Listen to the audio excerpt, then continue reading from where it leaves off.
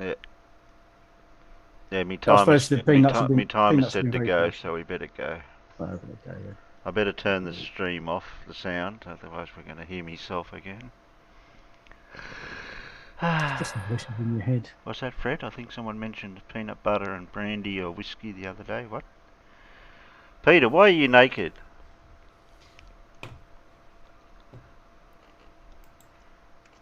Well, Come on, Peter, this why are is you his first. naked? You know why he's naked. I know why he's naked. I want to see if Peter knows why he's naked. Because he's going to bed.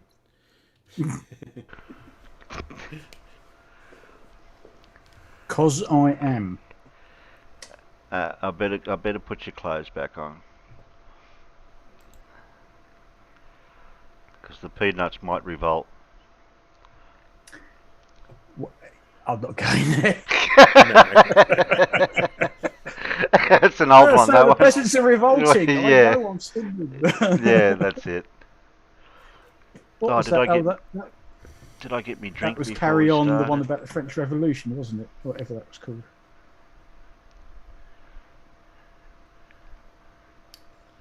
So are they over all this pi equals 4 nonsense over in Gems? Who, who was it you was having a pop at yesterday? Who was that? Lemon Was it was Hank? Was it Hank? Hank, yeah, Yeah. probably. Oh, He was Okay, being what did Hank? completely. What was Hank What getting an wrong? idiot.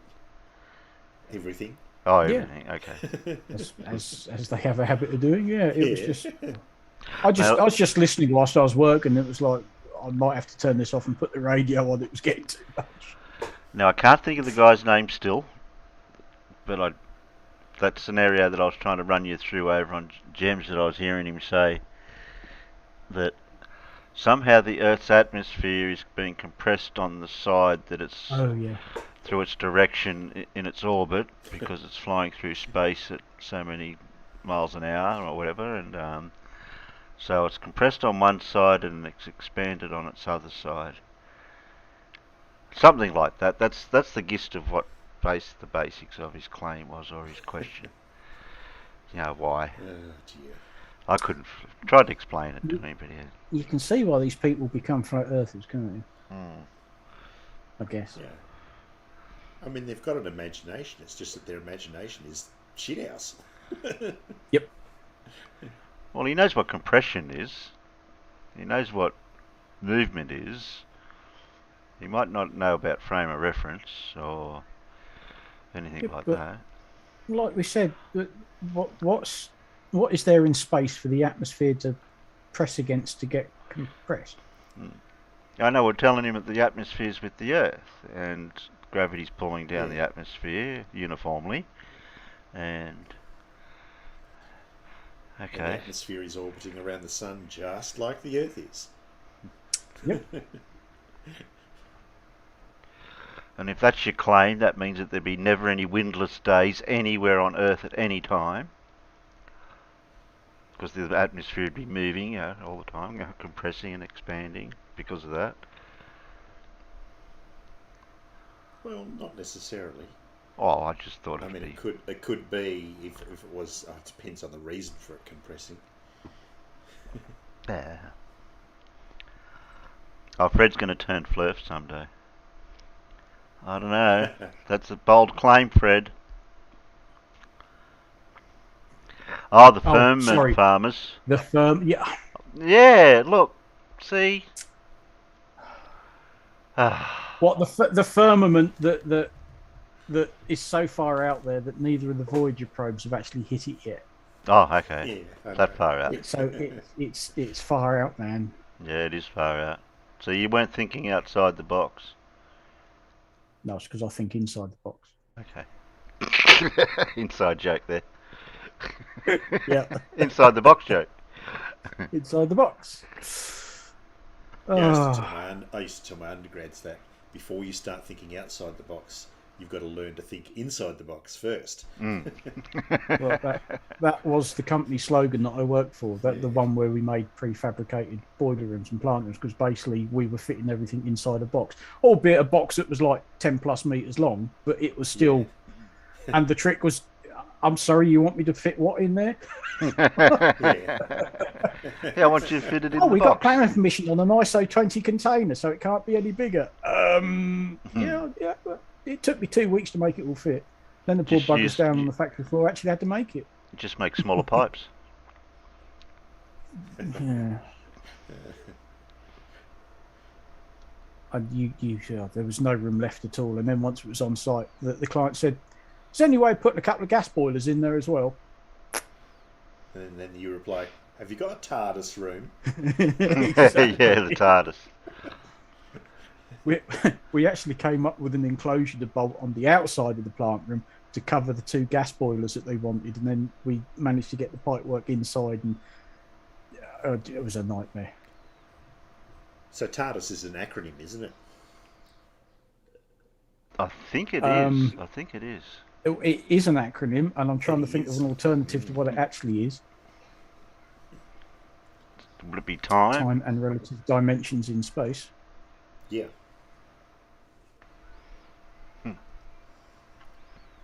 Oh, cheers, Colon. Up yours too. And Farmer's Boy. Yeah. Why do I have the chat pinned to the side? Why don't I just get rid of it and ignore it? Okay. Yeah, just ignore it. Anyone think he's called Joe Mungus? But that's a different stream. So I've got the pulleys from work. I just haven't constructed it yet. That's right. The pulley Yes. conundrum. Yeah, I'll do that for next stream.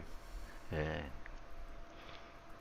You're going to pull some strings to get it done any quicker? I've got one in my pocket, but the rest are in the car.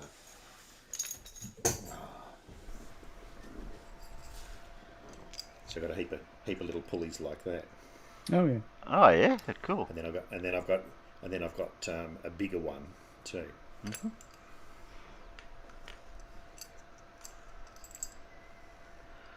Right, I'm just scrolling down through our reading material.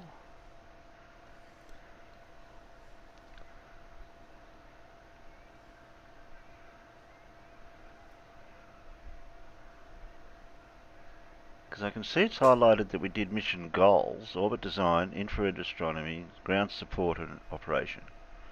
And then mission progress from launch onward. Now, yes, I'm sure we did launch and mission length. I know we did that bit. Right, okay. I can't remember whether we did transit and structural deployment. I forgot to look in the thing. I forgot to look at my last... Are you happy to be on stream, or is that a pulley in your pocket, Dora? I want to know. Yeah. Careful. Yeah. You gonna have any more Lunar Lindsay today? Well, that depends. We've got a few things to. We didn't have any Lindsay last week, did we? No. Wibbly wobbly, tiny whiny stuff. The transit and structural deployment. I don't remember really looking at that. That was the animation. I remember we scrolled down to the animation. Commissioning and testing. I think commissioning and testing would probably be more likely with we need. Well, that's the phase it's in now. Well, I mean, I don't think they've Yes. even, strictly speaking, started commissioning yet, because I think they're still waiting for it to cool down. Because bloody cold isn't cold enough, apparently. No, I don't think we read this bit about its launch, course corrections, and then multi-day deployment of all the important sun shield. I don't think we read that bit.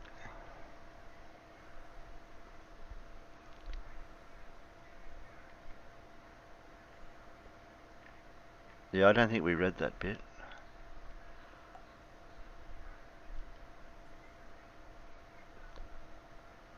Did we watch the animation of the deployment of the sun shield?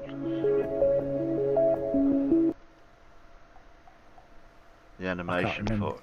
So much has happened since then. Yeah. Or I can claim a senior moment. Yeah, that's what I'm trying to remember. I'd have to go back. We'll have to go back into my last video to actually have a quick look while I let Blue in for a minute. I'll just pause that for a minute. Where's pause on these things? Go away. Pause are usually on the end of the feet, Terry. Yeah, but it hasn't got a pause. It's only got volume and...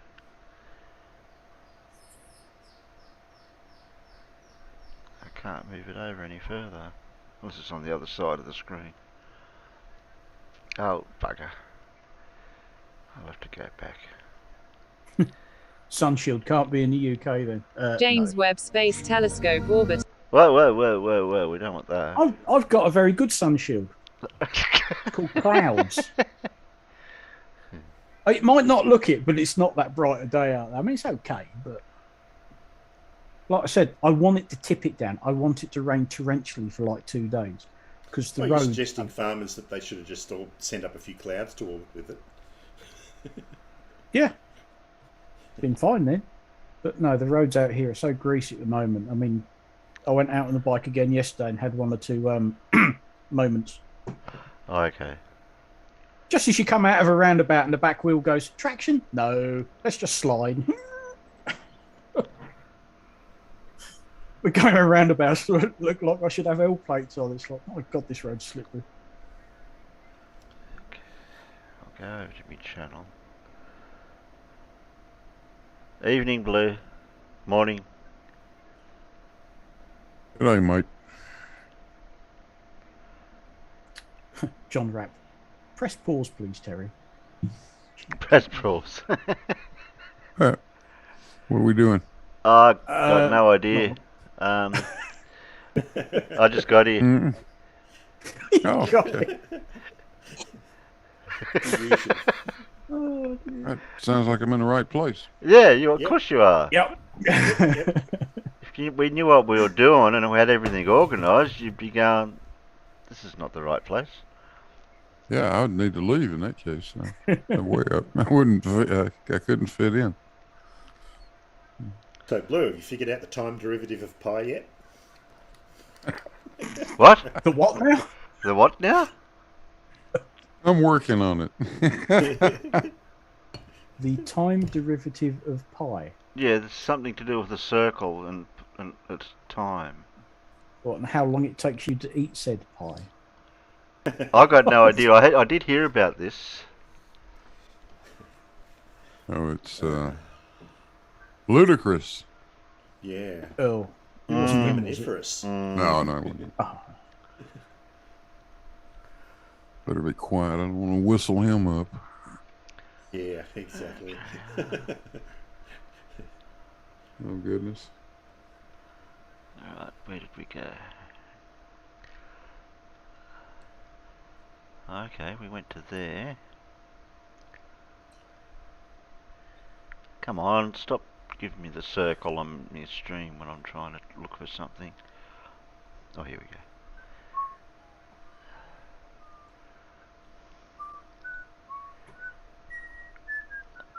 go. Now, Nathan. Now we're looking at the emanations of the launch deployment timeline. You have the interval music from the Holy Grail if you want. Commissioning and Yeah. testing. I'm scrolling. What am I going back up for? Go back down. Scrolling. What Okay. are you doing, Terry? I'm looking on my old video, last time video we showed. See how far we got, right? Yeah. Because none of us can remember.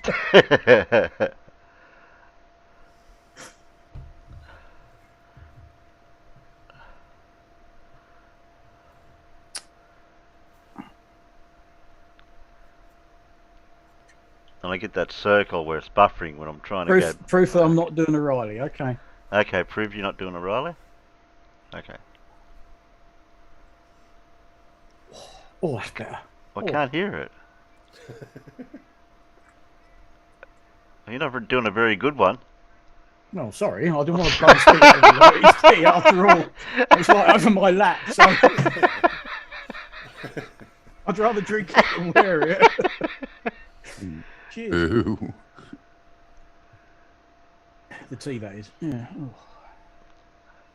Did you see the test that Rachie did, Blue, from Simon Dan? That No, we posted a PDF of it in Show Your Shit.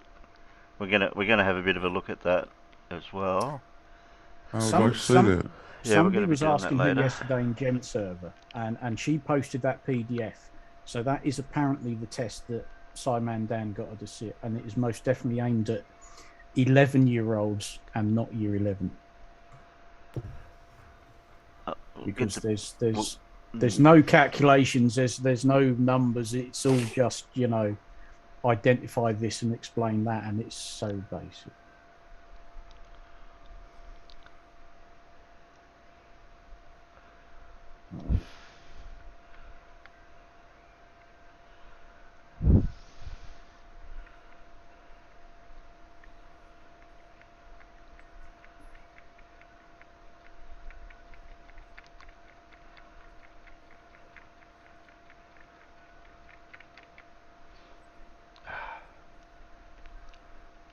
Bum, bum, bum.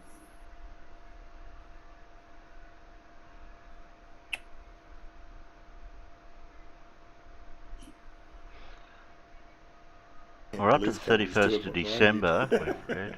Huh? We've read there. What happened there? What did my camera do? I don't know If what all, your if all camera their did. cameras go out of focus just a little bit, Blue, Terry will be worried that his eyesight's going.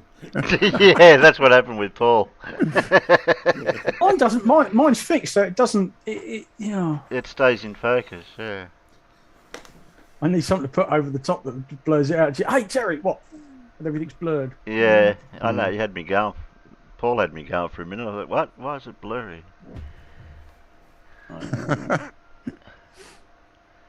That's Yeah, I pretty cool how that thing blurs the background. Yeah, I know, that is Yeah, good. that's good. It does Yeah. well. I like that. Yeah, Uh, you couldn't have done that even if you tried. Uh-uh.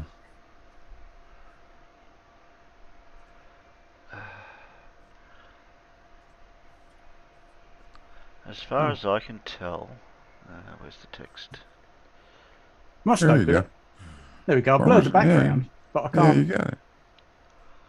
Oh, You cool! got Yeah, there you go.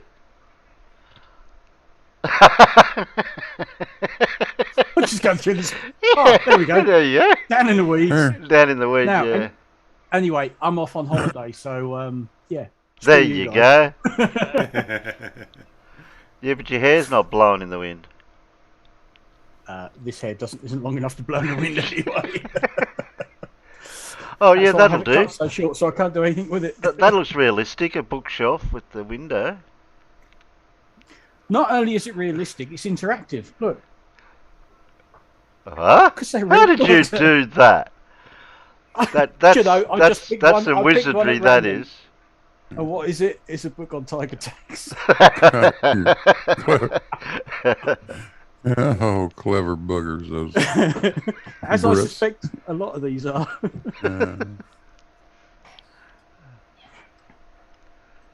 Hello. Come on then. Transit and structural deployment's the only thing I can see that's... No, we've gone past that. Commissioning, testing. Early release science. No, I think we were actually finished by the look of it, because I can't see where we've... Commissioning and testing, that's... Blimey, Dora, how big did you think I was? Okay. I think we've done enough of that for now. We're going to keep going back round in circles looking for that one. What I did want to talk about is the orbit of it, to finish off for that part of it, and then we can get into the next part which I was going to talk about. Right, so have you worked out where we got to then? No, it's too far down into to the last bit that I couldn't work out if it was the commissioning and testing part. That's the only bit that I could think of that we could have been up to. Because we'd already seen all the... Alan, because we'd already seen the animation of its halo orbit. I remember we were showing that last time. Bonus points for the top he's wearing. Akadaka. Akadaka. Let there be cake. It's a long way to the shop if you want to get a milkshake. It's a long way to the shop if you want a sausage roll. Yeah, okay. Every time I comes on the radio, I end up singing those words. Yeah, we've got a place called the Cross of, and it's got things of ill dispute or whatever the word is. Ill repute. Ill repute, that's the word. So it's a long way to the cross if you want to something. Otherwise known as ladies of negotiable affection. Well, that's the Australian version anyway. No, you're not coming up. So do you think commissioning and testing was done? While still in transit, mirror alignment began, primary mirror segments and secondary mirror moved away, blah blah blah. I'm fairly certain we didn't do commissioning and testing because sort of that's the last bit and that's the last just section. About the phase it's at now. Yeah. I'm not entirely convinced we did transit and structural deployment, but I can't remember. I'm sure we animated the animations where it deployed the solar shields. Transit and structural deployment. No.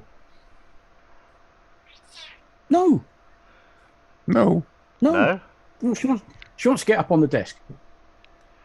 See, we've got here, what I'm reading on the live stream is on the 29th of December, controller successfully extended the deployment tower assembly. I'm trying to scroll back to where so it won't let me.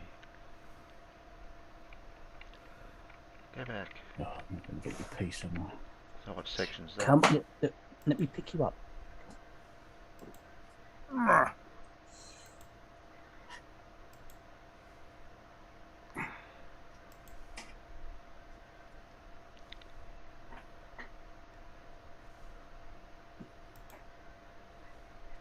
No, don't sit in me cup of tea for fuck's sake.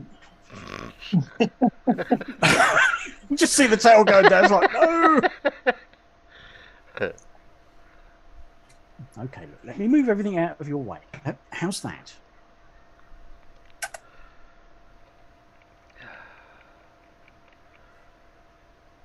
Are we happy now? Yeah, I showed the picture of its deployment at the L2. Where does that fit?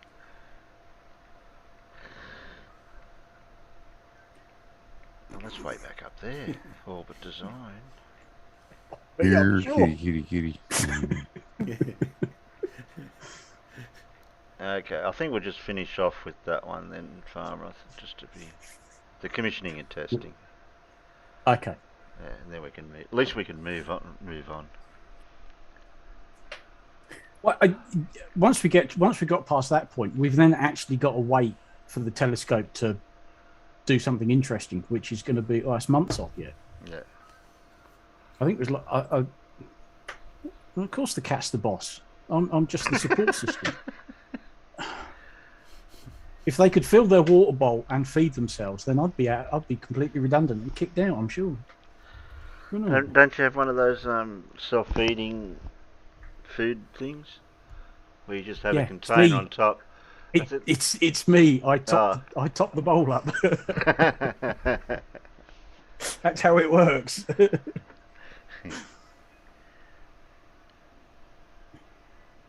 No, she's settled down now, thankfully. Do we actually do anything, Fred says? Yep, Fred, we're getting there. You know, Rome wasn't built in a day. Might look it, but it weren't. Just patience is a virtue. What am I looking for? Okay.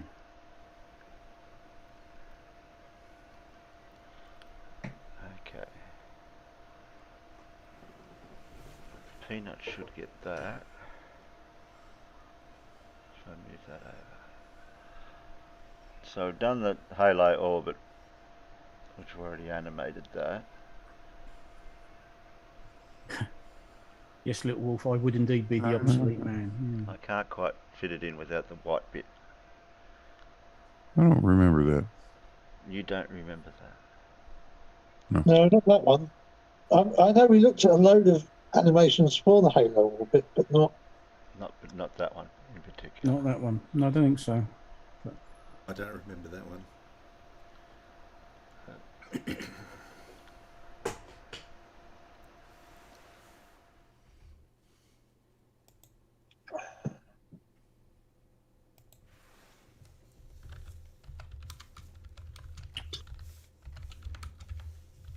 My PC having a fit. Well, that's what we were trying to figure out, Alan, if we actually done the commission. Were we up to the commissioning and testing, or were we up to transit and structural deployment? That's what we were trying to figure out. I think that was the next bit. I don't remember going through the transit bit. Yeah, okay. Because Matt was here reading some of it, wasn't he? He was. Before he ended up back in hospital.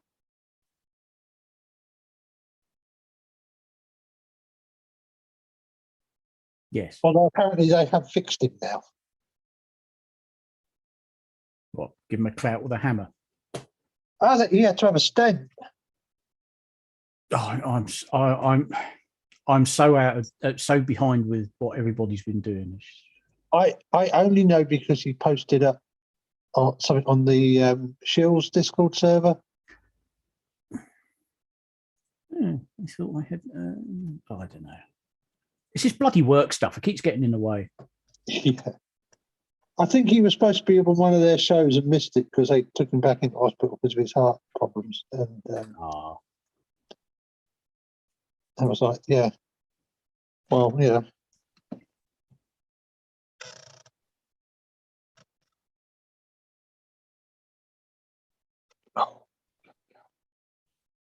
So what do you think? We're going to do that bit then, Terry?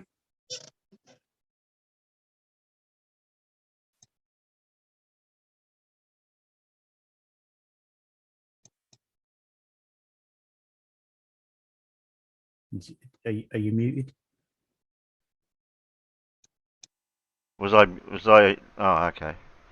That wouldn't help. As the great man once said, "Is there anybody in there?" Well, your cursor was moving. It's like he's not talking. I bet he's muted himself. You know, I say all the most profound and intellectual things when I'm muted. Yes. Mm-hmm. Commissioning and testing is what we were down to. Right. So we have done training. Right. Okay. Yeah. Okay. We'll take your word for it, Blue. That's what you get paid for. I know. What? He's getting paid? Yeah. Yeah. You don't only think I get do paid this. the same as us, though, don't you, Farms? You don't think I'd be doing this silly shit for free, do you? You get the same. He gets the same amount as you get paid, Farmer. Absolutely. Oh, does it? Oh, right. Oh, right. Sorry. Okay. Right. Fine. Jeez, and I was just about thinking of giving you a pay rise. That'd be nice. What, 10%? 20%? No, I was going to go 25% of what you're getting now. What? 25% of? Oh. I'm sorry. I was taking this.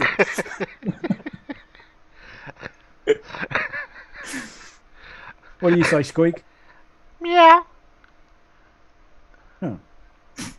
Didn't even get a meow. No, just more of a yeah, whatever. I know that look. Okay, I'll see if I can squeeze out the first paragraph for you. Hey, no, look, if your eyes are giving you jip, then I'm quite happy to read this. Oh, if you're starting to struggle. I'll struggle for the first paragraph, but that'll do me. Okay. So commissioning and testing. On 12 January 2022, while still in transit, mirror alignment began. The primary mirror segments and secondary mirror were moved away from their protective launch positions. This took about 10 days. because the 132 actuator motors are designed to fine-tune the mirror positions at microscopic accuracy, 10 nanometer increments, and must each move over 1.2 million increments, 12.5 mil, during initial alignment. Also, to reduce risk and complexity and to minimize heat production near the cooling mirrors, only one actuator was moved at a time, and the actuator only operated for short periods at a time, limiting total speed to about 1 mil per day. The 18 radius of curvature ROC actuators, which adjust curvature of the primary mirror segments, were also moved from launch position at the same time. Did you say 10 nanometers of movement? Yes. I just read what I was. Did I read it right? Yeah, no. That's, as I say, no. that's kind of like the wavelengths of hard ultraviolet light, Yes. almost into the X-ray. Yes. So there's 132 motors that have that sort of accuracy.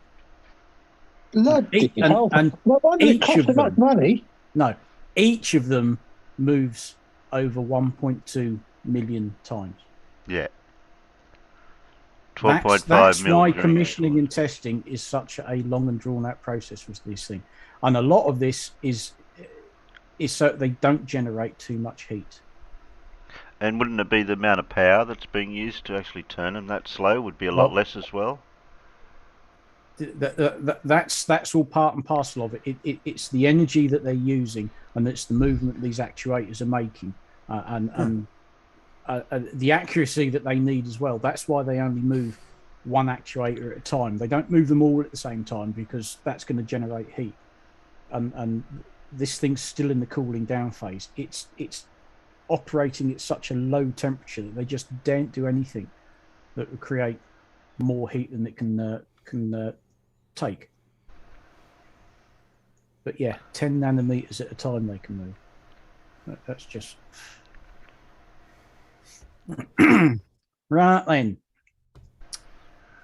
After being freed from launch protection, the 18 mirror segments are being fine-tuned and aligned to work as a single mirror. The process expected to take around 3 of the 5 months allowed for commissioning and testing. Commissioning is complicated by the fact that the telescope's performance and precise shapes of some components will also change microscopically as it continues to cool. Furthermore, its remaining scientific instruments have all been powered up for testing as of the 31st of January this year, and heaters used to protect against water and ice condensation will no longer be needed and will be gradually switched off. Minor alignment requires each of the 18 mirror segments and the secondary mirror to be positioned within 50 nanometers. NASA compares the required accuracy by analogy.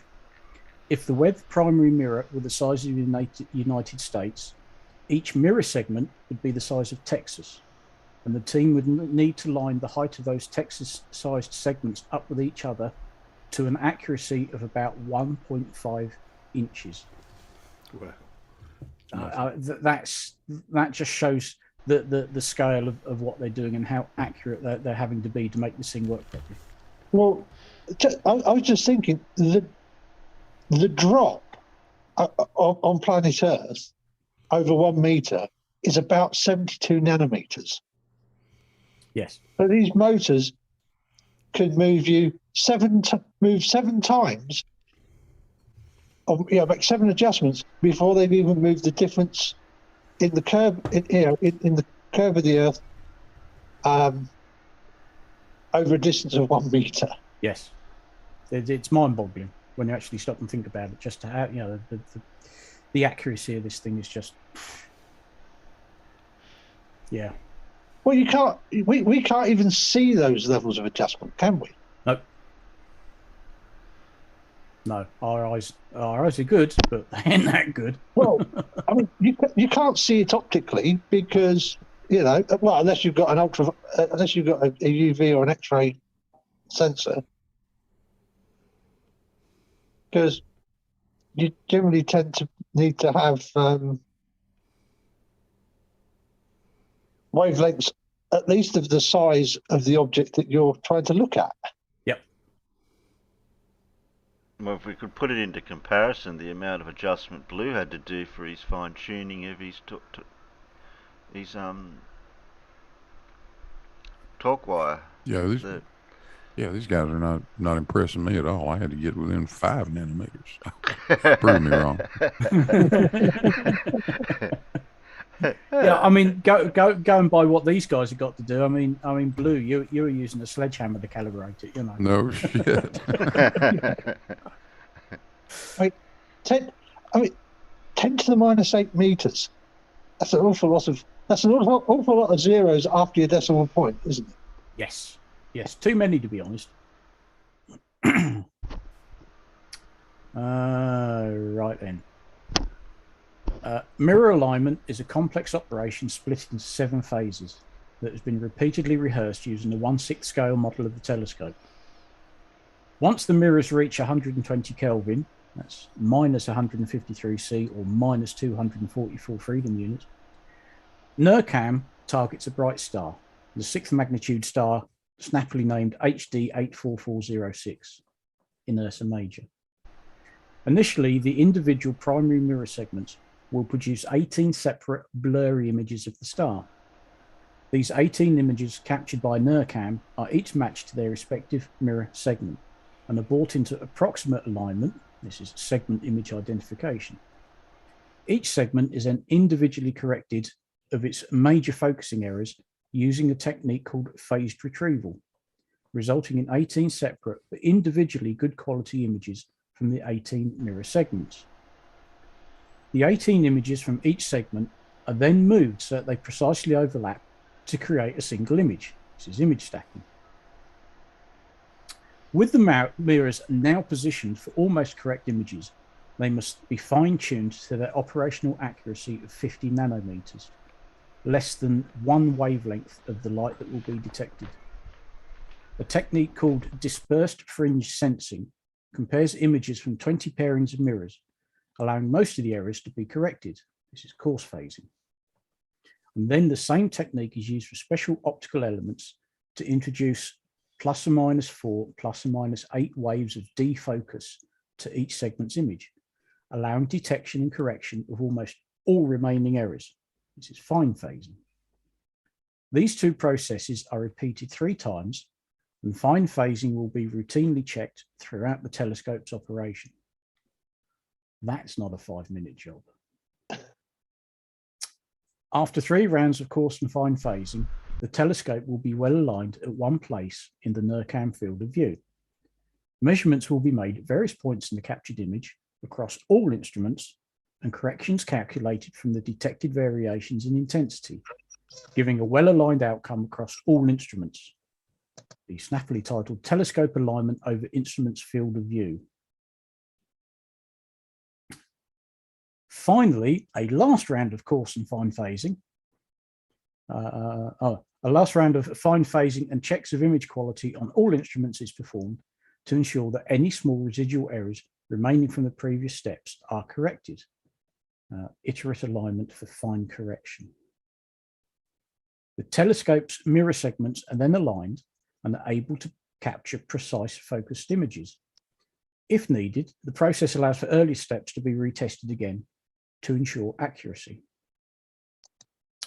In preparation for alignment, NASA announced at 1928 UTC on the 3rd of February that NIRCam had detected the telescope's first photons. But of course, no complete images as yet. So they know it's detecting light, which is a good start. Yeah. Yeah.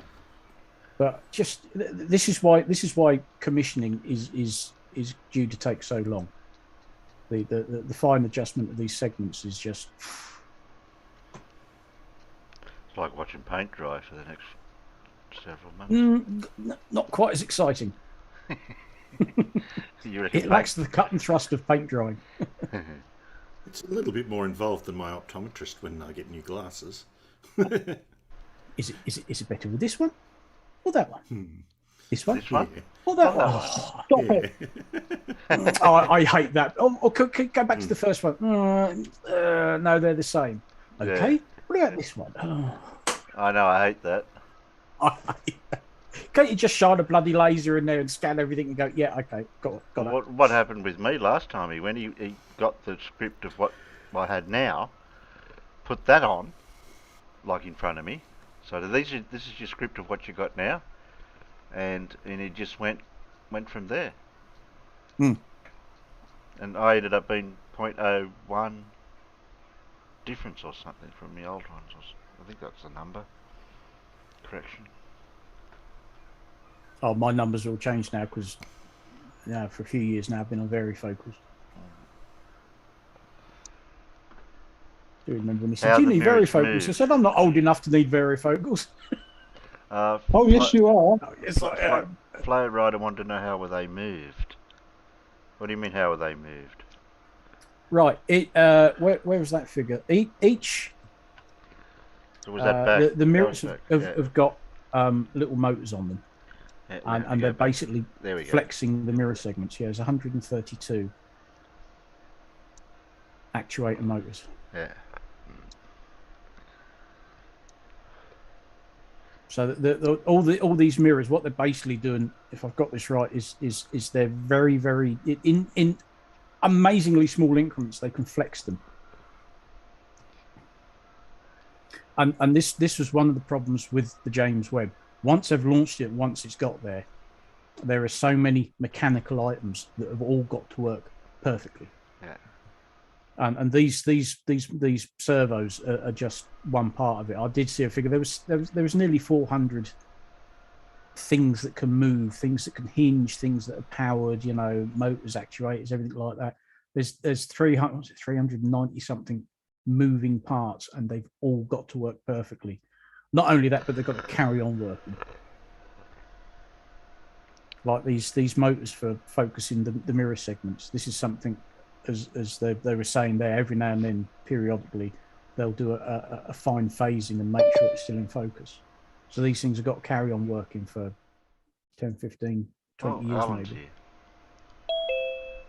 Again? No. They're just trying to trick us. There we go.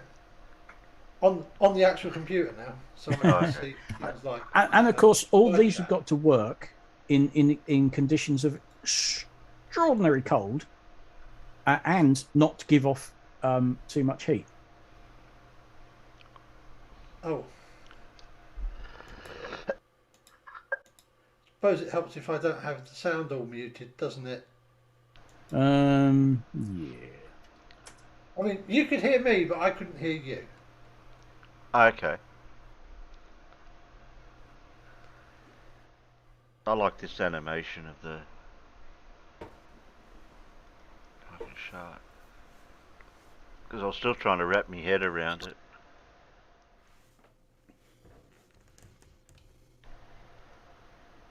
I can get it to work. All right, let's have a look at the coldest part of the telescope at the moment is currently at 47 Kelvin.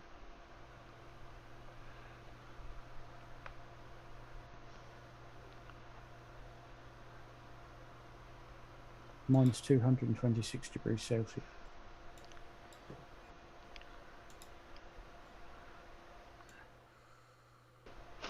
Now I did.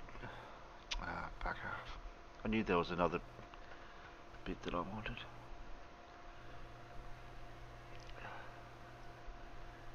It's just trying to find the information as usual, like trying to find stuff that's not going to give me a strike. Because I did want to see a bit more detail of its construction of the components, especially the actuators. Oh, you said you said you'd found her. Yeah, but that was only the NASA one you're talking about. Yeah, but that only showed. Where was it? Why do I keep closing the wrong tabs? Where is it? Is it in history? No, that's not it. Not on history. Oh, I've only got 15 tabs open on that screen. I've got too many tabs open. I just keep closing the wrong ones. Ah, see, I just closed the wrong one again. Now I've got to open another one. Well, I'll close all the others. That way I'm not confusing myself. You're talking about the one where I said there's about 50 seconds of something that we got some images from our thumbnails. Yes, whatever one that was. Screens. Yeah, that's the one I... Now I've got to find it again. So I think I might have too many things open on here because my PC's going too loudly. Yeah, I think it's that one. I think it's attempting to take Yep, off. there we go. Alright, now this is from NASA, so we can play this. Yep, don't mind me, Cat. Yeah, it's still my cup of tea. Keep your ass out of it. Okay. I think there should be some sound. Who's Carl? Who's Carl saying who am I talking to? Am I talking to myself? The voice is in your... This is the voice of the Mr. Ons. We know that you can hear us, Earthmen. Oh dear, what's up with you, Cat? What's the matter with you? Alright, okay. Press play. Press play, please, Our Terry. James Webb Space Telescope team commanded the spacecraft to make a planned mid-course correction burn that placed it into its final orbit around the second Sun-Earth Lagrange point, or L2, Webb's final science destination. From this vantage point, the telescope will have a wide view of the cosmos and be able to perform optimal science. It will be several more months before the observatory's optics and systems are ready to begin science operations. Webb, the world's largest, most powerful, and most complex space science telescope ever built, will reveal new and unexpected discoveries and help humanity understand the origins of the universe and our place in it. That's not the one. On January... That's not the one. Exit space. That's not the one, Palmer. That's not the one. That's not the one. Terry, What? that's not the one. Okay. How do you reveal unexpected discoveries? Doesn't that mean you're expecting them? Exactly. Well, these are unexpected. What? Yes, that is indeed God, Morgan Freeman.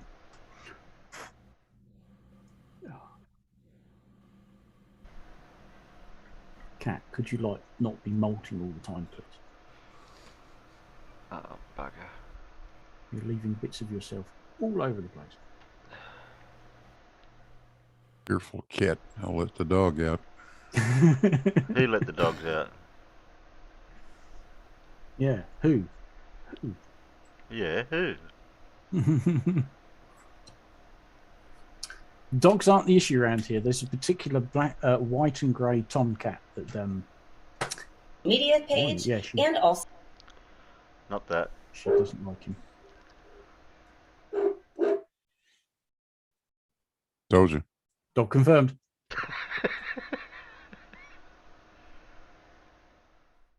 Try that one. Nominal. Oh, that's the launch.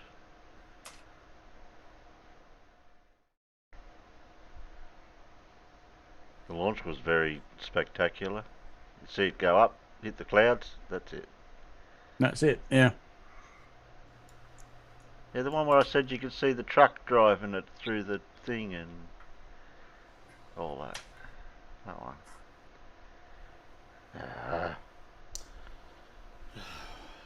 Come on. Why'd I Terry. close the tab for that? Yes, Carl, I am quite used to hairballs and just unexpected little puddles of regurgitated food and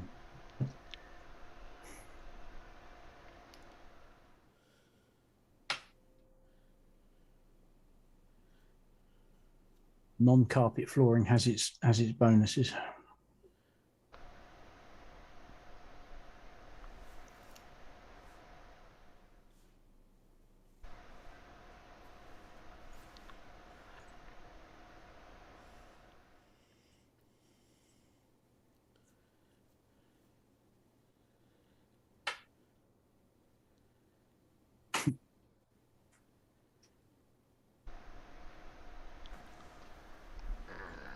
So have you looked at all the questions of the test, farmers?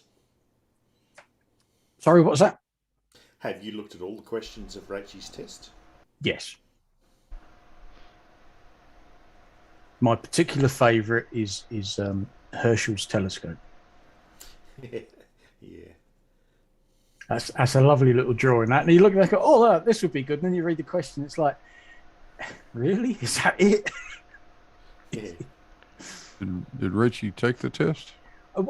Apparently, I mean, Simon Dan did a video the other day and sort of said Rachel 50 had sat this test designed for 11-year-olds, and somebody was talking to her in text chat in Gem server yesterday about it, and the PDF is the one that she put up. So I'm presuming that is the test that she did, because otherwise, why would she post that PDF?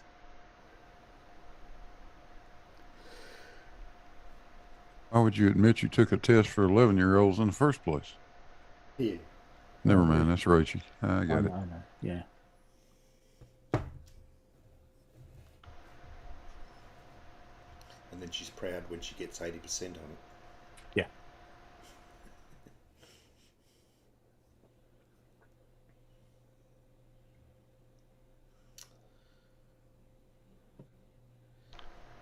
But, I mean, of course, I remember very little of what I did at school when I was 11, obviously, because it's a bloody long time ago. But I didn't. I mean, we do have I don't know if they still do it over here. They had the 11 plus exam, but I never did that when I was at school. It depends on what sort of school you went to and when and all the rest of it. There are a few grammar schools left in Kent, so they would have 11 plus. Yeah. Well, getting 80% on an 11-year-old test means you're qualified to debunk general relativity and quantum mechanics and all sorts of things. Yeah. Right?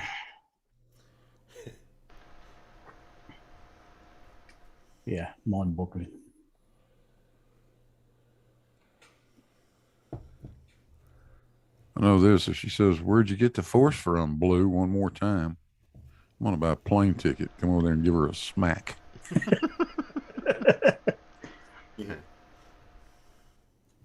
For some reason, I thought she was Australian, but she's a Brit, isn't she? Oh yeah, no, she's a Brit. I can't quite place the accent, but it's Midlands somewhere.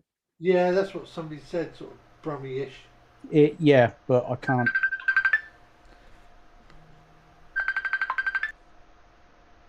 Like Hank Hill over at Gem Service the other day. It was going on about space-time being an abstract concept, and rattling on about it. And doesn't he realise that the Cartesian coordinate system is also an abstract concept?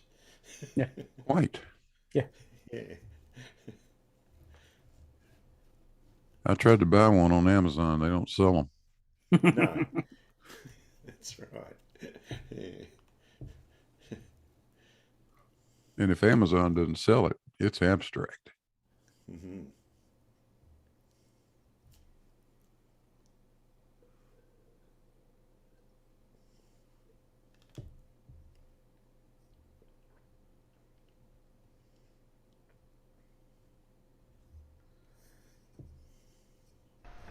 I sat and listened to the Globophobics over on Bev's channel last night, whining about. Why'd you do that to yourself? About surfaces being 2D. Oh my god!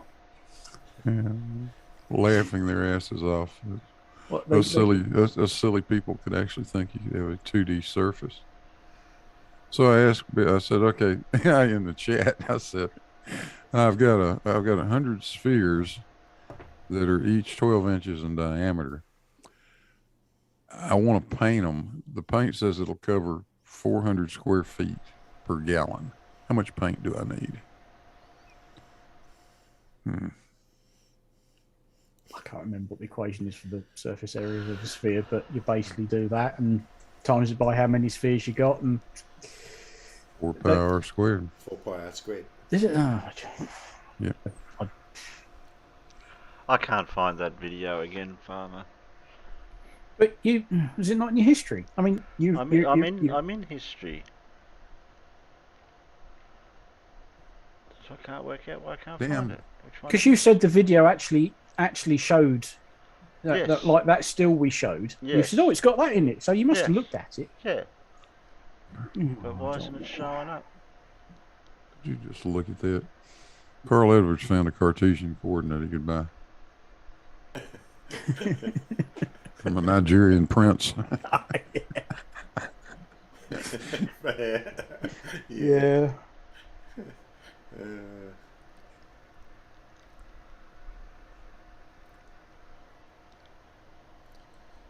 Nick over on Gems always used to ask, "Can I have a pint of that?"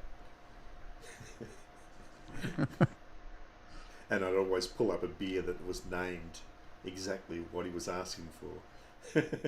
I'm sure there's a beer called Cartesian Coordinate. Let me see.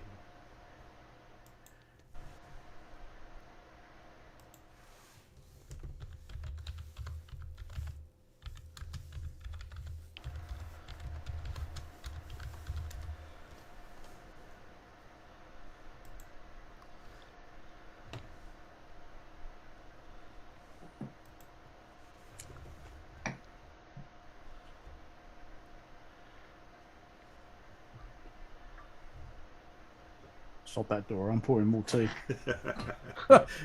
There is two. There's a beer called Cartesian Coordinates Hazy Double IPA.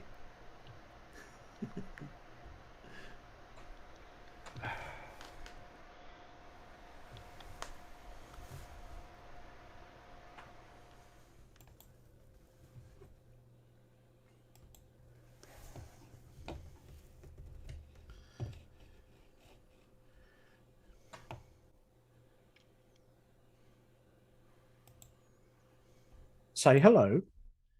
Hello. It's the tail. Keeps flicking.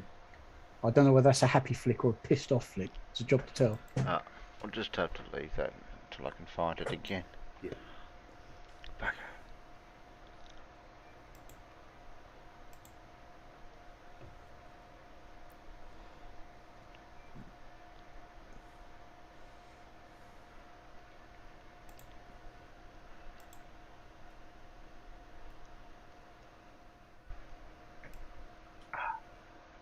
I know what's missing. Dora's talking to you in the chat, Farmers.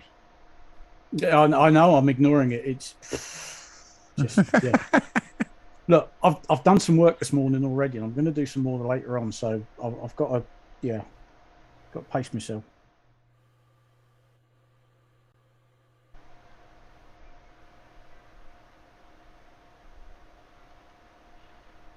Oh, okay. This might be it.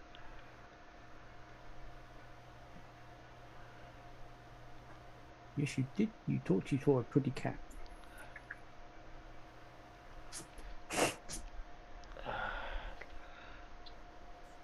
Okay, let's go. Let's just go cat cam and be done with it.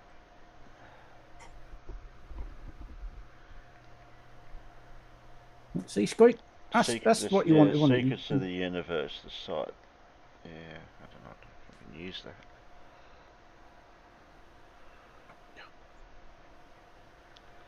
It shows some wonderful animations, that's for sure.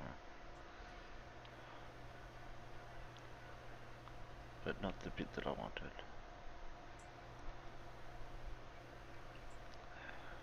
Hell. We'll let that go for now. Okay. Yeah. Oh yeah, we'll just have to leave that go. There you go. If you can have it in a beer, it must be real. Cartesian coordinates. Right? Hazy double IPA. Yeah. Alright. Oh, okay. I've not drank a beer like that before. Any peanuts want to watch Lindsay? You want to watch Lindsay, don't you? Hey? Hey? You want a bit of Lindsay?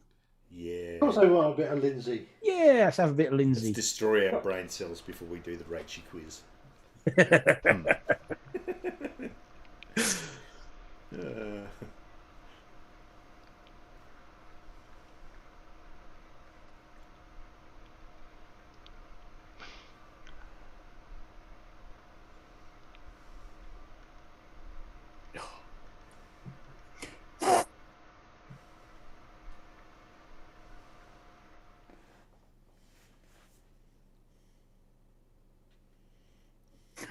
Go on, Terry. How derpy can it be? This is Lindsay we're talking about.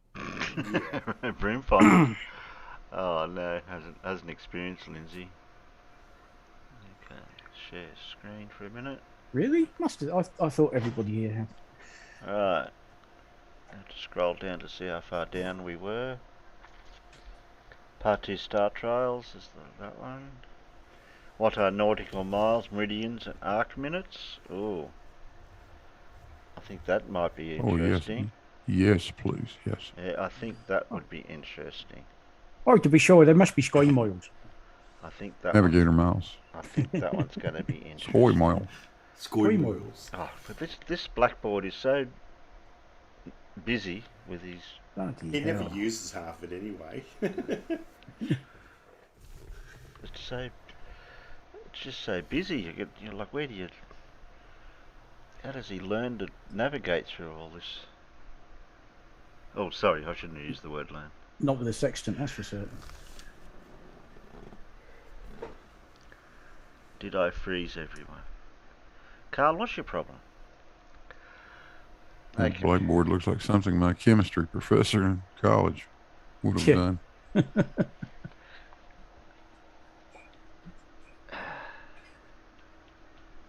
Alright, off we go.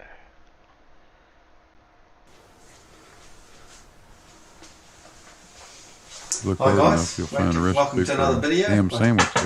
Probably. Flat Earth Philosophy, narrated by Papa Is Flair. it Lindsay Speed? This one is about yeah. what is a nautical mile. I remember that. What It's got to be prompted me Lindsay to do this Speed. video is seeing one of Professor Phil's videos. He's a subscriber of mine. Is it He's a subscriber 125 of or all the Flat Earthers. 1.5? But he was trying to make a dick out of Brian's logic. The Flat Earther. He's doing a pretty good explanation for the nautical mile. What? And one of his Brian's subscribers logic? is Quantum Eraser, who jumped in on it. And he was basically saying that the nautical mile and all that is all related to the sky, which he's right. But old Phil was trying to make out he's a big dick. Why is it called nautical then? It's not But he's called right, because astronomical. what's above is so below, because we're in a toroidal field. We're in a moving toroidal field. That's the shape of it. It's forever moving. He's All got the a bit horizon under is mil flat. flexible Any duct. astronomer with half a brain knows that. The southern sky Picked it curves off the back away. of tumble dry. Yeah. And from the centre, from the Arctic all the way to the Antarctic, are these meridians all the way around the Earth. You know anything about celestial navigation? You know the guts of it, the real stuff. You'll understand all this. Oh, the real stuff, This not is the fake stuff. Meridian. These are Not the the fake meridians. stuff that everybody else uses. Arctic to the Antarctic, 180 degrees. Moving toroidal field. We live on the plane of inertia inside there, right to the guts. Nothing under here affects us. It's in the Earth, but the sky above us is forever moving, spiraling out, a spirograph. Now what's below, you've got the arc above, equals the magnetic fields across Earth on the flat plane. The magnetic fields curve like this. They curve out of the Arctic, swing to the west. They curl out of the south, swing to the west. And all the sister bodies move around like this, don't they? Everything is all swinging this way. No, they don't. No, not at all. Which way does he swing?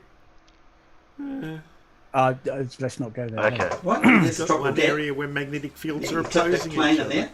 there. That's the way it works. So, because we know this distance here, right? Do we? Man has discovered this distance. It's 12,430 statute miles. Well, how Statute? 69 statute miles comes about, which spinning ballers like to say, Statute well, miles, because it's eh? 69 statute miles, you live on a ball. Total garbage. That's just because of the size of Earth. If you divide this up, Yeah, but he's Kiwi. He could be saying, "Is that you?" But that could be his accent. in the arcs here, 2 minutes, this is how we measure things across Earth. With this arc, the 180 degree arc. And so you divide this distance up into 180 degrees, gives you 69 miles. So if Earth was any bigger, obviously it wouldn't be 69, it'd be bigger than 69, wouldn't it? Oh. That's all 69 statute miles means, and it matches 60 nautical miles. Because a nautical mile is longer than a statute mile, right? Oh, we nearly said moil. Because of this curving path it takes. not the course, just caught but himself. this is what we do. We travel across Earth in a curve. Do we? So that's a nautical mile. And that takes you 1 degree in latitude. 60 nautical miles in this curve takes you 1 degree of latitude from the centre out. Understanding that. I don't think there is such a thing as a measurement, a direct measurement. I don't think we can actually do it. We can't move direct. Because what are you following? You have to follow the magnetic field. You have to follow north. So you follow this field. If you're not following that curve, you could get lost. You'll be all over the place. You have to follow a cardinal direction. Oh no. Or sorry, there's always some computerized calculations. All of them with the modern gyros these days, but I'm thinking even a gyro, gyro compass still follows the curve. Then again, maybe not. I've been saying in the past that you can probably travel straight with the gyro compass. Maybe not, Lindsay. Maybe not. Yeah. I think who knows? Maybe not. No, maybe. I'm making it up as I go along. Not, yeah. So I carry around a gyro compass in my pocket when I go walking, just so I don't get lost. Yeah, shout out to Stingray. I need this guy's help with my FE models. Oh yeah. He'd help you, Stingray, Yeah. for sure. Do the world of good. Yeah. You might be pulling your hair out after the first couple of seconds. Compass. Because let's go back to the original one. You've got this the gyro spinning on an angle like this. Oh, poor you can have it on a baseboard, and the baseboard can go like this, whatever, and the gyro's just sticking to that one angle. And over time with the computer systems they got, you set it to a direction, and it'll just take you in that one straight direction. But in the earthly realm we're in, I'm not sure if that actually takes you in a direct path, or it still follows the curving magnetic field and our toroidal field. But there's other guys that would know more about that. These sailors, people on ships and stuff. I don't know. The Navy would certainly know. But anyway, just bearing in mind that these two curves, the distance matches this. So you travel that curve, and after 60 nautical miles, which is equal to 69 statute miles, you've travelled 1 degree of latitude. And how they did it back in the day, and probably still do it that way, is through knots. Knots, the old rope with lots of knots in it. You throw it overboard. We still do that today, yeah. Still throw ropes overboard, yeah. Yeah, you go on a cruise ship or a tanker or a shipping container. Yeah, you can see them throwing the rope over the back, pulling it. That's it. You'll see mate your boy over the back with the rope, counting the knots, Because... and watch it go by and see how many knots have passed. Gives you the speed. You work out the speed your boat's going at. So they've obviously worked that out in knots. Anyway, let's go back here, right? So measure pole to pole, 12,430 statute miles from there to there. Well, 2 of those gives you the circumference of the flat Earth. 24860. They know that. Pole to pole circumference equals distance around the equator of our flat Earth, which equals 2 pole to pole arcs. 2 180 degree arcs. 2 of these. You see, you got 2 of these is 1 there and 1 here. You do a lot of thinking, eh? You got to really focus on what this is all about, and you start to understand it. 360 degrees around the equator, which measures 24,860 statute miles, still at 69 statute miles. I can't work out why he's drawn that on his donut, the wrong orientation for his donut. Like it's a cutaway section. I thought that'd be the other way around. Which donut are we talking about? The one on the right, the pair of boob one. Oh, the twin power socket out, Yeah. What? Statute miles. What per degree. What unsettles him is he's just described what the circumference is of the equator. So what's south of the equator? What's south of the equator? Okay. 360 degrees. Oh, got this one. Okay. Well, it'll still be, because it'll still be, you still measure that 69 statute miles here, because you've got the 180 and you've got the 180 here. So it's still 69 statute miles all the way around, which is equal to the 60 nautical miles.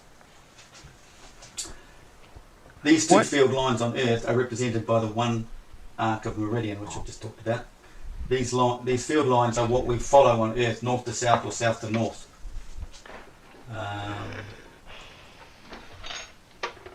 Yeah.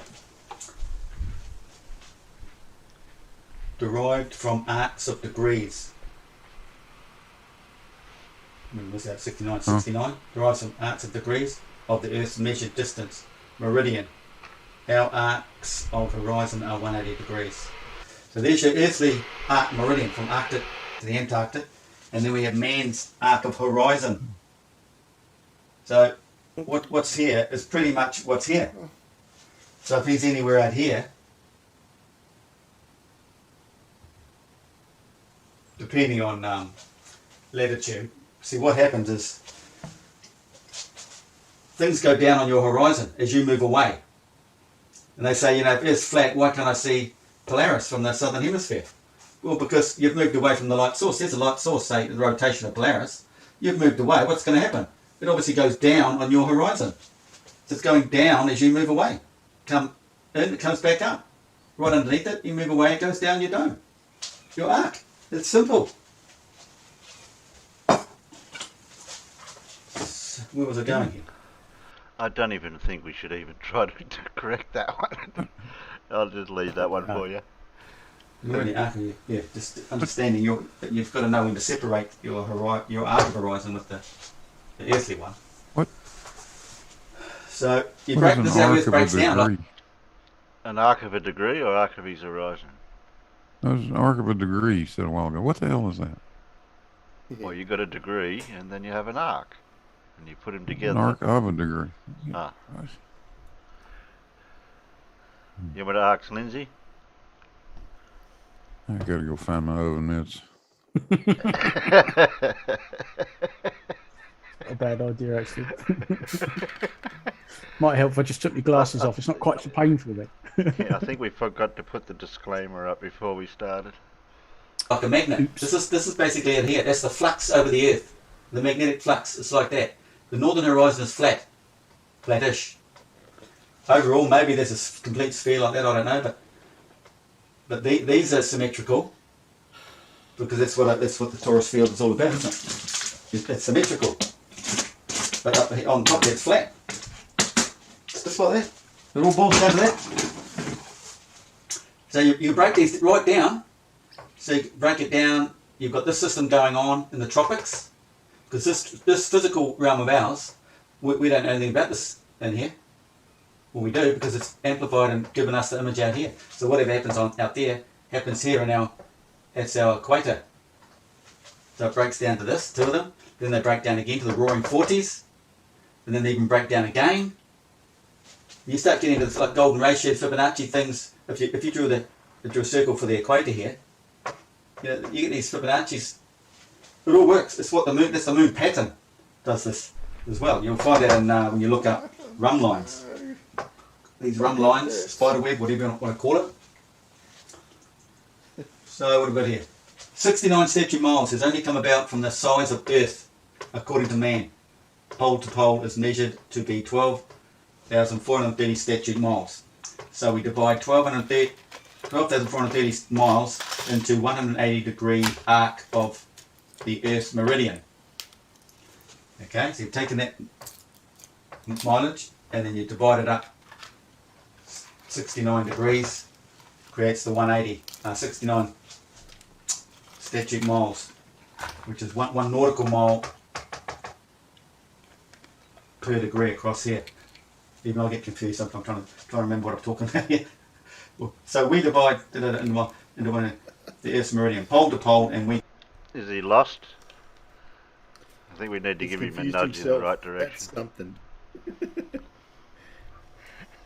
Get 69 We statute need to miles. reboot Lindsay.exe.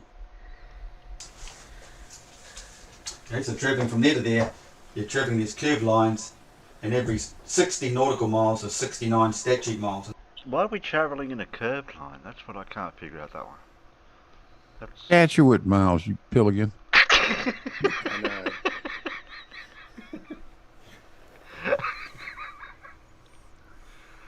This curve here, equal to 1 degrees of latitude. Now, it only works in latitude or around the equator, doesn't it? Because we've got this arc. 2 of these equal these. So that distance is there. There's another thing, well, what you think you live on a ball, they've taken 2 of these, gone right around here to give you the circumference of the ball. But no, 2 of these equal that. So you've only got 69 statute miles in latitude that way, following the curve, or the curve around here.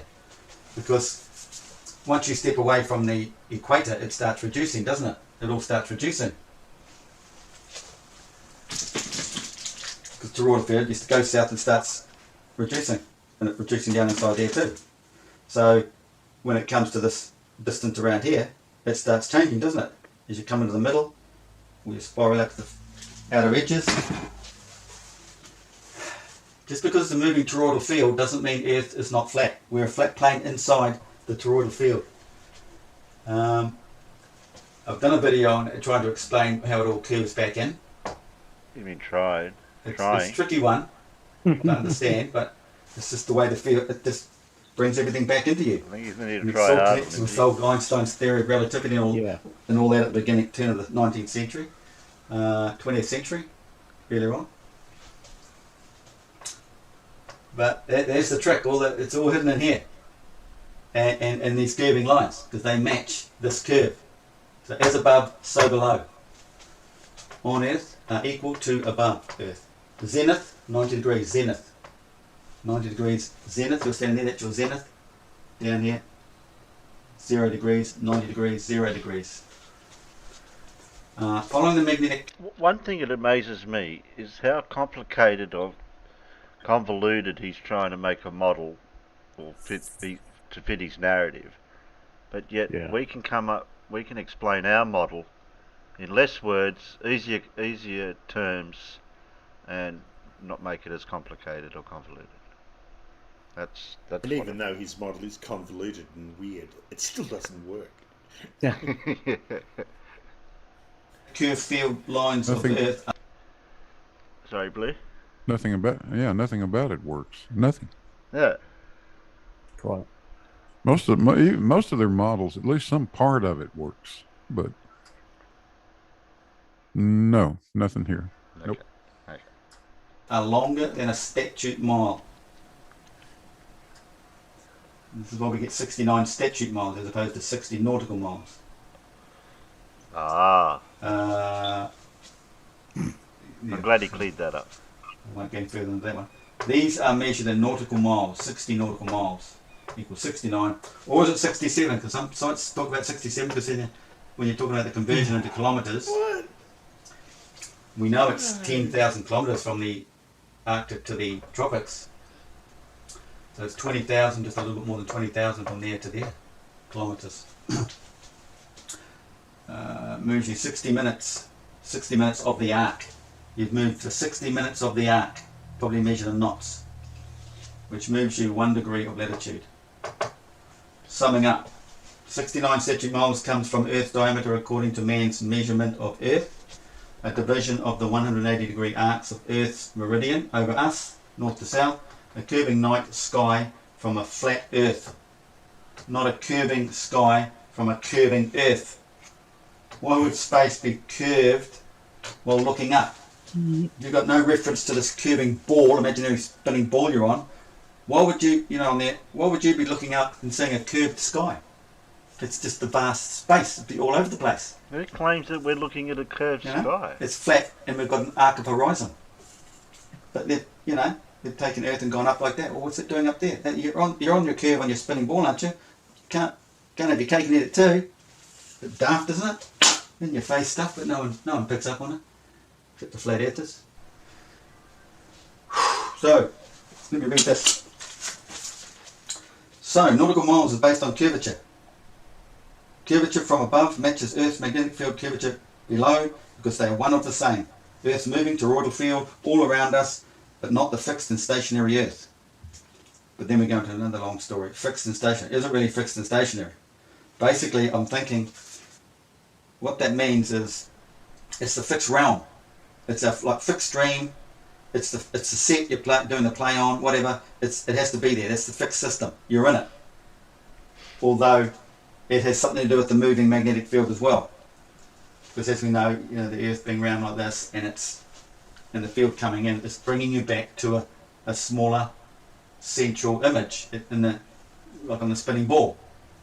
But only because it's a parabolic reflection. It's an image, a reflection of the inner to the outer. Like it's the tropics. It's mirrored. The scientists deny it because no one's really figured it out. But all the stars up here, a parabolic image from a horizontal plane gives a more vertical one out here on a curving, like a fishbowl. Those stars are out here. You just got to figure out where they are. I think I figured out the Ursa Major was the constellation of Virgo. You see that Ursa Major, draw it, then look at that side of it, and you got flipping upside down back to front Virgo, constellation of Virgo. Moving on. 3. Curvature based on your arc of horizon, your dome overhead. Remember, anything on your dome overhead is only relative to you at your precise position on Earth at that moment, because the stars are always moving, 15 degrees per hour, right? 15 degrees per hour. Science understands all the curving lines of a torus, e.g. we have the northern sky spider, Webb, in celestial navigation. We have the run lines, same thing. We have Earth's curving magnetic field lines we need to calculate for the deviation, or for variation in sailing, navigation. Because of the curving lines here, we have to allow for they allow for all this, so maybe they can travel straight, because allowing us to find geographic, as for finding geographic north and stuff, as opposed to magnetic north, or magnetic north, finding geographic north as opposed to magnetic north. We have Edward Halley's discovery of the curving magnetic field lines across Earth, which the Freemasons have completely butchered to suit their ball now. We have the Fibonacci golden ratio math, because that comes into this when you look into run lines and stuff. Then consider that that man was once always zenith of his location, always zenith, and everything came back to him. Now they want you to think it all goes back to the centre of a ball, because they've got to put that there and that round there. Centre of the ball, but you're still on the flat plane there, see?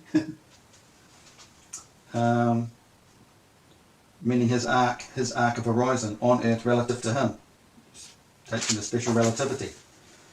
It's only what he can see from his position. You can't get two different people in two different positions, because this guy's going to have his arc over here.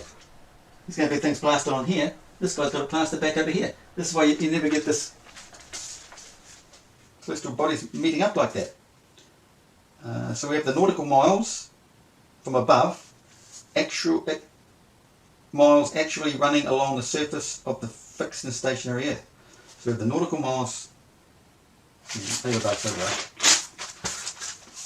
Latitude was derived by Hipparchus apparently in 190 BC.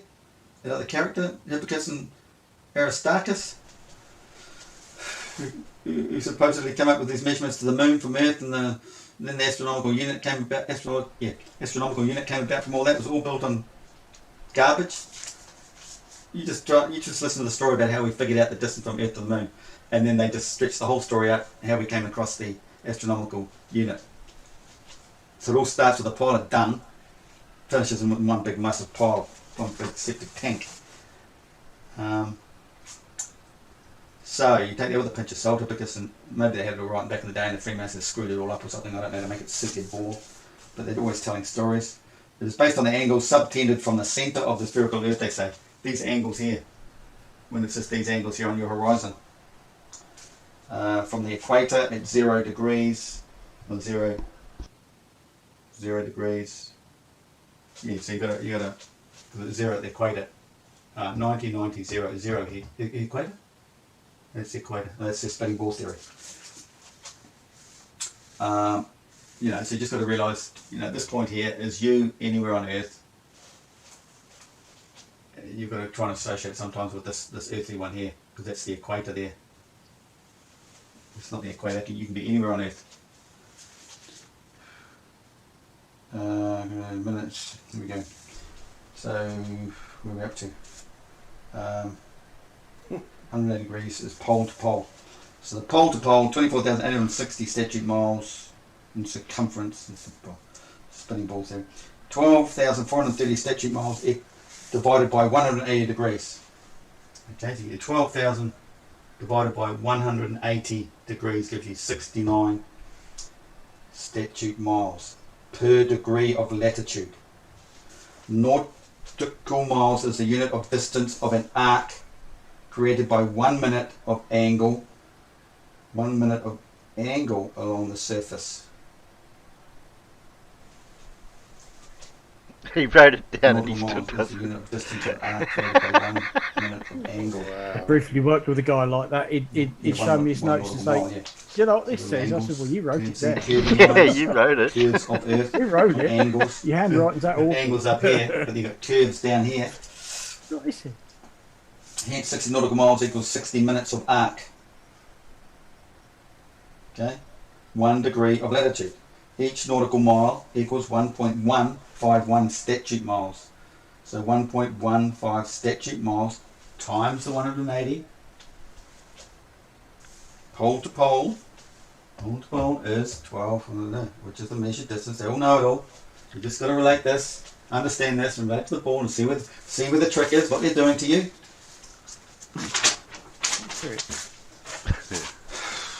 My fancy little drawings. You didn't break us, Colin. It's just, Doesn't take much. It all adds up, eh? You just start thinking. It doesn't add up. I don't know what math you're using. The Eratosthenes experiment. Alexandria and Cyan. +2 equals... Yeah, Alexandria and Cyan. Huh? What? He didn't even get to finish his sentence. Cut off in his prime. Oh. I forgot to say thanks, Bob, when he said 15 degrees. Ending we've come to expect. I was so looking forward to him talking about Eratosthenes. Yeah, I know. That'll be interesting. If you can't pronounce it, don't talk about it. Right. Hardly any of the flat earthers can pronounce it. They keep censoring. No, his battery timer runs out, or his what do you call it? The thing on your camera, your hard drive thing. Memory. Yeah, that's the maximum size of his memory card, isn't it? Yeah. Okay. Well, we nearly hit the 2 hours mark already, Farmer. What have you been doing? Don't talk with your mouth full. I was trying. Yeah, that's what I was going to say. It did take you a little while to sort of, get going. Well, 5-10 minutes. Yeah. Who's in a hurry? Manana. Don't do today what you can put off till tomorrow. Okay. What do we usually do after Lindsay? If I put it off till tomorrow, I'm gonna have to have a really busy day. Well, that'll fill your day. I'll be having a busy evening. You haven't got any work. You haven't got any work to do, Farmer. And before we came on, I got a phone call from the same guy, so that might be some more work on top of what I've already got. So did you enjoy your sauna today? No, that was Monday. Oh, that was Monday. And ironically, I found in a plant room, I found a set of double doors that led to the outside. They were hidden away behind acoustic doors that just looked like a sheet of metal. And it's like, hang on, there's a handle on here. I opened up. Oh my God, there's a pair of doors. Quick, we'll have them open. But they didn't want any fresh air or anything. Well, the door into the plant room has got an acoustic enclosure around it with another door, and it's to stop noise breakout. But it's not a noisy plant room. It's just fucking hot because it's steam, and it's old, so the lagging's missing, and everything should have a blanket wrapped around it, and it hasn't. And it's so hot. It's hot and it's dusty and it's crap. I think I might have to go back tomorrow and check on what I've drawn. Never mind. I'm getting paid for it, so who cares? It's a job. Yeah, but you broke a sweat. Do you get paid to break a sweat? I did actually break a sweat, yes. Until I found these. It's like, oh, I got this doors here. We'll have them open. There's a door on the other side. That was open. Try and get some air going through it, but.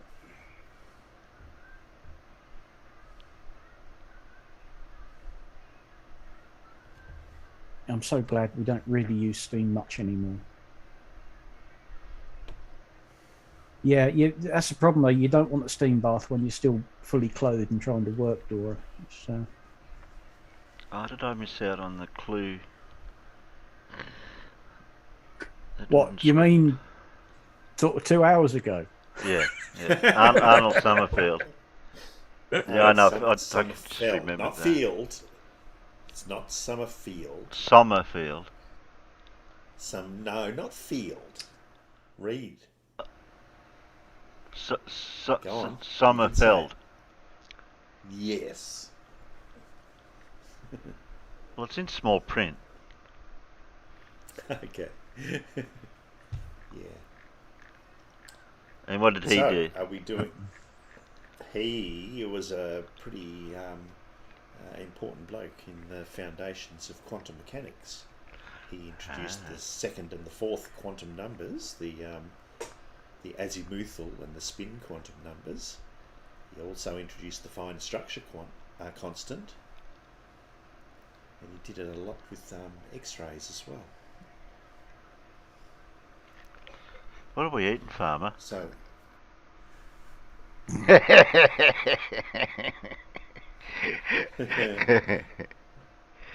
Try to catch you out. So what are we doing, Terry? Are we going to do a hard quiz, or are we going to do a Rachy quiz? I've been waiting to do an Archer moment. Shortbread fingers. Right. I'm addicted to them. Yeah. I always go well with a cup of tea. Unfortunately, I have a lot of cups of tea, so I have to be careful about the shortbread fingers. Well, soon as I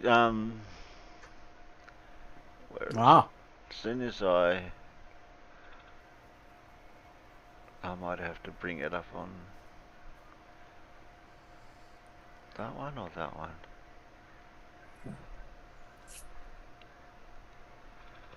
It might come up there. The peanuts see that? We'll do one question because there's only a few of them. I think it's only 10. There's only 10 questions. There's only 10. I'll just wait for YouTube to catch up. Come on. Wait till YouTube's catch ups. There we go. Okay, so the drawing below shows a garden water feature. It is solar powered. Okay.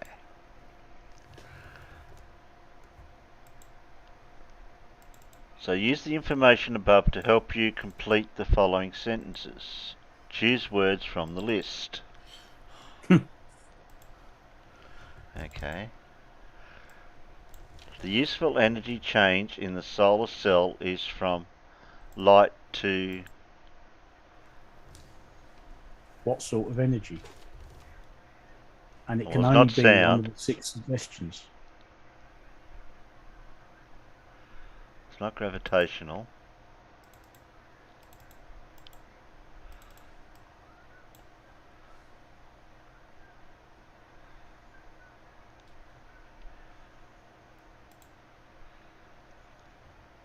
Can't help thinking there should be a battery in there somewhere. Not necessarily, farmers. No, but that is if you're using a solar cell is a PV array. If you're using that, you do generally go, dump that into a battery first. So can I guess electrical? You can indeed guess electrical if you think that's the answer. Well, can't be chemical. Nope. It can't be kinetic because it's not a move. There's no movement, is there? Correct. Okay, I guess electrical. Yes. Okay. The useful energy change in the motor is from electrical energy to Yes, and then you've just got to think about what that motor's doing, what it's actually physically doing. Well, that's kinetic then, isn't it? Well, there you go. See, it's not difficult. I only went to year 10, I told you. As the water flows from the jug to the bowl, energy is changed into the water from the bowl. What? Jug to the bowl, Terry. Oh, the jug. Well, that's something to do with gravity, isn't it? That's gravitational potential then. Energy is changed into gravitational potential. Well, there's two there. It's something to the bowl.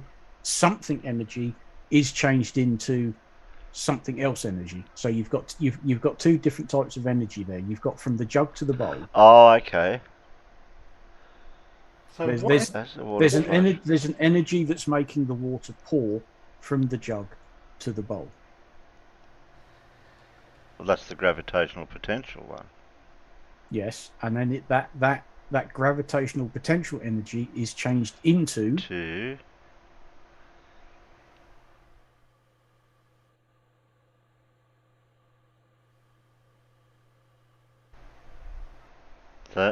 thermal's got something. Thermal will have to have something in there somewhere. How? Oh, okay.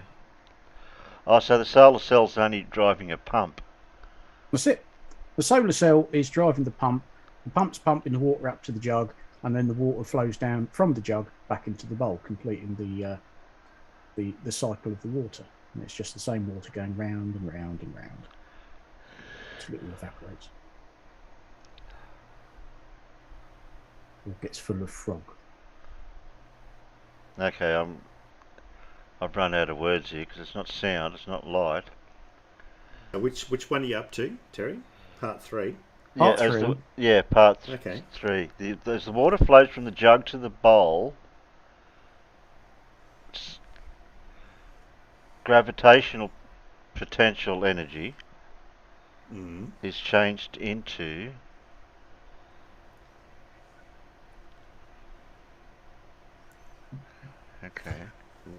When that's you the drop one that's got me something, beat from the choices that we've got.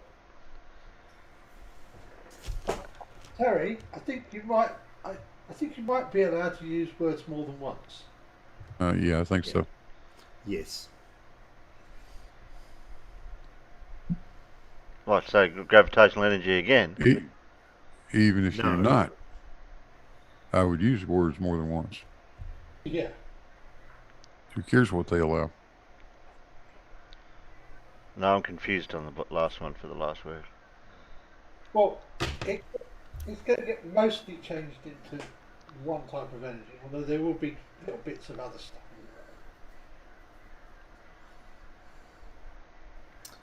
When you drop something, what happens to it, Terry?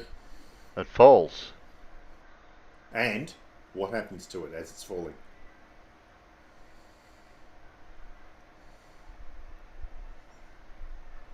What's it actually doing?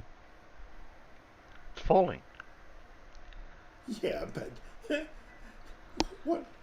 what changes as it's falling?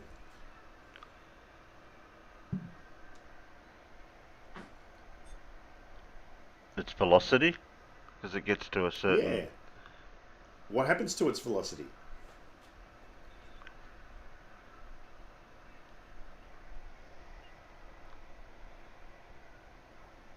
Tick, tick, tick, tick, tick.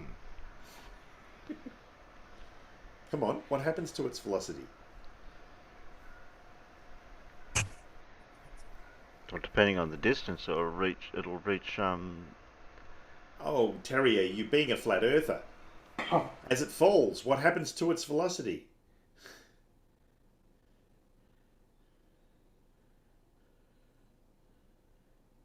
If you're going to call me a flat earther, I'll stop doing this. No. When you're holding it, what's its velocity, Terry? If you're holding it, it's 0. Yeah, and when you drop it, what happens to that velocity?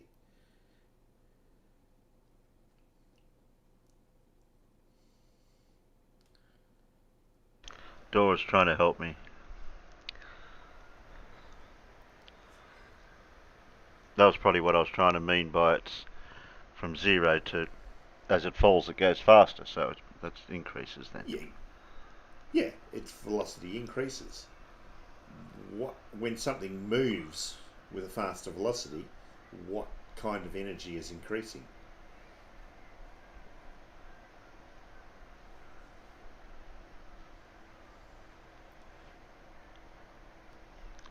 The only choices I've got left is kinetic. That would be the one, Terry. If nothing else, you could do it by process of elimination. Yeah, I was trying to do that. I was going, and then somebody said I could use the word twice, and I'm going, no, it can't be gravitational potential twice. Only because you've used kinetic in a previous answer. Oh. So there's nothing to stop you using it again. But you could go through and go, well, it's not chemical, it's not electrical, it's not light, it's not sound, it's not thermal. I've just used gravitational potential. What's left? Kinetic, which is all to do with movement. Right. When the water reaches the bowl, it does kind of have a little bit extra thermal, and it will have produced a little bit of sound from the water tinkling. But mostly it's kinetic energy. Bearing in mind who this test is aimed at. Yeah, not me, that's for sure. No. Okay. Oh, the correct answer is kinetic, but there is a little bit of other stuff. But we have to give an advantage and one disadvantage of using a solar cell to power the water feature. Okay. It's not battery backed up, so we can't use it at night time? That's actually both, in my opinion, that's actually both an advantage and a disadvantage. Yes, the one answer covers both. Because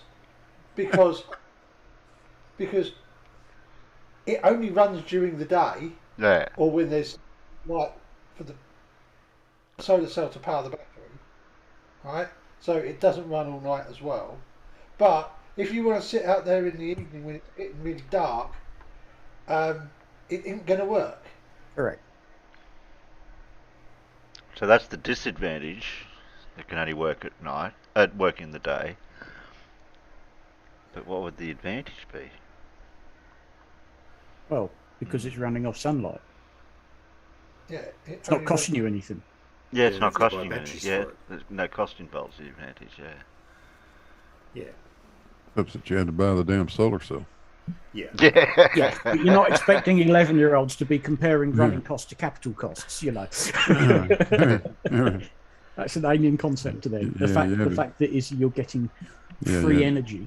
Yeah, right. You had to pay for the solar cell, though, and at the end of the day, it probably cost you 10 times what it would have just to buy the electricity. But, then again. And that, again, is the argument of capital cost versus, running costs. Yes, the capital cost might be higher, but over a certain number of years, it pays for itself, and then it's all free. Unless, of course, it's going to cost you tens and tens of thousands of pounds to run the power cables out to where you need them, and solar charged batteries are a good idea. I think we'll just whiz past this question because I don't think I'll have a clue what to do with this one. Air contains nitrogen. In the box below, draw 5 circles to show the arrangement of particles in nitrogen gas. Yeah, the clue is you've got a big box and you can only draw 5 circles. It's a gas. So they're going to be fairly well spread about inside that box, aren't they? Yeah. And that's it. That's just answered one of the questions. You draw some circles and go, oh, look, it's a gas. They're all spread about. Yeah. If you had a little bit more scientific knowledge, you would find that question actually quite hard. Yeah. Because of course, I would have preferred them to ask you to draw six Me nitrogen too. atoms. Yeah. Because that Me would have too. elicited a higher understanding, right, Blue? Yep, that's what I was sitting here thinking.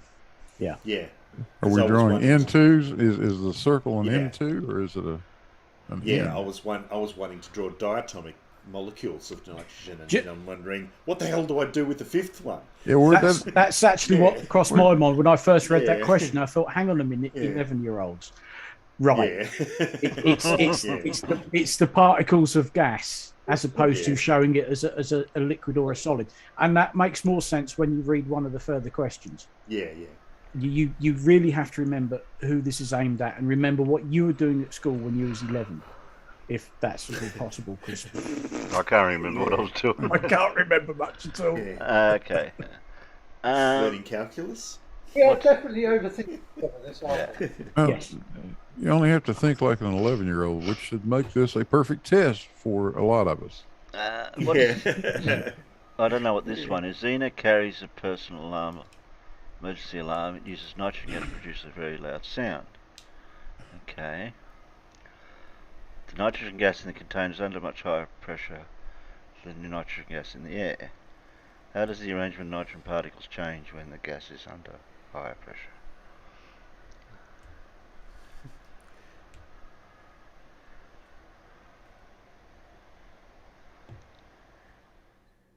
Wouldn't they be closer together? Yeah, they get cozy, don't they? Good. That's it. That is correct. And that's the answer that they're looking for. Oh, yep. How'd I figure that one out? Yeah, I told you this stuff was easy. Oh, thank you. Yeah, but you read the question, you thought about it, and then no doubt you tried to, as Alan just said, overcomplicate it, and it's not complicated at all. The answers are, when you look at it, they're very straightforward. You're just used to, well, we'll see when Paul does his quiz in a bit. Okay, And we'll then. go, "You what?" Use words from the boxes below to complete the sentence. The rate at which the nitrogen particles hit the inside of the container is the rate at which nitrogen particles hit the outside of the container. So in the previous answer, you've just established that They're closer together. They're closer together inside. Well, wouldn't they be bouncing off each other more rapidly if they're closer together? Yes. So that means greater than. Yes. Is that right? Oh, yeah, it's multiple choice. You've only got three possibilities. It's either greater, less than this, or the same. It can't be the same if I said that they're closer together, because if they're closer Correct. together, So they're going to hit each other easier. And... There you go. Okay. How many have I got right so far? Well, you got them all right so far. Xena pushes the lid down and nitrogen gas escapes through the diaphragm. The diaphragm vibrates and produces a sound. The pattern on the oscilloscope screen below represents the sound wave produced by the alarm. Oh, okay, this one might be a bit complicated. The loudness of the sound produced by the alarm decreases between X and Y. How can you tell this from the graph? No, I'm maybe a little bit lost with this one. Take a guess.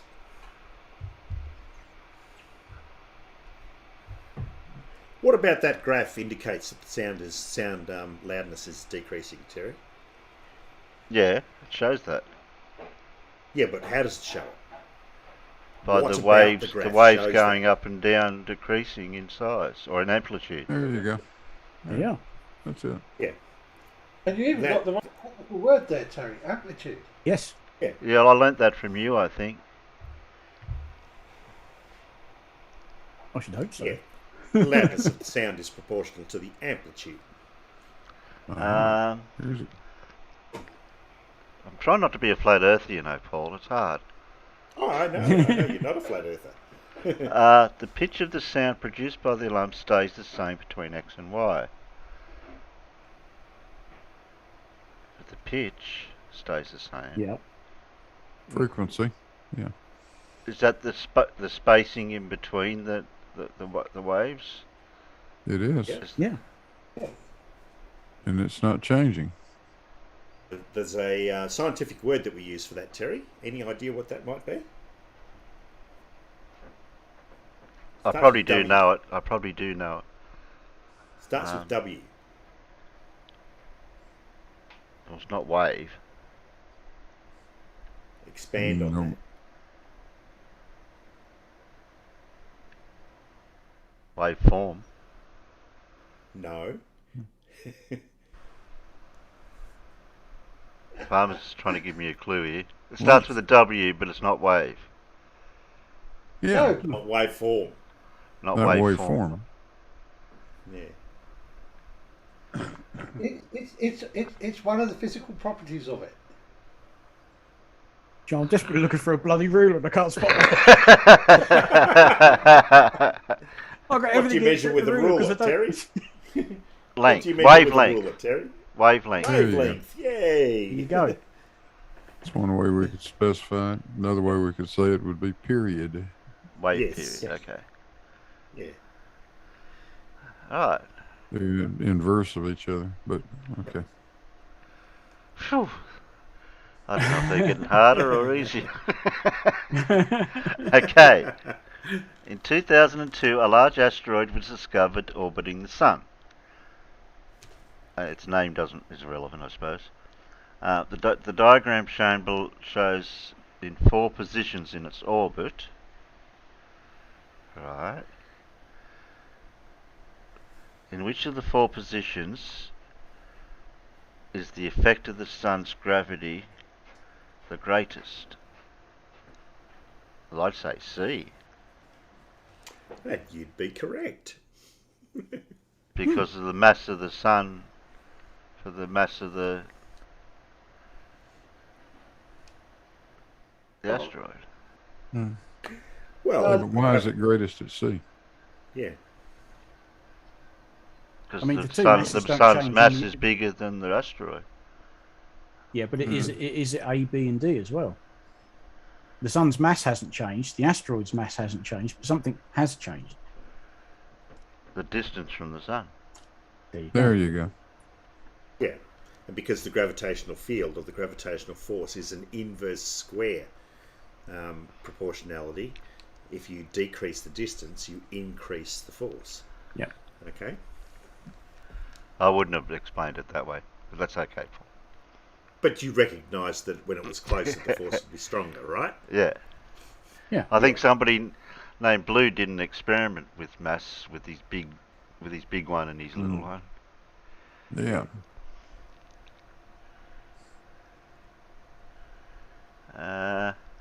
Okay, on the diagram as well, draw arrows to show the direction of the sun's gravity on it in each of the positions. Oh, I can't draw on there, but so where would you direct the arrows, Terry?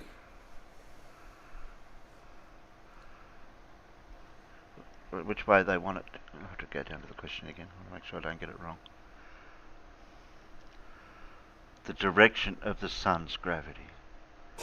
Mm-hmm.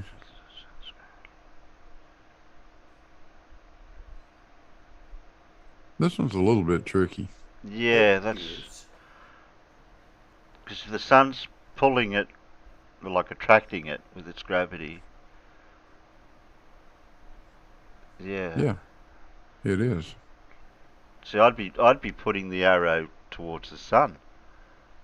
There you go. Correct. That'd be right. Yeah. Okay. Don't let the circle fool you. Yeah. That it doesn't have anything to do with that. And then I'd be doing the same for the others. I'd be putting the arrow facing the sun. Yeah, that way. that's right. Yeah. Right. Okay. Oh, what do we got here?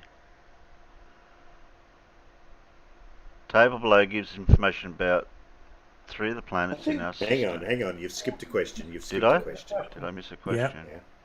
There you go.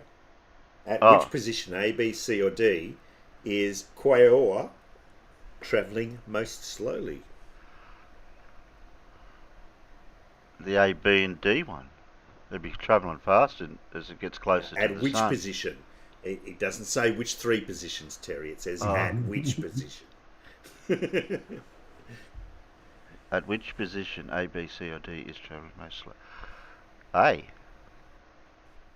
Yeah, why did you choose that one? Because it's furthest from the sun's gravity Yeah, and why would that mean that it's going slowest? Because it hasn't got the force of gravity pulling on it as strong.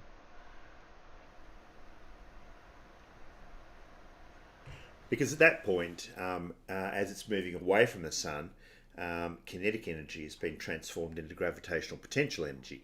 So you're losing kinetic energy and gaining gravitational potential energy. All right, and so the speed will slow down. And then it'll speed up again as it after it travels correct. that point. Yeah, that's right.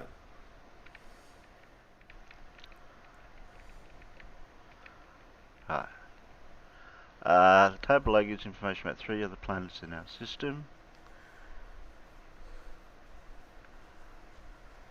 This one might take me a bit longer to figure out. The time for one orbit of the planet Neptune in Earth years.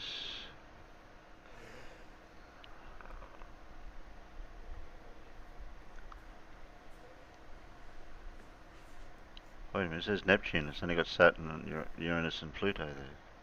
Correct. Yeah, but it actually gives you the time for Neptune, all right? You're going to need that information. Oh, okay. So Neptune's 165. Yep. Earth years, one orbit. Estimate the average distance of Neptune from the Sun using information in the table.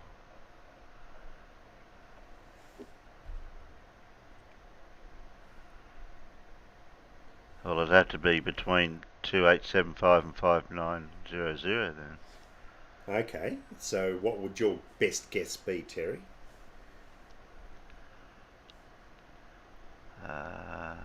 Best guess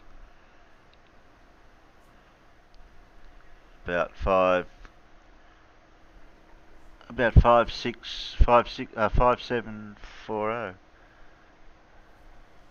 That's pretty close to 5900. Think about how far between 84 and 248 165 is, Terry.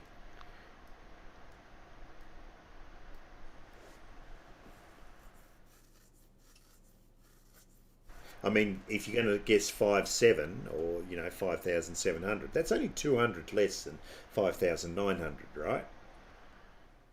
Okay. And yet 165 is quite a bit less than 248 compared to 84, right?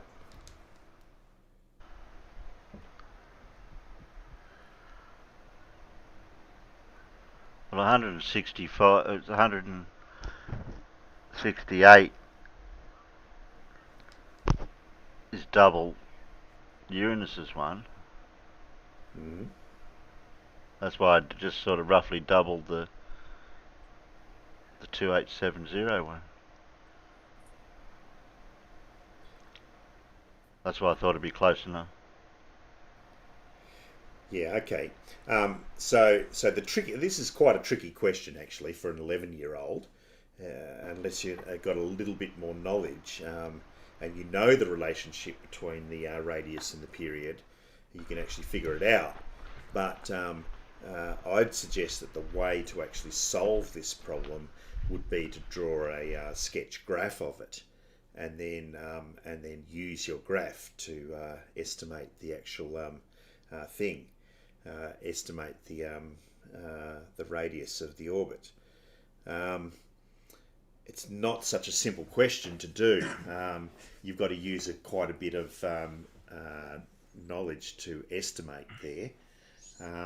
The relationship between the period and the radius is r cubed on t squared equals a constant.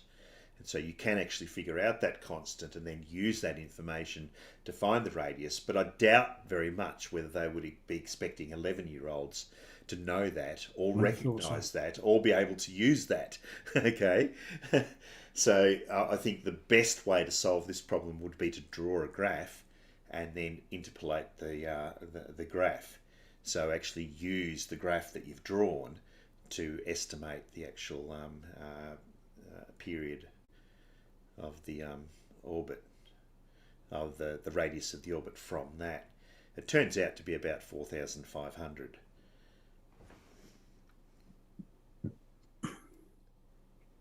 What do you reckon, farmers? 4,500. Yeah, it doesn't. Yeah, that looks about right. I think, give or take a bit. Yeah, give or take a bit. That's the key thing. But I mean, and that's what you'd expect 11-year-olds to do. Yeah, you wouldn't be expecting them to use formulas. I'm trying to remember what we did at 11. I'm sure we weren't bugging about with formulas at 11. No, you wouldn't. You wouldn't be expected to know the relationship r cubed on t squared equals a constant. That you would only be expected to know in GCSE.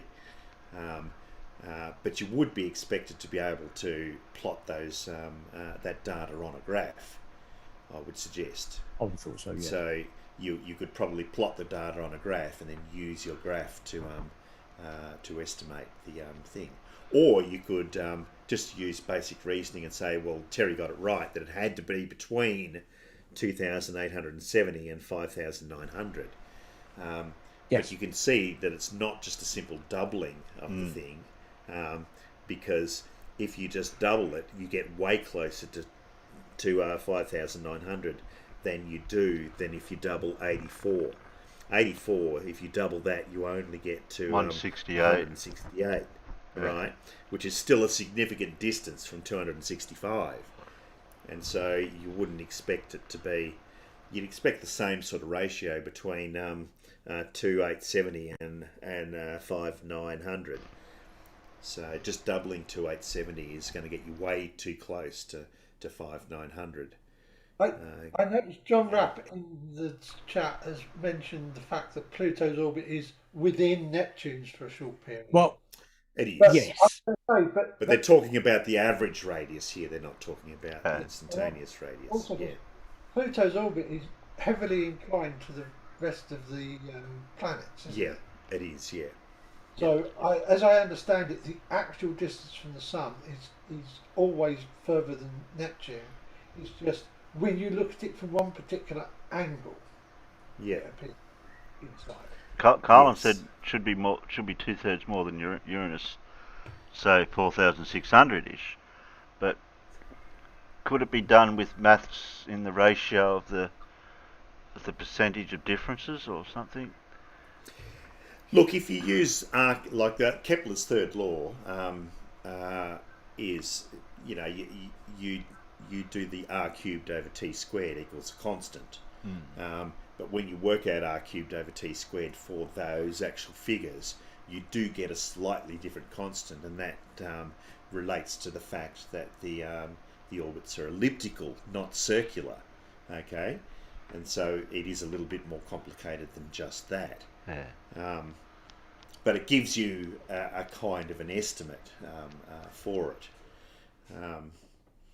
But again, I don't think they're asking for that level of analysis in this question. They're just asking, hey, it's somewhere between the 2,870 and the 5,900. But then you've got to sort of consider, well, how far in between 84 and 248 is 165. So, yeah. Yeah. Okay. Well, that's what I was saying. You could do some sort of math to work that out in numbers between the 84 and the 248. Like I suggested, I think at that level, students would know how to draw graphs, and you'd draw a graph and then just read off of the graph. Okay. So how does the surface temperature? Would be the best way to do it. So how does the surface temperature of these planets vary with distance from the Sun? That'd be a similar thing, wouldn't it? Well, use information in the table to help you. I think the answer to that one is very, very simple. Yeah. Again, they're not looking for the complicated correct answer. They're looking for a very simple observation here, aren't they, farmers? Yep. Yes. Yeah. Well, surface temperature decreases. That's the one, Terry. It is. The further away from the Sun they get, the colder they are. And I think that's as simple as it gets. Yeah. Okay. Also, how does the gas on the surface? So explain why the temperature varies with distance. Well, the Sun's the source of why the temperature would be hotter. Yeah. So further away, the less But why? The impact of the sun. Yeah, but why, Terry? Why? Yeah.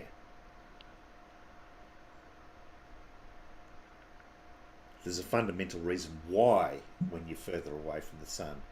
Is it simple words or there certain words? It is, yeah. It is. What happens to the sun's light as it moves away from the sun? It diminishes. It spreads out, right? Okay, so it's not as concentrated as further out, I guess. Yeah, yeah. I mean, at a higher level, you would explain that as the inverse square law, that the sun's light spreads out in an inverse square relationship, and so you double the distance, you decrease the intensity by a factor of 4. Okay, so you get less energy per square metre shining on the planet. Oh, this one's so expanding. The temperature to be colder. So this question expanding like a. Sorry, please. It's expanding like a bubble. Yeah. As it goes away. Oh, okay. Yeah. Okay, this the surface area of that bubble the surface area gets bigger, and so you would expect the same amount of light to be less concentrated per square metre. Yeah. You pointed this one out, Farmer. Yeah, I wouldn't have been asked this question at 11 because they hadn't built anything that they could actually do this. Bruce McCandless hadn't gone out on his own, untethered, with an MMU, the Manned Manoeuvring Unit.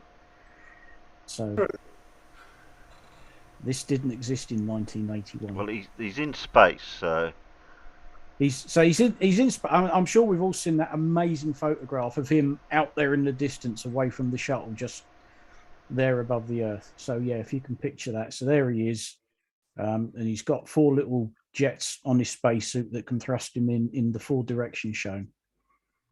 And each jet produces the same amount of force. We'd have to take that as a given. Not necessarily. Oh. You can obviously adjust the amount of force that each jet, because you'll see that when you go down. So there you go. So you've now got. He's got 4 of his little jets are firing. He's got a force of 10 newtons to 3 sides and a lesser force of 9 newtons there at the bottom. So going by that, which direction would the astronaut move? If they were all firing at the same time. So that they're all firing at the same time. 3 of them are firing, giving him a force of 10 newtons, and 1's giving him a force of 9 newtons. So which direction would he actually move? And they all firing on the same axis? Is that what it said? Well, no. They're firing in the directions. They're producing forces in the directions shown. Right, okay.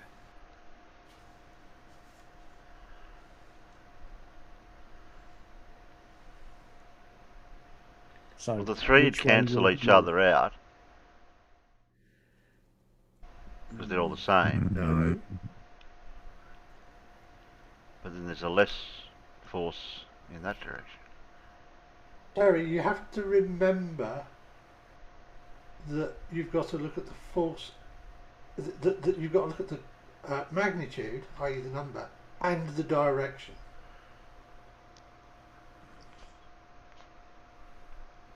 So, is he going to move to the left or the right?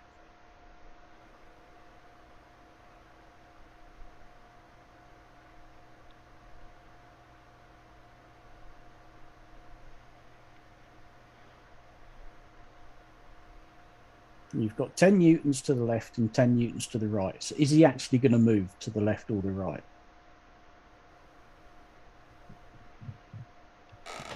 I reckon he'd move C.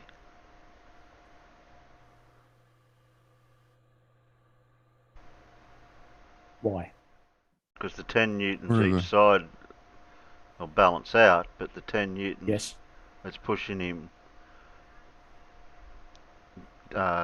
Let's don't forget Newton's third law, Terry.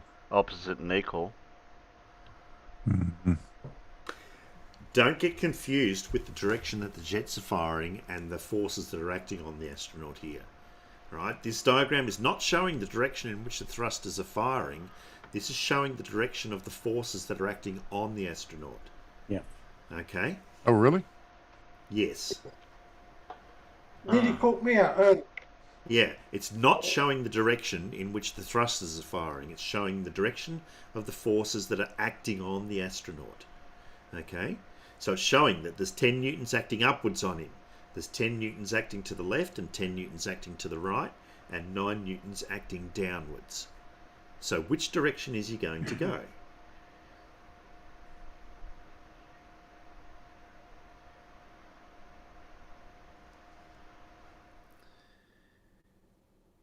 Right. Is he going to go left and right? No, he's not going to go left and right. No, that's what I was. The 10 newtons left cancels out the 10 newtons acting right. It's like a tug of war. That's the first one I thought. Yeah. Okay. He's only going to go up or down. Yeah. Which way is he going to go? That was the bit that I was trying to figure out.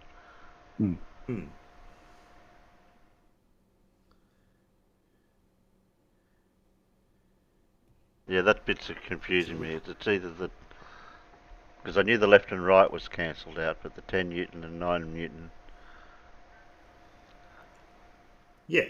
So imagine if you've got someone pulling upwards on him with 10 newtons, and you've got someone else with another rope pulling downwards on him with 9 newtons. Which way he's going to go up. Yeah. He is, isn't he? Yeah. Yep. All right. Yeah. Now, people that did a cursory reading of that question might have been confused, thinking that it was the thrusters that were firing in those directions. Yeah, that's but the question does clearly say the 4 forces acting on the astronaut. Right. Okay. Yeah. So it doesn't say anything about direction of the thrusters firing or anything like that. It actually tells you that these are the forces acting on the astronaut. So the arrow's pointing up, so he's getting pulled in that direction. Yes, that's right. So that would result from a thruster firing downwards. Okay. Yeah. Yeah. Okay. But the basic upshot is he's got more force forcing him upwards. Yes. He's not going left or right because those forces balance out, and he's got 1 newton more forcing him up than he has down, so he's going to go up.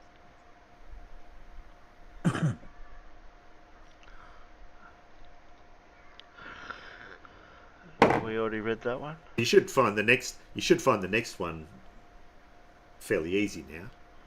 The drawing below shows the size and direction of the 4 different forces acting on the astronaut. What will happen to the astronaut when the jets produce these 4 forces? You'll move in. Ah, okay. Will he move? Well, they're going to cancel out, and they're going to cancel out. He's not going to move. That's right. Exactly, correct. He'll be drawn and quartered. He'll be drawn and quartered. He's simply going to burn up all his fuel and die out there in space. Yep. Yeah. Oh, okay. This is going to be more confusing now. So if he's got 4 different forces again, draw an arrow on the diagram below to show the direction in which he will move. So the forces that you're saying he's getting pulled in all those directions, he's going to go to the right or out his left. Is he just going to go to the right, or is he going to do anything else? Terry, forget about the 2 9-newton forces and only think about the 2 12-newton forces. If you pull in those directions, which direction is he going to go?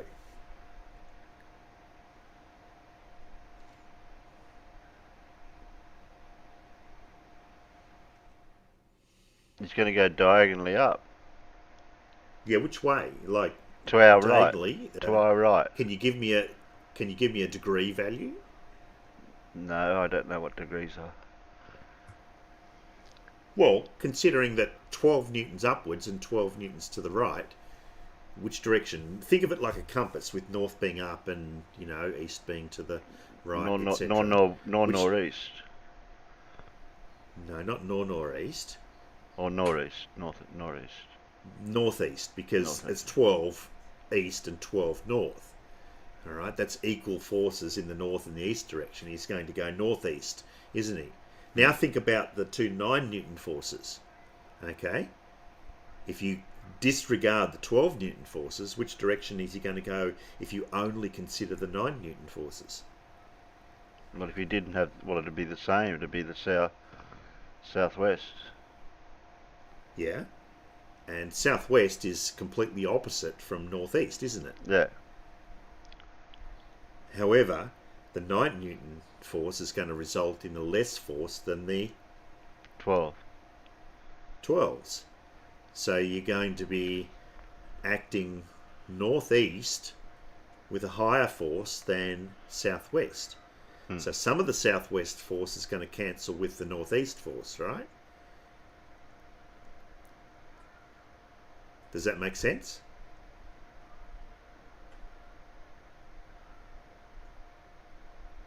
Yeah, because it'll be half the force. Yeah, well, it won't be half, but it'll be smaller anyway. Yeah. So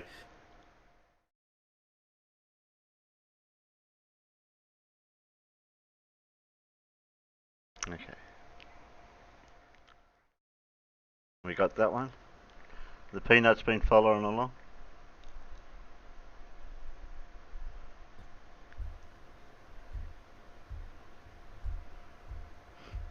No, I'm not very experienced with degrees, Stewie. I'd have to learn that one. Oh, my internet's unstable. What happened? Am I still here? Oh no. Yeah, you're still here, Terry. You don't want you know what to happen, Farmer, do you? No, we don't. So we'll keep our fingers crossed for you. How many more questions we got left? We're up to 5. I think there's 10, if I remember rightly. Some pupils predicted that water will evaporate faster if the surrounding air temperature is higher. To investigate their prediction, they placed some water in containers in 2 different rooms. Give 2 factors they should keep the same to make the investigation fair.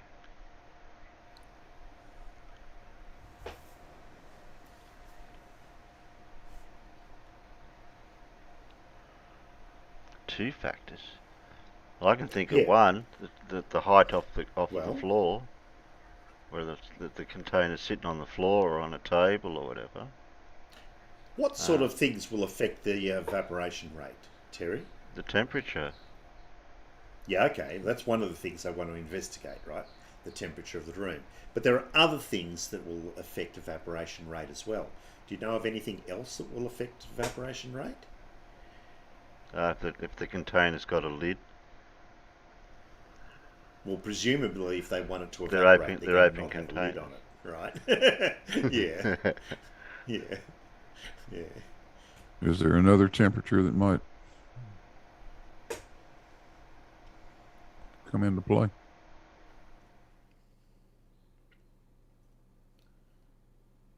So they're investigating whether the temperature of the air will. Yeah, that's what I was trying to figure out. Yeah. So they're obviously going to vary the temperature of the air. Well, if there's a window in the room, the sun come through or not? No. Does warm water evaporate faster than cold water?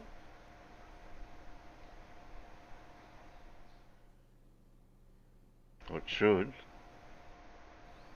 Yeah. So to keep it fair, if they're investigating the temperature of whether the temperature of the room, then they probably should keep the temperature of the water the same, right?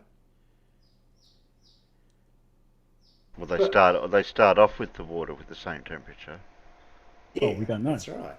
But that's something they need to do. Yeah, that's right. Looking at this experiment, the water will be because they're doing it over a number of days at least. The water will the water will end up at the ambient temperature of the room. Oh. Unless you do something to prevent it. It won't.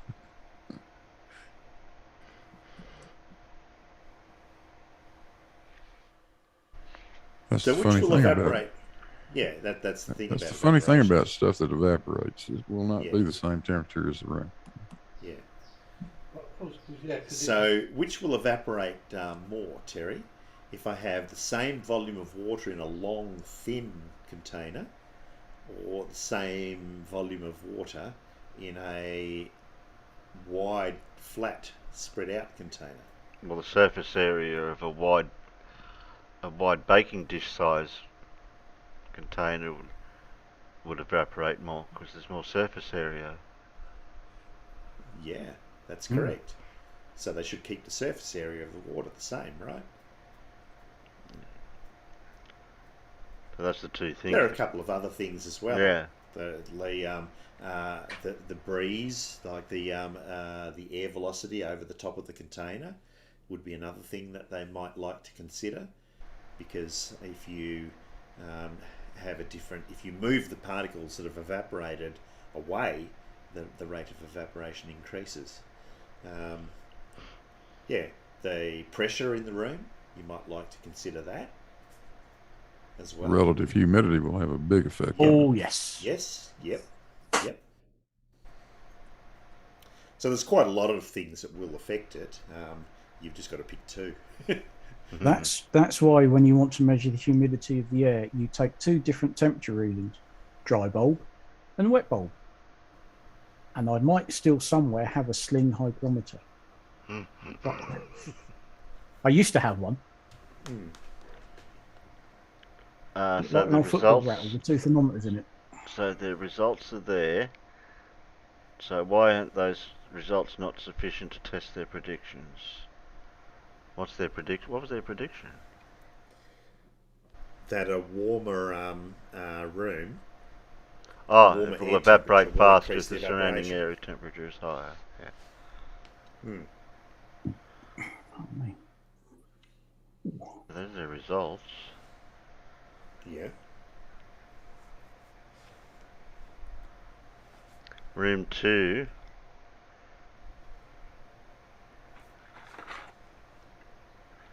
So it started off with the same mass, but room 2 is a lot less than room 1. Yeah. But there's something missing from those results that doesn't allow them to address their hypothesis. What's missing from those results, Derek? What did they forget to measure? What, the air temperature?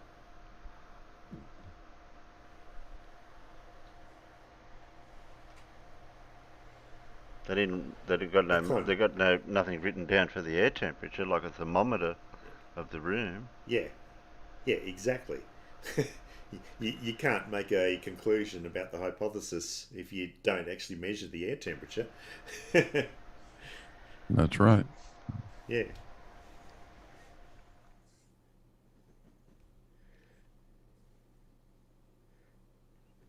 They plotted their data for room 2 and attempted to draw a line for a best fit. Massive water container. Describe the mistake they made in the drawing of line of best fit. What do they...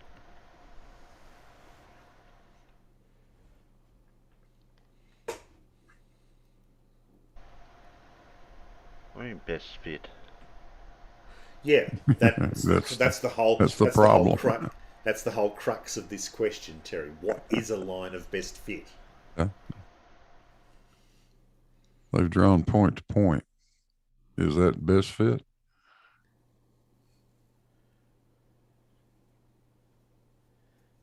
Yeah, they've marked off the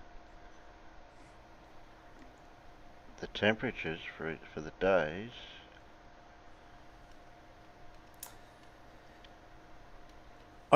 I suppose what you've got to bear in mind is when this is being aimed at 11-year-olds, this is being aimed at kids who have just covered all this in their lessons. Yeah. So they'll know what a line of best fit is, because that isn't the line of best fit.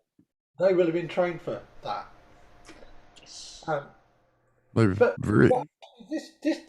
is actually a Brian answer, isn't it? Well, Brian would like this answer because because you know he likes what this thing should be. I guess so. A line of best fit, Terry, is a line. It's literally a straight line that passes as close to as many of the data points as you can possibly get. Yeah. So you should have roughly the same amount of data points on either side of that line. All right. And it should roughly follow the trend of the data as well. So it's no use drawing a horizontal line with half the points above and half the points below. Right, that's not going to cut it. You need to make sure that the half that's on the one side of the line and the half that's on the other side of the line are also spread out reasonably evenly over the length of the line as well.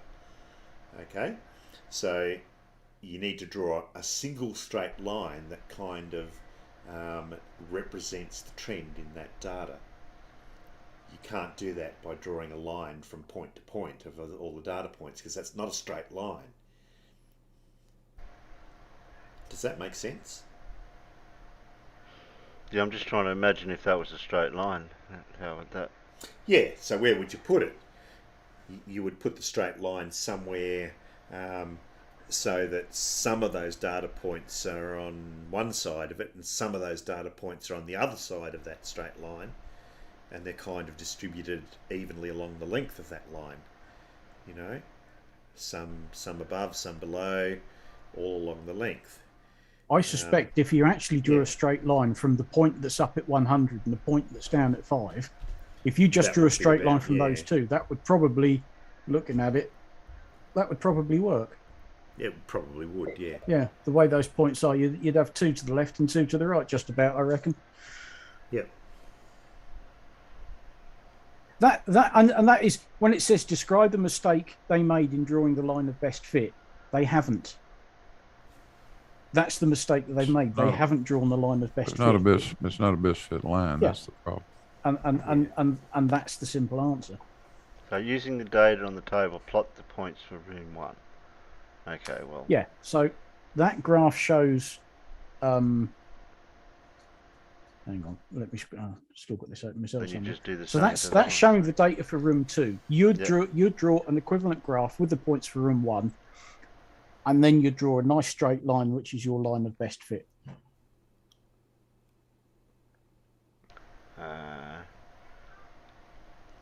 In which room did the water evaporate more quickly?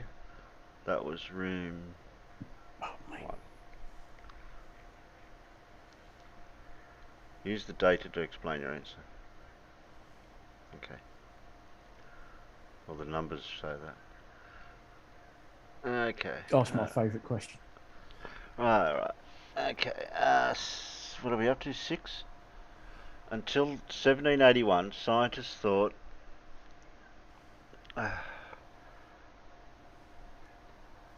there were only 6 planets in the solar system. Then a scientist called Herschel looked through a very large telescope that could turn to follow objects in space.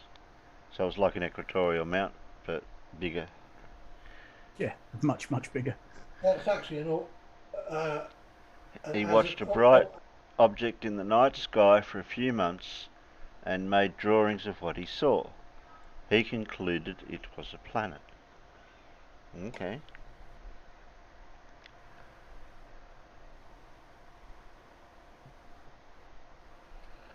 He watched YouTube videos from flat earthers. Oh, yeah. Is that the right one? It does mention you. So basically, yeah, it says, what method did he use? We have 4 choices. He carried out practical tests in the laboratory. He asked scientists' opinion. He observed the environment, and he gathered data from books. So which of those 4 do you think he used?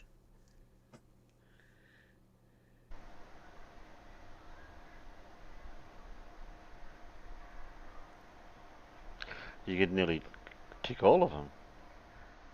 No. Really? What practical test did he do in the laboratory? Oh, the laboratory. Okay. Yeah. This wasn't done. This must have been outside this telescope by the look of it. Yeah, telescopes generally are, Terry. Especially that size. I mean, I don't know how accurate a depiction of his telescope that actually is, but I do love the drawing. Yeah. That's like scrap heap challenge. Build Herschel's telescope. Yeah, okay. Well, is looking out in space, observing the environment. What else is it?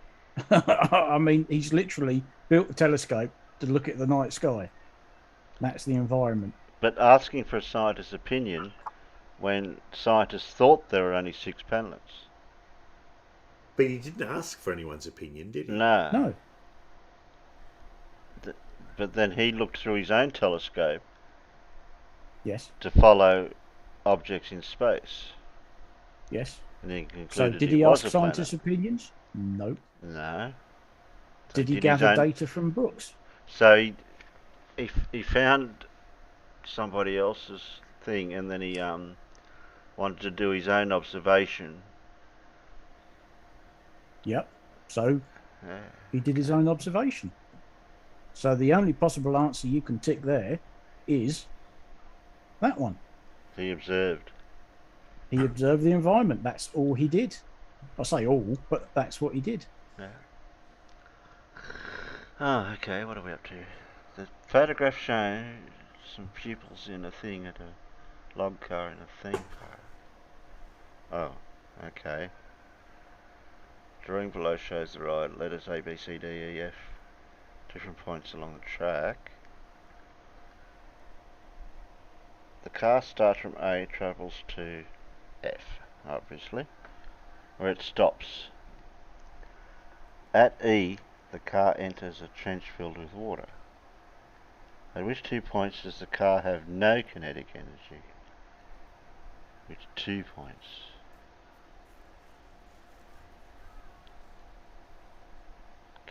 Kinetic. What does kinetic mean? I know, I haven't quite wrapped my head around that one yet. Wait a minute, I've got to change my hearing aid battery things.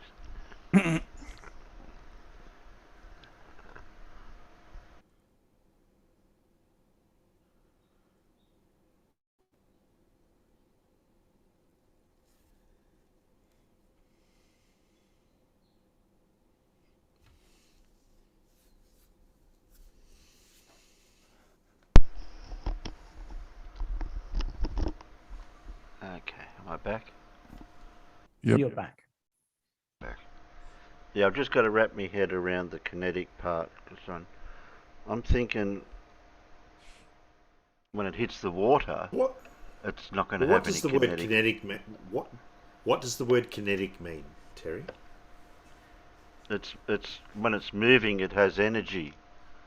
Okay. So literally, what's the question asking? At what 2 points is there no... Well, there's no energy in movement when it hits the water, because the water stops it. No. So kinetic is movement. Movement. So the question is literally asking, at what 2 points is there no movement?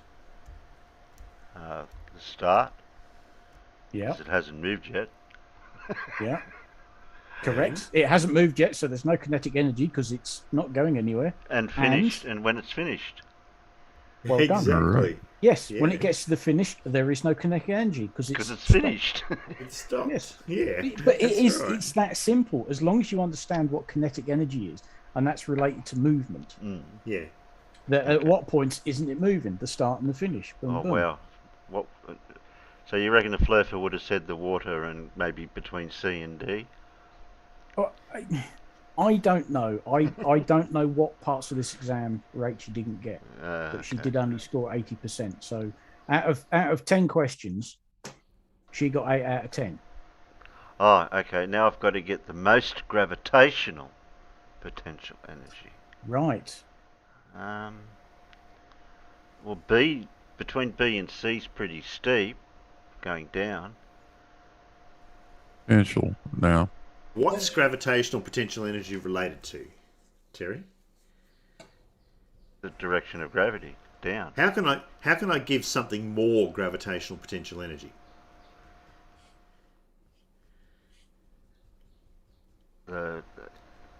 about giving it, but I'm thinking the bigger the mass, its mass going down.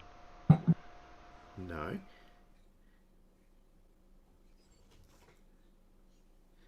There are three ways you can give something more gravitational potential energy. One is to increase the mass, but this is not happening here because the car's going to weigh the same all the way down, right? The other way is to vary the gravitational field strength, but we can assume that that's going to remain constant too. No one's tweaking or manipulating gravity here, okay? So, you know, that's going to stay the same approximately, okay? There's only one other thing that gravitational potential energy depends on. Okay? How can you give something more gravitational potential energy given that the mass is going to stay the same and the gravitational field strength is going to stay the same? What else is gravitational potential energy related to? The key word here is potential energy. It means it's got energy that can be converted into something else. Now think back to an earlier question when you answered gravitational potential energy. What made you choose gravitational potential energy in that situation? Because it was going down. Yeah, which means it started up higher. Yeah. All right, so if we lift something higher, it has more potential energy to do work, because we can drop it further, and therefore it'll gain more kinetic energy as it drops a greater distance. Does that make sense? Yep. Okay, so like if I dropped a brick from under my foot, if I reached down and just held it about an inch from my foot and dropped it, it wouldn't hurt very much. But if I held it up above my head and dropped it, I think I'd have to go to the hospital. Yeah, so where will it have more gravitational potential energy? if I lifted it up above me head. Yeah. Yeah. So in this diagram, where's it going to have the most gravitational potential energy? At that peak above the B there. Which letter is that? Between A and B.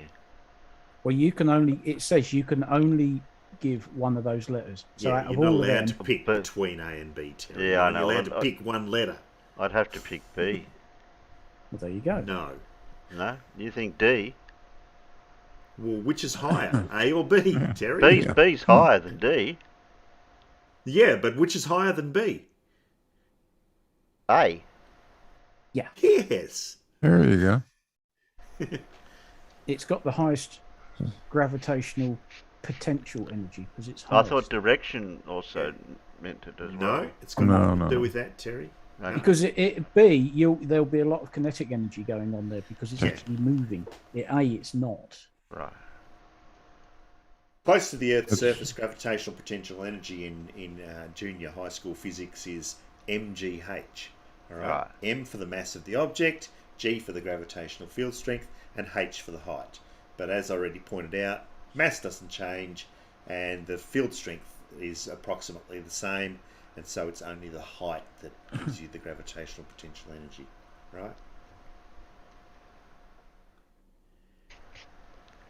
Potential energy, Terry.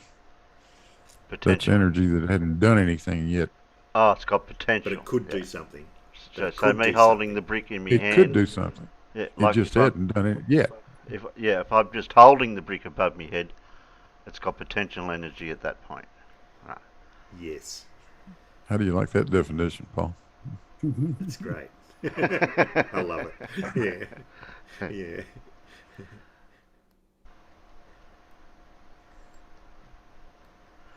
So does that mean that your oven mitts have got potential energy? Yeah. Yeah. Oh, yeah. So, part 3. At which point does the car have some kinetic energy and the least gravitational potential energy? So it's got to have some kinetic energy, down here. but the lowest possible gravitational potential energy. At which point does the car have some kinetic, and the least gravitational? Think about those words, what they mean. Yes, it's still going to have some. kinetic energy, so there's still some movement. Which means it's not zero, right? Yeah, not so zero. What points does that exclude? But the least gravitational potential energy. Yeah, okay. So at which points does the some kinetic energy exclude?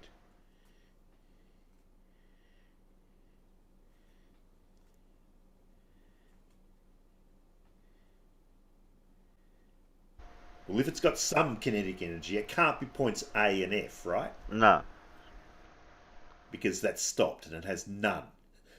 So if it has some, it can't be points A and F. Alright? And then you move on to the next bit. Out of the remaining points, B, C, D, and E, which of those points has the lowest gravitational potential energy? I'm thinking D. Which one? D. Think about what we said about gravitational potential energy. What does it depend on, Terry? Gravity. And? Think about that brick dropping on your foot, Terry. Do you want the brick to be lifted up high, or do you want the brick to be dropped from a low point?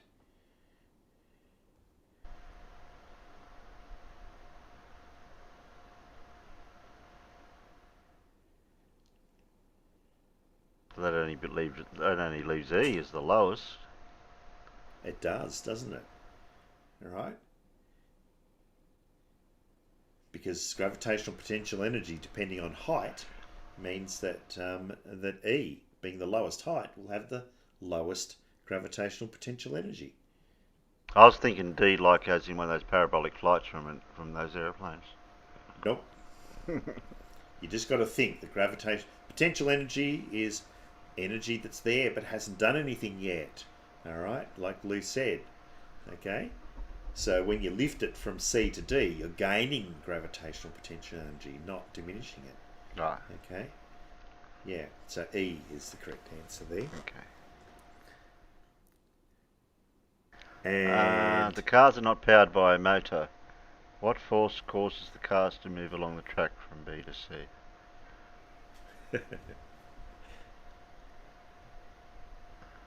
The potential energy one again. No, I think Alan's got a thing on his soundboard that answers this one quite nicely. I can just shout the answer out like he does. I haven't got the soundboard on. Oh, you haven't got the soundboard on. All right. Okay. Well, I can't give you the full experience, but I could. I can call it myself. What's that? Gravity. Yeah. Yeah. When a car splashes through the water at E, it slows down. What force acts on the car to slow it down? What force? Friction? That would be the Friction's one. not a force. No. It is. It is. Was that right? That was correct. Oh. Yeah. And the chat's not even helping, so how did I get that one? Okay. Complete the sentence below by choosing one of the following words. When the car hits the bumper at F, it's...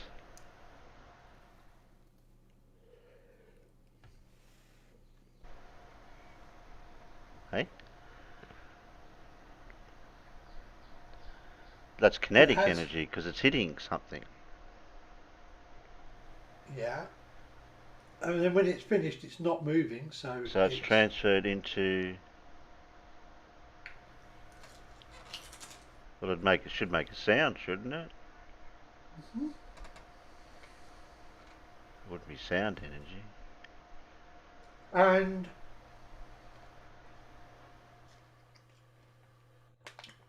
what else happens when you bash stuff together? Sometimes it can heat up, depending on what it is. What kind of energy would that be? It'd be thermal. That would be. So sound and thermal. Yep. Only two I can read. Okay. Oh. Keep banging the rocks together. Here we go. Now we're doing light and mirrors. Geez, they're very varied, these questions, aren't they? Yeah, I suppose so, yeah. But think about what they're teaching 11-year-olds. Yeah. You know. Okay. There's quite a lot to cover. And remember, this is to cream off the top sort of 1 or 2% of 11-year-olds in the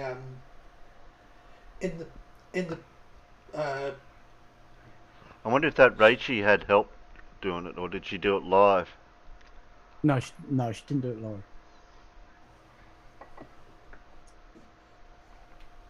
Farmer, can you whip down the kitchen and grab me a cuppa? I've just been to the kitchen. I'm eating a sausage. Okay, I'll read the question out and then I'll duck down. I'll duck out to the kitchen. The diagram shows a ray of light hitting the surface of a mirror made from thick glass. The incident ray is both reflected and refracted. Oh, because of the edges of the glass, because it hits the back of the and the surface. Okay. Give the letters of the two reflected rays.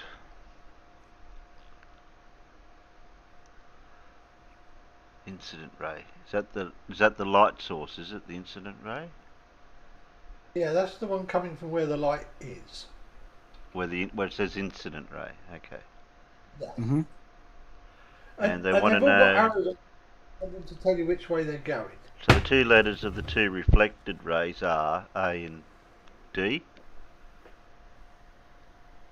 Give the letter of one refracted ray. Well, the refracted one would have to be... Hang on. So which letters did you choose for the reflected rays? Reflected? Yeah. It's A and D.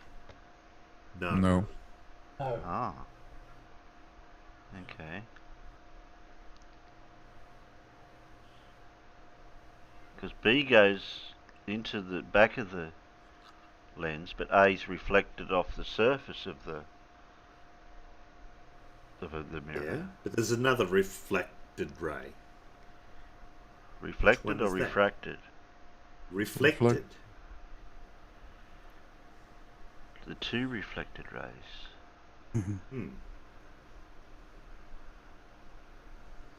Well, I can see A's reflected off that surface. What's reflected off the back? B. No. B is the one that's going into the back surface. Well, C is coming up reflected off the back of it. Right. Oh, okay. Yeah. D and C's different. I didn't read that. I didn't see D and just C. So, it's yeah, A C. and C. Yeah. My eyes are getting a bit funny to read. Yeah. This is the reason I used a first surface mirror in Cavendish. Yeah. Yeah. The reflected, I used a first surface mirror because it doesn't. You don't have this issue where you've got two reflected rays. You only have one. Wow. Okay. Now the incident ray is brighter. It's brighter. Now, which was the refracted ray? The C. No. C was a reflected ray. Oh.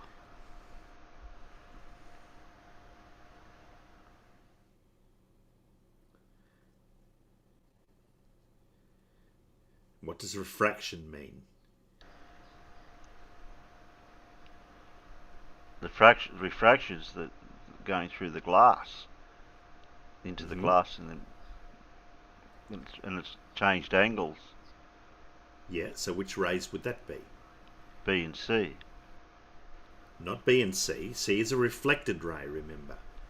Okay, so B is a refracted ray because it changes direction as the ray goes from the air into the glass. But there's also another refracted ray.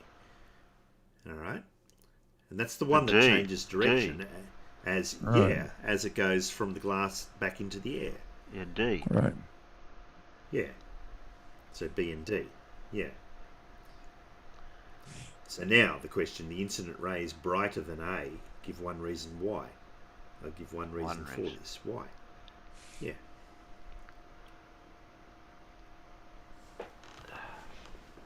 I'm gonna go make me cuppa.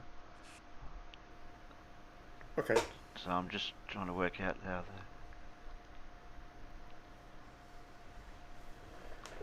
it would be brighter. What causes something to make it not as bright? So does the refraction part of it? Well, think about it. Where is the energy going? I mean, all of the energy is coming in the incident ray. Where is that energy then going? Into the glass. And?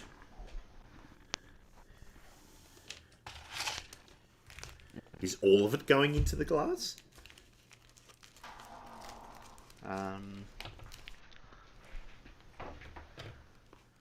Yeah, I'm not sure how that works.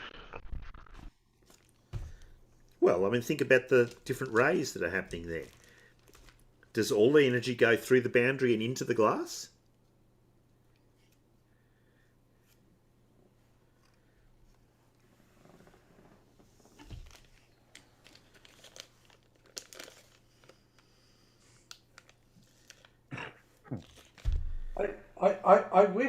I wish that were the case. Yeah. Yeah. I really do. I really wish you could get that to 100%.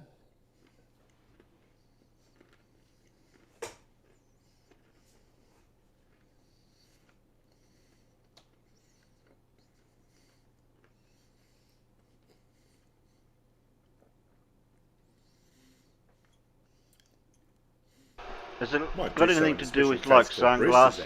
Has it got anything to do with like sunglasses? Diminish the light that comes in when you're looking. Well, just think about it, Terry. At the point where the incident ray hits the glass, what's happening?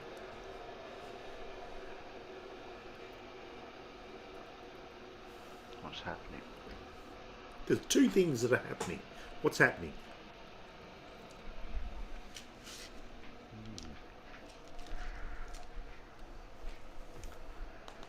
No, I couldn't even guess.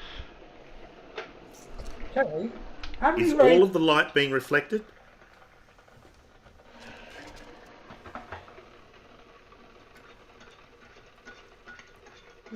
Or the other question is, how many rays have you got going into the mirror, and how many rays have you got coming out of the mirror?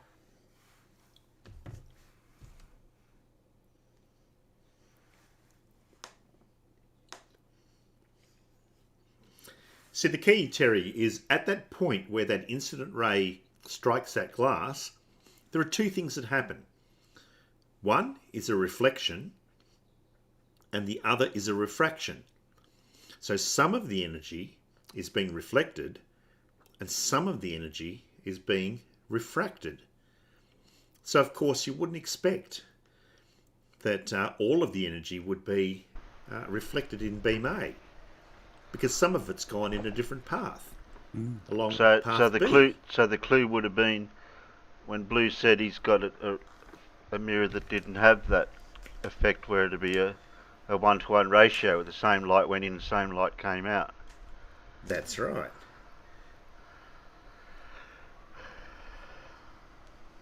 Yeah, I didn't want to split it into two beams. Yeah. Okay. If you've got one going in and two coming out, the energy in A and D can equal the total energy coming in, but obviously A and as you've got A and D, neither of those can equal what's coming in. So I've got an answer to this question. The incident ray is brighter because it's only reflecting off the first surface, but it's brighter because the other, where it's refracted to the into the glass to the back, it's gone through one surface, then it's reflected back off, then refracted again. That's why I'm thinking the first. Well, that's the complicated answer, Terry. The simple answer is that all of the energy that strikes the surface from the incident ray, some of it is reflected and a little bit of it is refracted. So is all of the energy being reflected? No. Some of it's going on along a different pathway. And so beam A and beam the incident ray can't be the same because some of the energy is being diverted in a different direction. Mm-hmm. Yeah. A plus D cannot be greater than the incident ray. That's right. In reality, it's a little bit more complicated than that too, because even if you don't have refraction, there is a little bit of absorption that happens in a surface, and you only get a certain percentage. Like even in a front silvered mirror, you only have about 96% reflection. You don't have 100%. Right. Some of that energy is absorbed. Yep. I've got two more questions.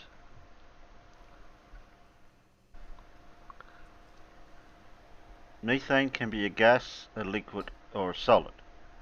In the diagram below, arrows P, Q, R, and S represent changes of state. The boxes on the right show the arrangement of particles of methane in 3 different physical states. Each circle represents a particle of methane.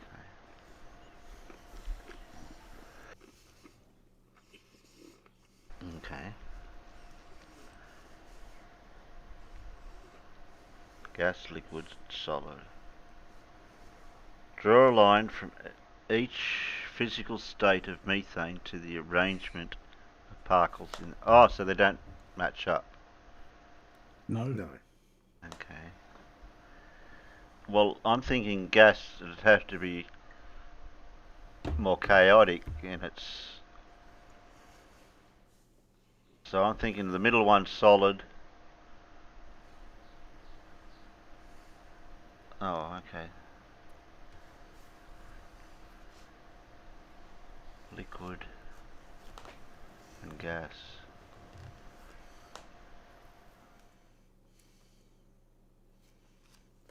Okay, I'll go bottom one liquid,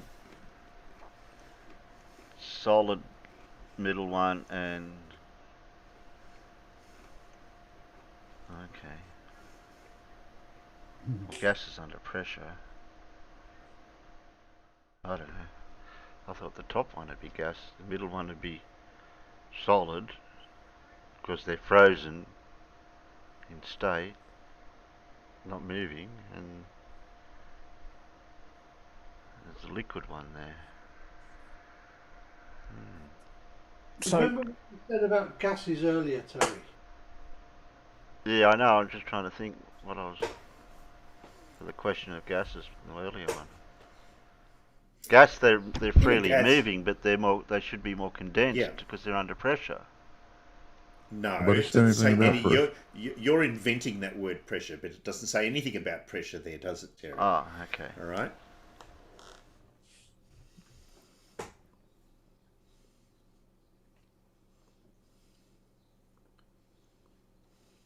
Well, I'd have to do the liquid and the solid one then. Because to be a liquid...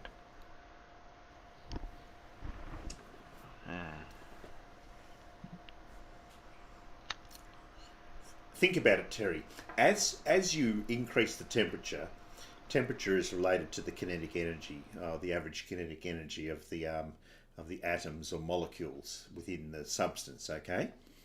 So in a solid that's below the melting point, the kinetic energy is not enough to break the bonds between the molecules or atoms, okay? And so they're quite solidly, to say the word, right?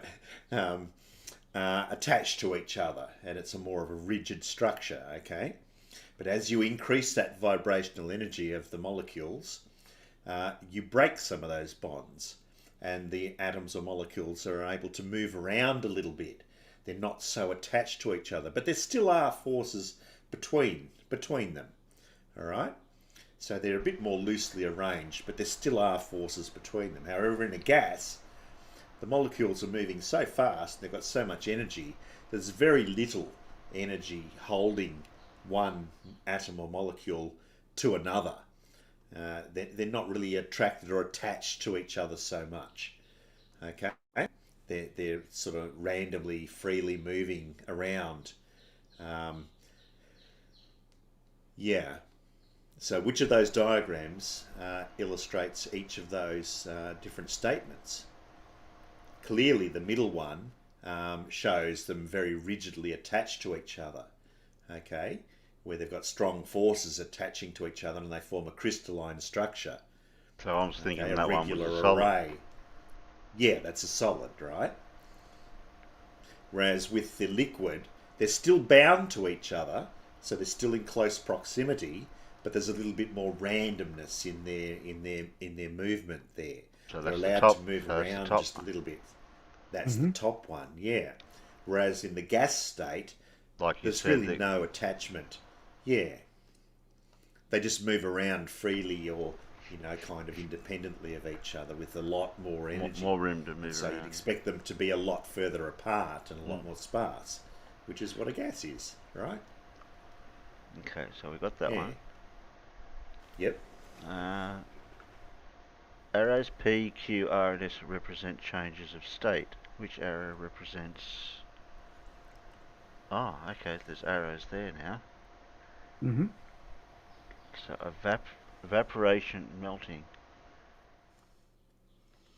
Which arrow represents evaporation?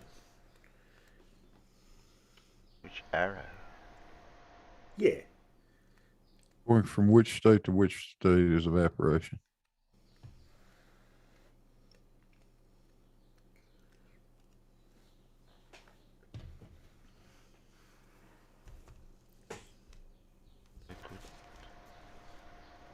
The P, from a liquid to a gas.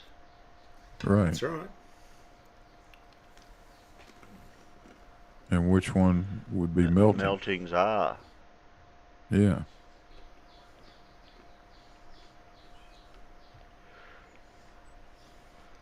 Okay. Methane is the main component, main compound in natural gas. The scale below shows the melting point and the boiling point of methane. Now this one's going to get tricky. Methane has three physical states, solid, liquid and gas. What is the physical state of methane at minus 170?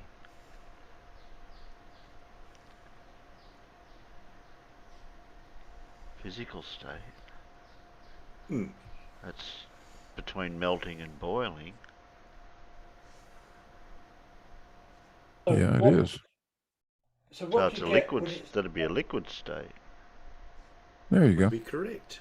Yeah.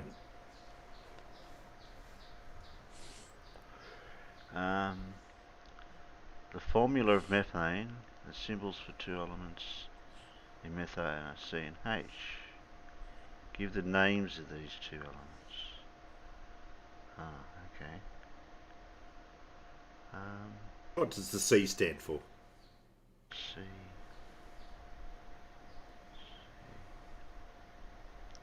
Well, if H is like in H2O is hydrogen and oxygen, element would be H for hydrogen.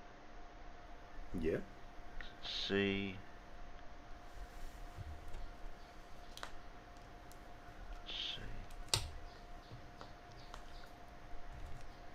I'm not sure about C. I'm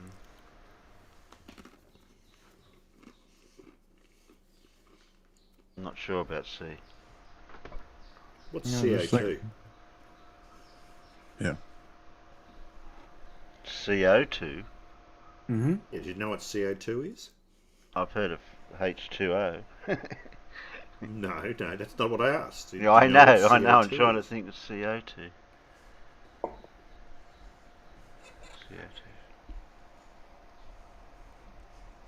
I think I've heard of it. You should have. It's one of the big things that's nasty in the atmosphere, right? Mm. It's what all the fuss is about. Oh, yes. Global warming.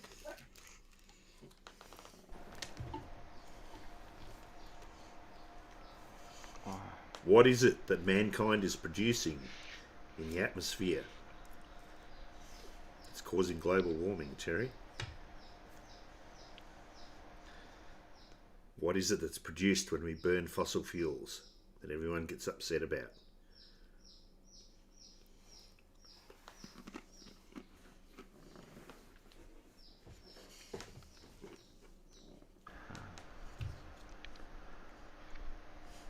What trading scheme are governments implementing to counteract the effects of global warming?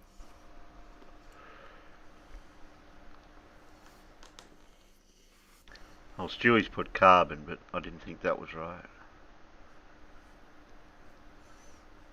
Stewie's right. Mm. Okay, I didn't think it was. I'm thinking of carbon as something else. Well, CO2 is carbon dioxide. Oh, yeah, carbon dioxide. Or what car exhaust can chuck out is carbon monoxide. Monoxide, CO. yeah. The C is carbon. That's what its symbol is on the periodic table. C for carbon. Sleeping Warrior defined it for us. CO2 is a mixture of carbon gas and oxide gas. Oh, God. Oh, is it? Oh, I forgot about that. Yeah. Oh, God. I couldn't believe I got him to actually say that. Yeah. I know. That was a painful moment. Yeah. Carbon monoxide, really? Well, obviously, if somebody said it that way, I'd say, no, that doesn't sound right. No. I reckon the most derpy derp I've ever heard Sleeping Warrior say, and I believe he's taken that video down because I've not been able to find it since, was when he was talking about relative density disequilibrium, and he was saying how that you get the relative density by dividing one density by another density, and then he followed that up with the words, it doesn't matter which way around you do it. Right. Yeah. Yes, exactly. Yeah. But then this is the kicker. This really made me nearly go out and commit suicide, because I thought the world can't be this dumb. That he was asked, the big question was, well, what gives it direction, right? And his explanation was, when you divide the relative densities, one density by another density, you get a number that has a decimal point in it. You know, it might be 1.2 or 3.4 or something like that, right? And his explanation was that the number in front of the decimal point gives you the direction, and the number after the decimal point gives you the magnitude. I remember that now, yes. Yes. I couldn't believe it. I Man, do remember that. Yes. That was just priceless. Yeah. Just stunning. Stunning Kruger. Stunning Kruger, yeah. Quite unbelievable the crap that comes out of his mouth. I'm sure Warrior's IQ must be a complex number. Yeah. But then also decimal pointed numbers also can be displayed as a fraction. Yeah. Sometimes. Yeah. I was just thinking how that would work. Not always, Terry. Oh, okay. But we won't get into that because that's another whole story. Yeah, it's not fair to have fractions that have decimal points in them. Okay. Although I've seen them try to do that too. Yeah. We got any other ones for that?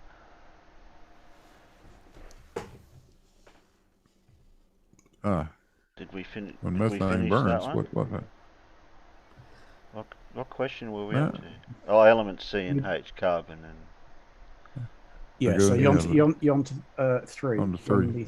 Oh, number 3. So when methane burns, it reacts with oxygen. One of the products is water, H2O. Give the name of the other product. Which we've just been talking about. Well, I think we might have been discussing it.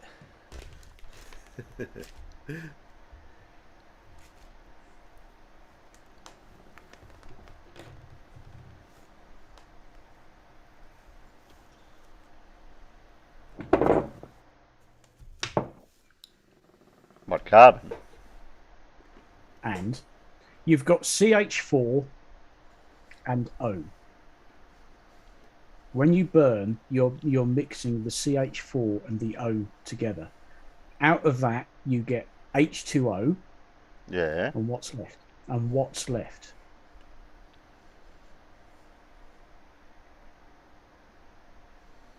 Well, there's only C. No, there isn't. You've got CH4 and O. O2. You got to get the thing to balance now. Yeah. It helps when you actually write it down, I guess.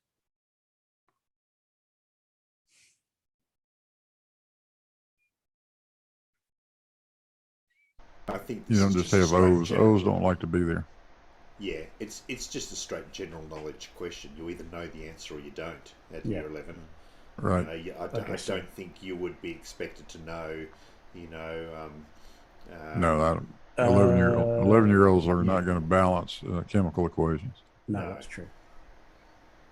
And we hadn't mentioned it yet. Yeah, we have. We have. We've spoken about it just now. We're talking about carbon and hydrogen and what else did we mention? Monoxide. The greenhouse gas. Something that carbon. Causes greenhouse warming. Yeah, carbon. It's not just carbon; it's carbon and. Can I rewind the stream to what you said? I know you said carbon monoxide. Carbon monoxide, what cars exhaust, and the carbon dioxide. What was the other one then? Okay. Yeah, that's the one. Yeah. All right. Yeah. When you balance the equation out, you'll end up with H2O and CO2, carbon dioxide. Okay.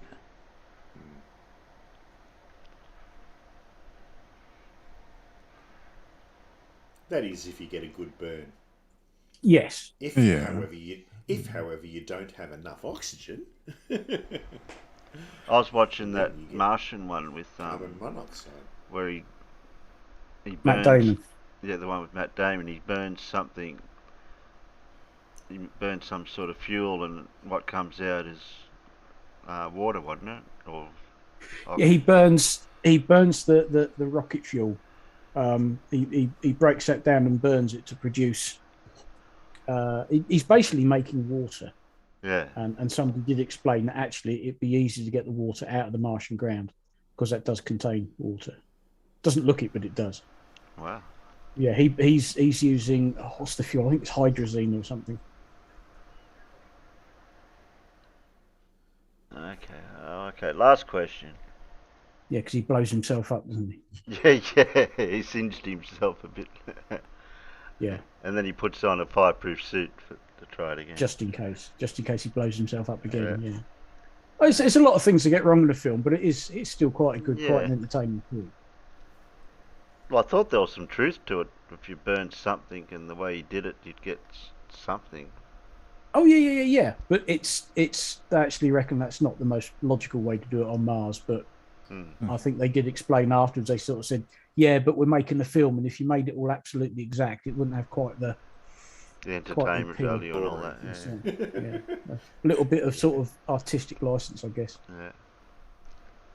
Well, he used duct tape to seal the hatch after it opened up. If you can't fix it with duct tape, the hell with it, it's broke. Quite. Duct tape, cable ties, and at a pinch, baling twine. Yeah. That was always my favourite growing up on the farm. Well, over here, if you can't fix it with fencing wire. Yeah, that'll do it. Okay, the diagram below shows the orbits of Neptune, Pluto and Earth. At 2 points A and B, the orbits of Neptune and Pluto cross over each other. Okay. What's the question? What force keeps planets in orbit around the Sun? I've already mentioned this one before for that other one with the meteor. Yeah. You need to shout the answer out though, Terry. Our gravity. There you go. Okay. I should have added up all these marks through the questions. What I've been getting right. Well, so far you've got them all right. Well, not quite. With a bit of help. Yeah. Yeah, but that's what I'm saying. I'd like to add up just the ones I know that I've got right without any help. 2 reasons why it takes Pluto more time than Neptune to orbit the Sun. 2 reasons. 2 reasons? 2 reasons for more time than Neptune.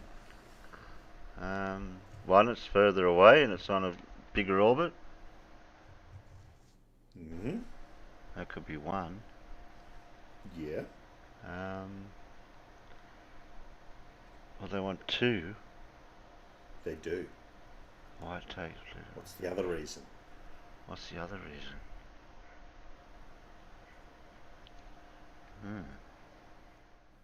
That's a good one. That's another reason. Would that be the one I mentioned earlier? I don't know. What was that? That's what you mentioned earlier, Alan. About angles. And the fact that we're just looking down on it. No. You're talking about the ecliptic plane because it's not on the same. Not that complicated. Okay. Nope. Smaller mass? Nope. No. That has nothing to do with it. Nothing to do with that? Yeah. Oh. Doesn't care how much mass it is. Yeah. Thank goodness the mass is not the reason why things orbit faster or slower, because if that was the case, then the astronauts in the ISS would orbit at a different velocity than the ISS itself. That wouldn't be very good. That wouldn't be very good. It'd be a real mess up there around the ISS. It would be, wouldn't it? Yeah. Okay. They're cleaning goo off the walls all the time. Yeah. No, I think that one's going to have me stumped. If I've got one, I can't quite. Terry, do you know how long it takes a satellite to go around the Earth? Do I know how long it takes? Yeah. Have you got any idea?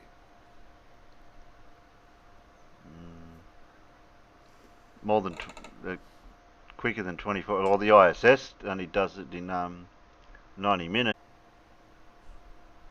Is it 30 days or 29 days or something? Yeah, something like that. Yeah. All right. So not only does the moon have further to go, but there's another thing that it does as well. So the further out it is, the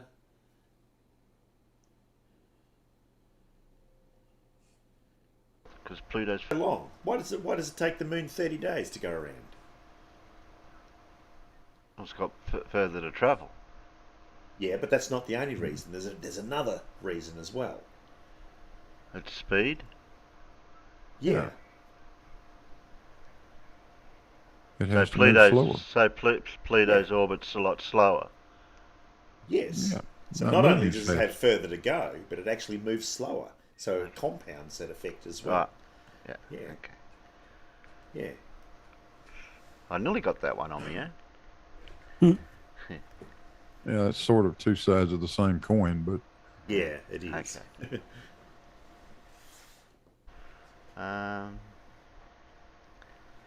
So gravity, that one. Right, so Tom can see the sun because it is a light source. It gives out its own light. Neptune and Pluto are not light sources, but Tom can see them when he looks through his telescope. Why can Tom see even though they are not light sources? Well, isn't that the sun's light reflecting off the planets like the moon, like a full moon? Sure. Exactly. Yeah, that's it. Between points A and B, Pluto is nearer than Neptune to Earth. Tom noticed that Pluto is not as bright as Neptune, even when Pluto is closer than Neptune to Earth. One reason why Pluto is not as bright as Neptune. Okay, this one's going to take a bit of figuring out. Not really. Yes, it is, because I have to go back up to the drawing. I can't glance up, glance down at the question, and then go back to the drawing each time. No, the drawing's not really going to help. Won't help you, because the drawing is not to scale. Ah. So what's the question again? Job 2. Why isn't Pluto as bright as Neptune, even though it's sometimes closer than Neptune is?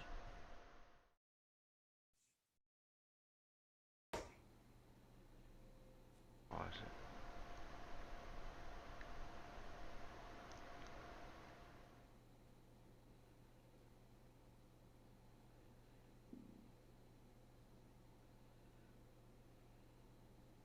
Are we assuming that the Neptune and Pluto are in the same part of the night sky at the time that they're saying this? Well, yeah.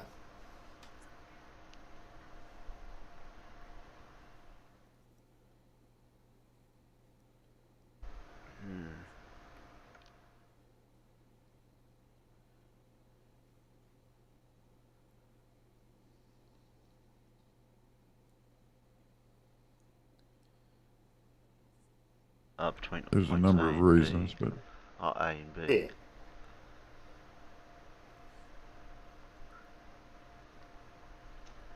But remember, this is not to scale. Yeah, okay.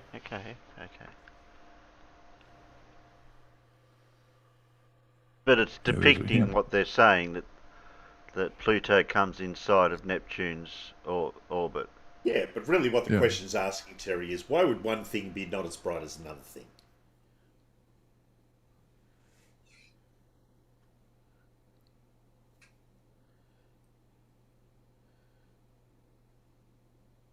Something's blocking it, or something's diffusing the light, or... No, you're overcomplicating it, Terry. Okay. Overcomplicating, oh bugger. I hate it when I do that. It's just a really simple reason.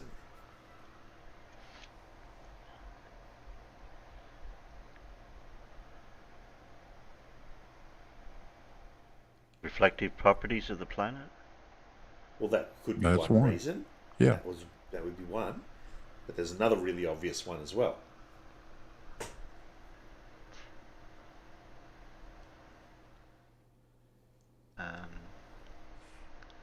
No, Let's make it obvious, Terry. Which is brighter in the sky? The ISS or the moon? Well, the size. Yeah. Size, right. Yeah. Not only is Pluto a lot smaller than Neptune. Yeah, that's what I was just thinking. If it's size. Yeah. It's a lot smaller, and it is also a lot less reflective. Yeah. Right. Yeah, I knew Pluto was small, because that's why they questioned it as being a planet or not. But now that they've gone that far, they want to put it back to being a planet, because they want to redefine the word planet, because the word planet was its inception was so long ago that they wanted to redefine the meaning of it, so it would get included to be a planet. I read somewhere about that. I don't care what they do. It never stopped being a planet to me, so Yeah. they can do whatever they want. Yeah. If you want to add some more planets, go ahead. It's actually slightly smaller than our moon, isn't it? Okay, so there's 1, 2, 3. I think so. 4, 5, 6. It was all to do with things like having cleared everything that's in its 7, orbit and 8, stuff 9, like that, 10, and it, as to what made it a planet or not. 11, 12, 13.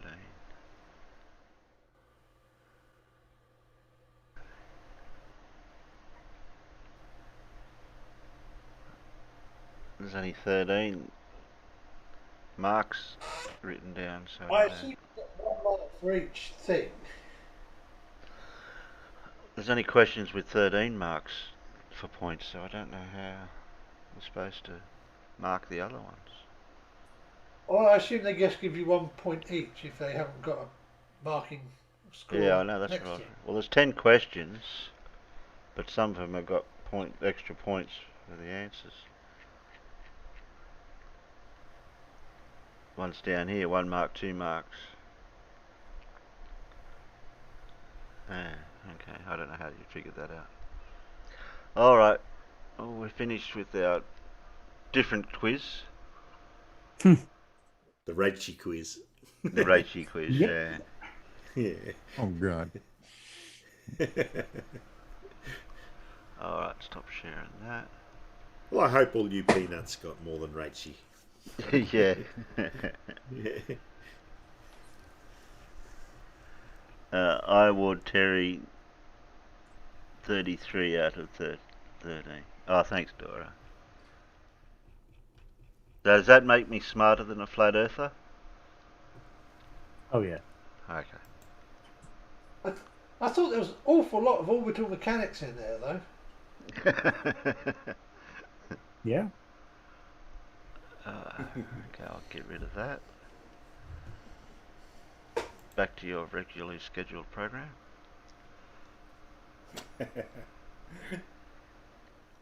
I think flat earthers really should have an advantage over most of us. They're much better equipped to think like an 11-year-old than we are. Yeah. That's true.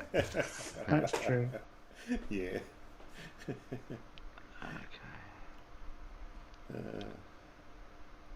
Let me scroll up through Discord and see what...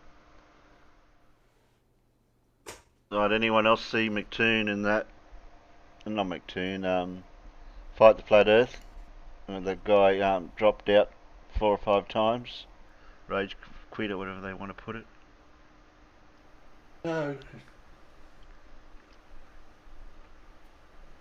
Yeah, I only watch Fight when I'm watching it with you guys on here. It was his bad English that always lets him down, some of them.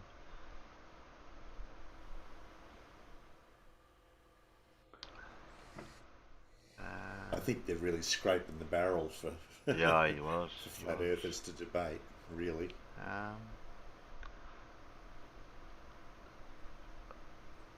So do we watch the Simon Dan ones of Raichi, or don't worry about that one? Well, it's up to you. I don't know if I've got it. I mean, I'd have to go to his...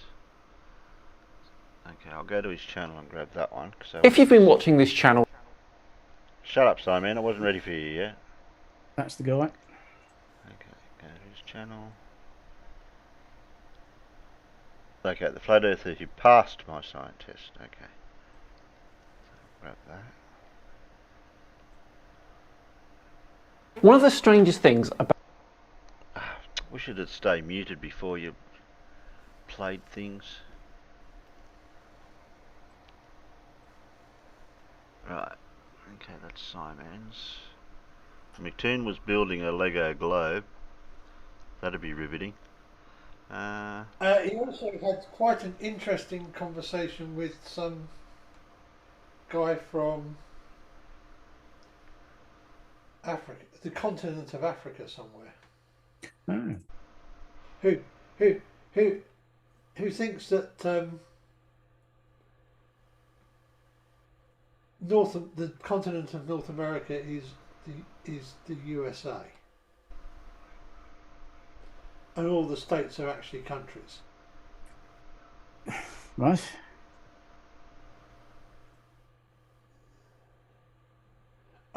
amongst other stuff.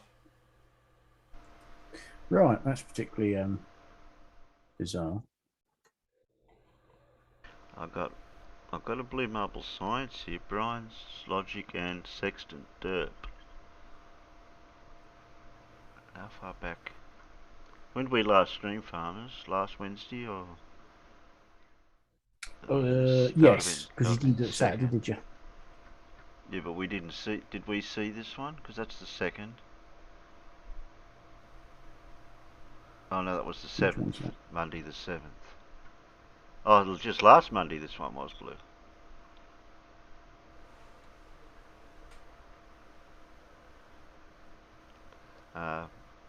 Blue's gone for a coffee. Grab Blue's one. Oh, there we go. Now Sorry. I'm unmuted. Yeah, Yeah, Brian's logic and sextant derp. That was last Monday.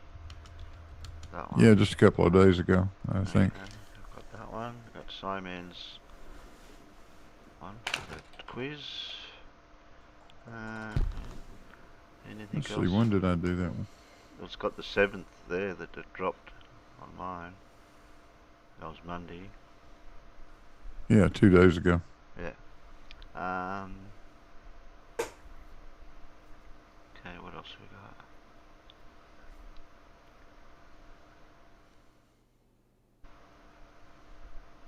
Jesus, not a lot around at the moment.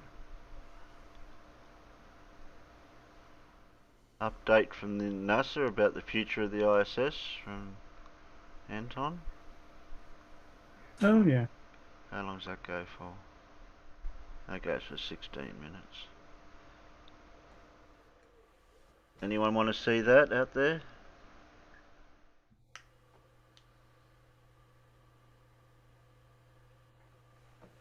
It goes for 16 minutes, but we could always play it at Lindsay's speed, which probably wouldn't matter.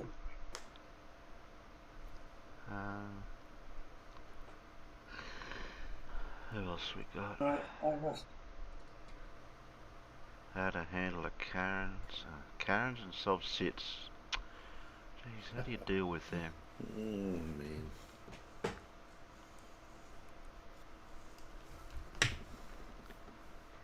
How far back can I go? That's Beaver. Finder. 42.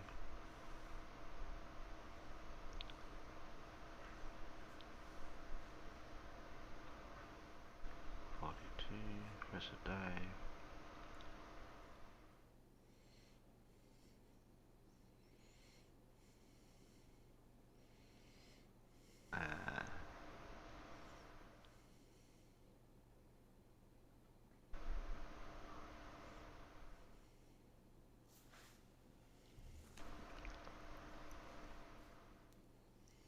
What date am I looking for? The 2nd, okay.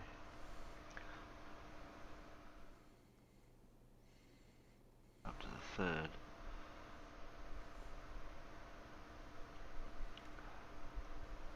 No, that's all I've got.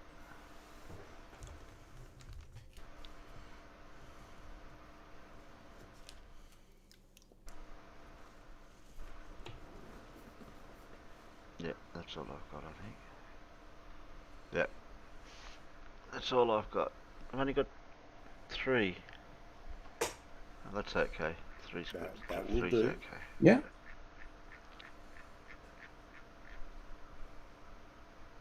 Okay. Now, if we do them in order,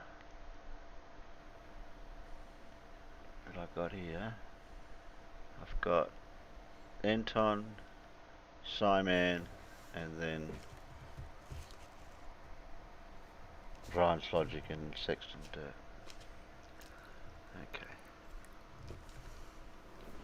Oh, I think this has been a full evening. It's not 3 o'clock yet, Paul. No, but it's getting there. Getting close though. Mm-hmm. I think we've covered everything that we normally do. Oh, you haven't seen the 5G one? Yeah, I read it. I seen there was a 5G one about something. Who was that one? Can't think who did that one. You reckon? Brave Sir Robin, Brave Sir Robin bravely ran away. So there was no 5G debate. Right. Ah. Okay. Okay, you got that? You got that? Say hello, wonderful person. Hello, wonderful person. This is Anton, and today we're going to be discussing the recent announcement from NASA in regards to the International Space Station, and more specifically, how it's going to end in approximately 9 years from now. In other words, NASA has officially determined when this particular mission and the entire space station is going to end, and that's going to be in 2031. But I wanted to discuss a little bit more about some of the recent updates in regards to the station, talk a little bit about something I don't usually talk about, which is drama in space, and also discuss some of the future implications in regards to the end of the mission and the end of the space station in general.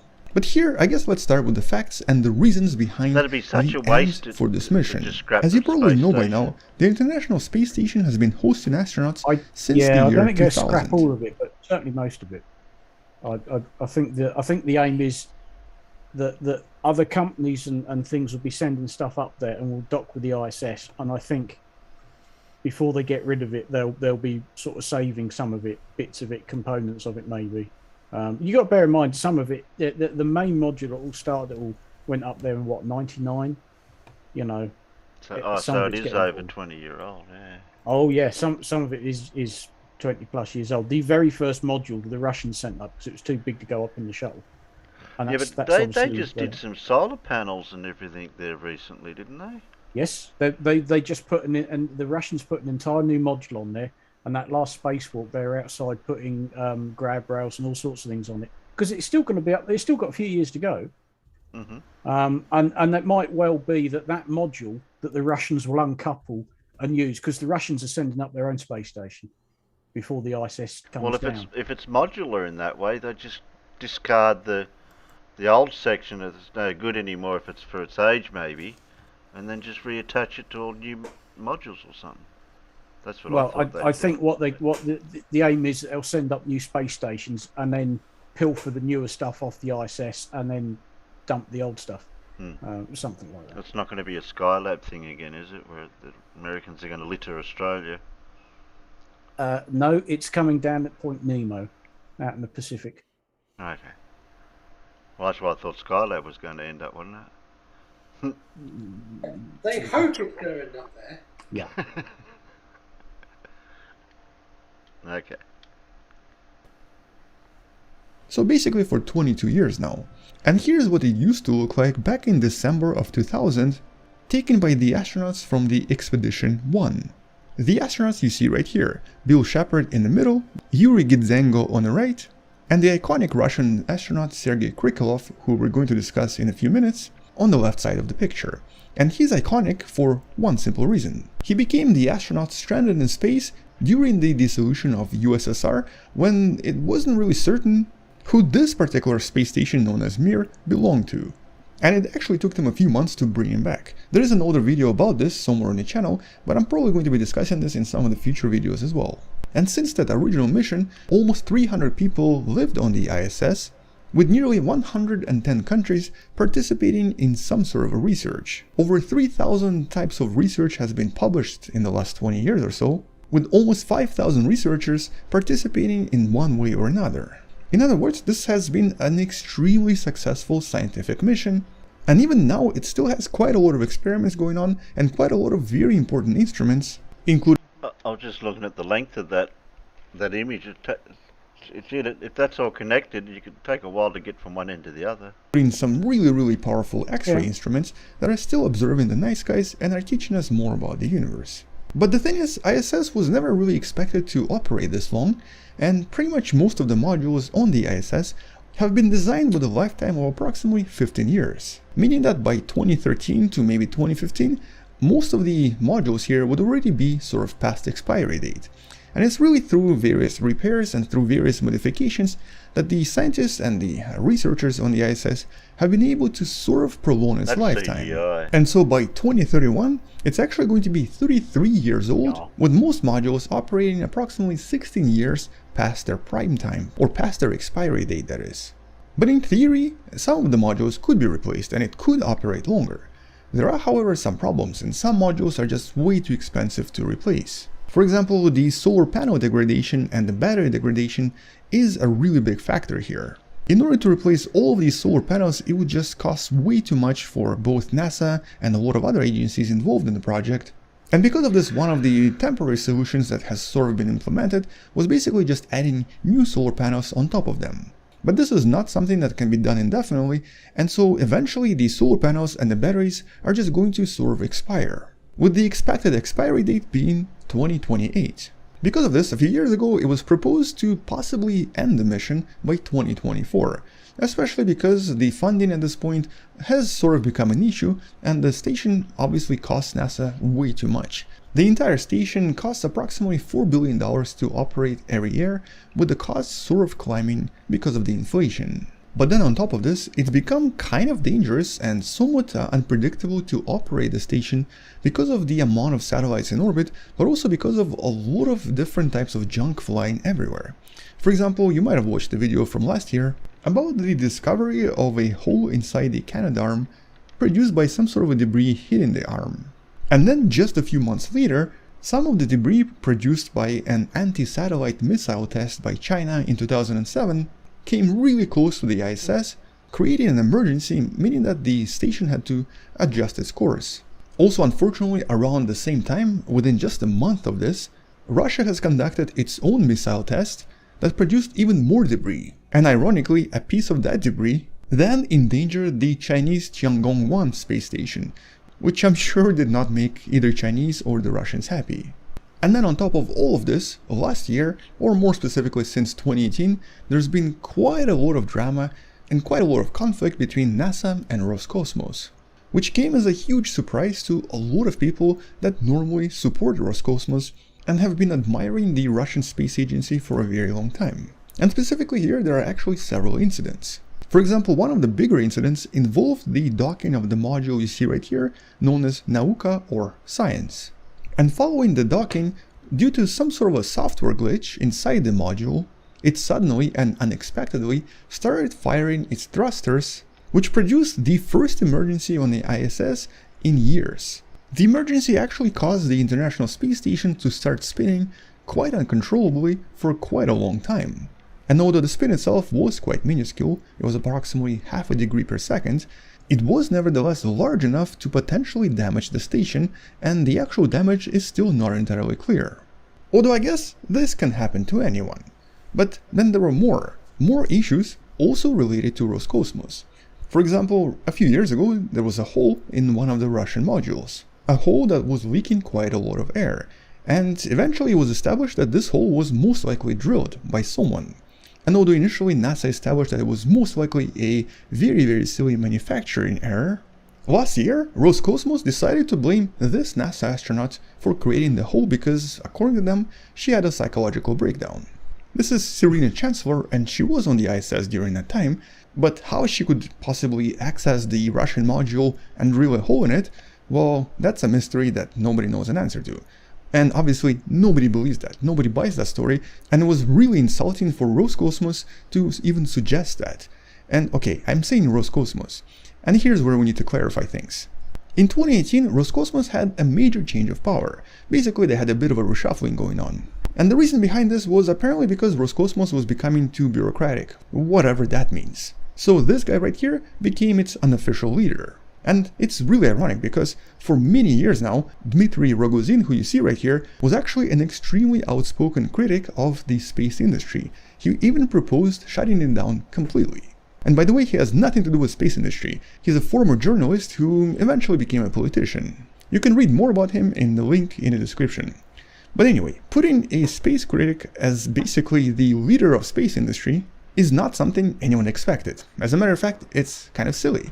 I guess as an analogy here, it's kind of like if we put Alf, remember Alf, that character from like years ago, in charge of some kind of a cat shelter. And for those of you who have no idea who this character is, it's an alien who just likes eating cats. Okay, honestly, I tried to find a better analogy, but I couldn't.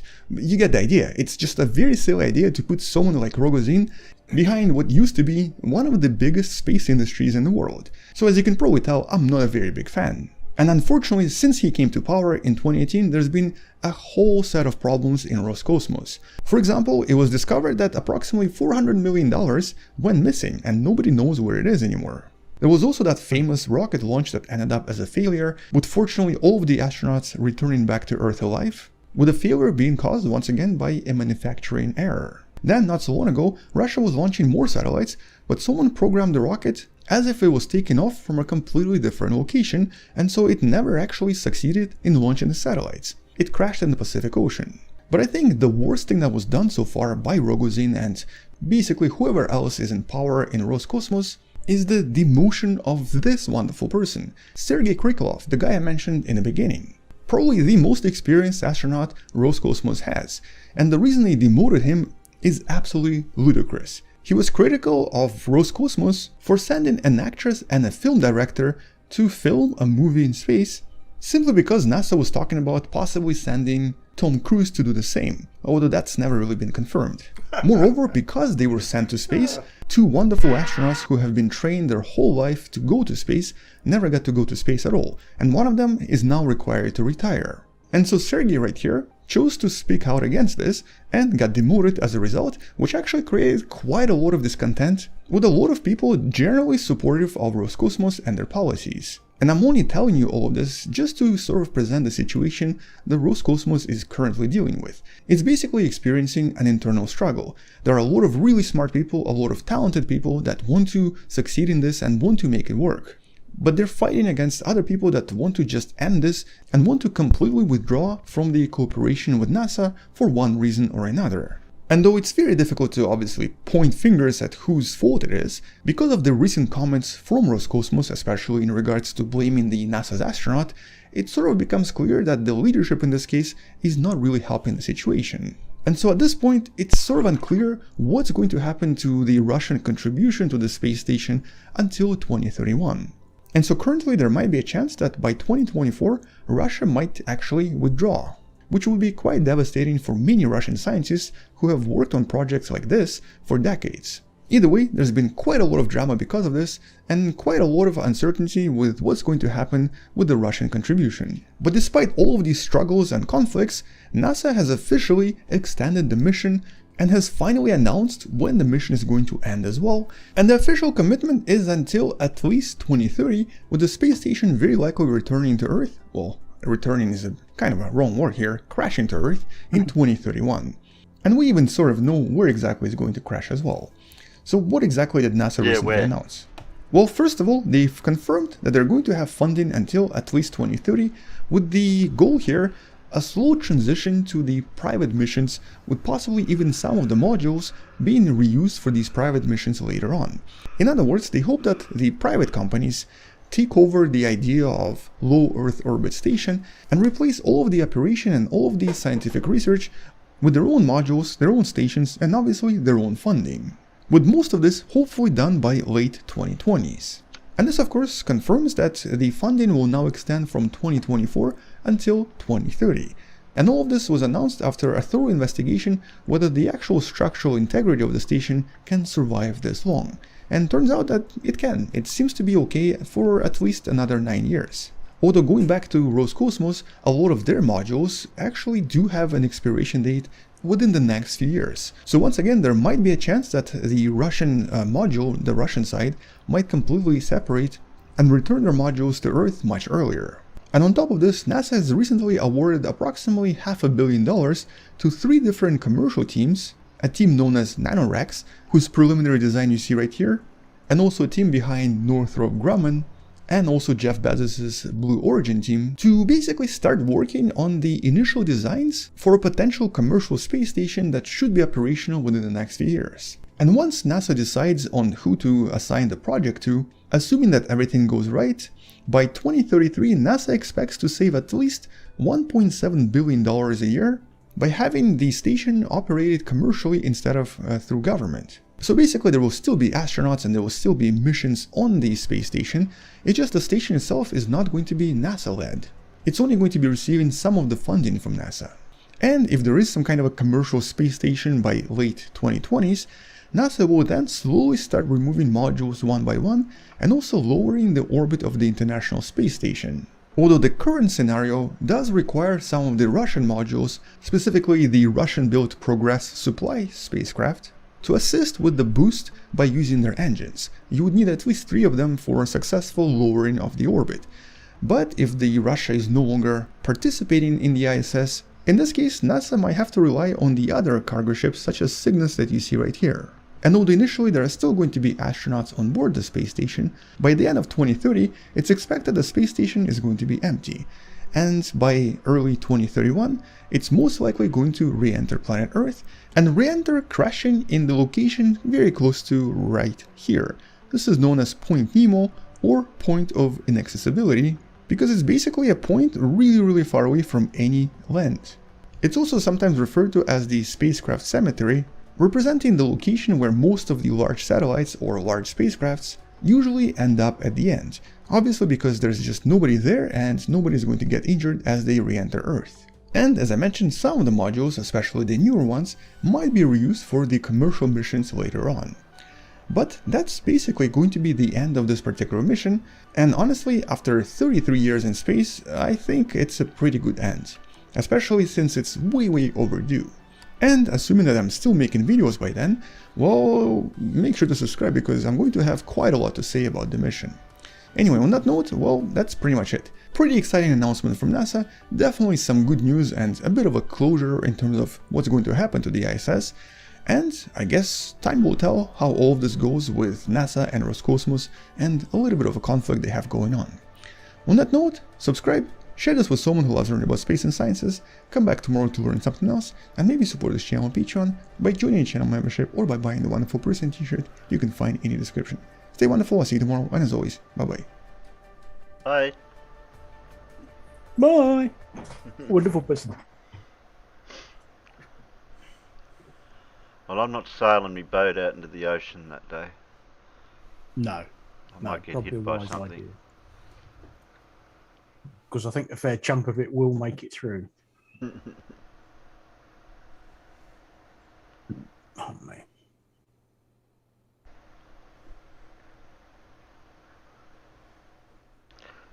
So when they evacuate the space station, the ISS, they should have a sign on it to let. Or room to let. Vacancy. Low mileage. Low mileage, run careful only. Yeah.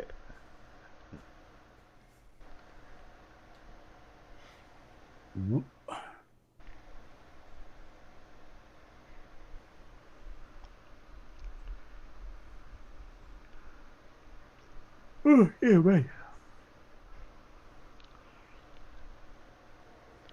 We didn't get to do your other thing today, Farmer. There's always next time, mate. There's always next time for that. It's always next time. Yeah. That's right, Colin. We're still waiting for America to pay the littering fine that we sent them. Alright, okay. Swap that over. We're just talking about this. We're just doing this. Yeah. One of the strangest things about the Flat Earth community is that there appears to be a very small amount of females that actually make content. I can only think of 2 that we've looked at in the past, Orphan Red and Karen B. But this week on Flat Earth Friday, we're going to take a look at another one and the science test that I gave her.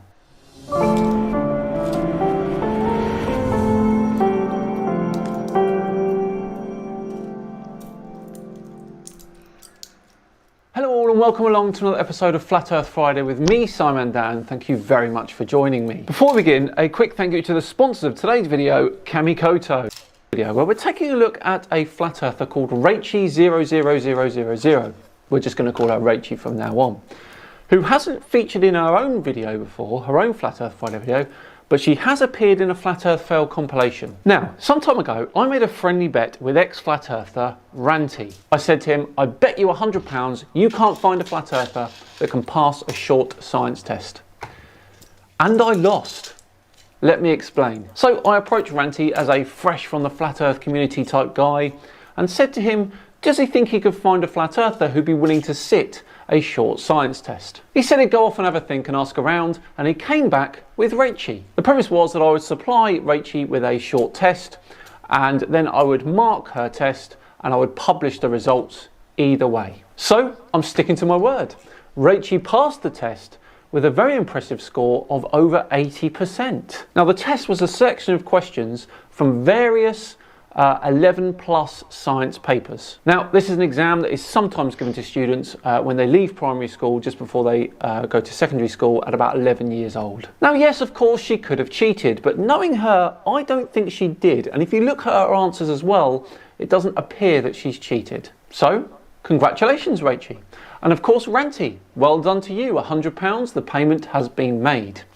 However, I've got a couple of caveats. Firstly, it's Rachie's age. She doesn't appear to be as old as some of the other members of the Flat Earth community. Now that means there's been relatively little time between her time in the UK school system and now. She knew what was to be expected in some of her answers. It proves she knows the model quite well and maybe even remembers some of the science she did in school. Secondly, it was only an 11 plus test. Now, I would like to take that further and do a GCSE test if she is willing. So you would expect that someone with a little bit of science/physics knowledge after passing this test would understand about some of the physics in our world, wouldn't you? Well, let's take a look at one of Rachie's recent videos and we'll find out. So they say the sun's rays are parallel. Who's they? But yes, for all intents and purposes, by the time they reach Earth, they are parallel. So let's take a look, shall we?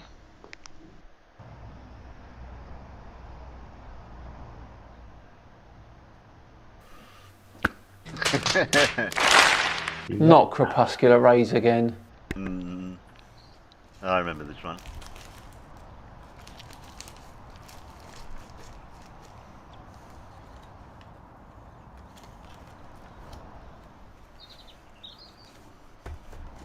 That wasn't. Yes, we get the idea. You think the sun is right there behind those trees because of the crepuscular rays.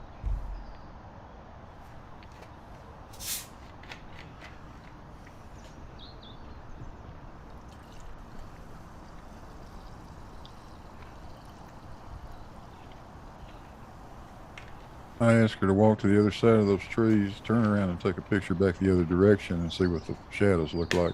Right, stop right there. Yeah, let's just take a look at that again. Look at those crepuscular rays here. They appear to be diverging at an angle.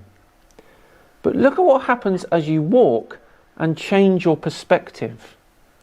Yeah, funny that. Those crepuscular rays from before are now dead straight. Funny that, isn't it? Let's continue.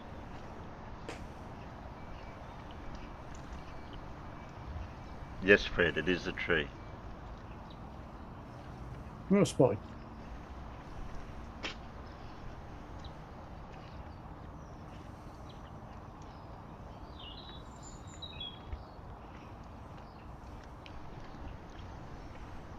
She's literally debunking herself as she goes. Amazing.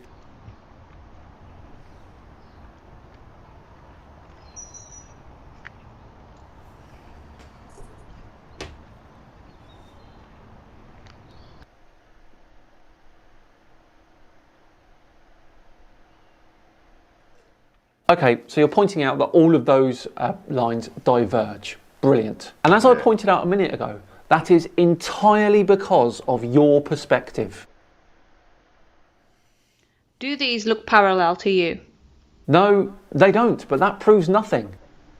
Are you seriously trying to tell me that these shadows are parallel?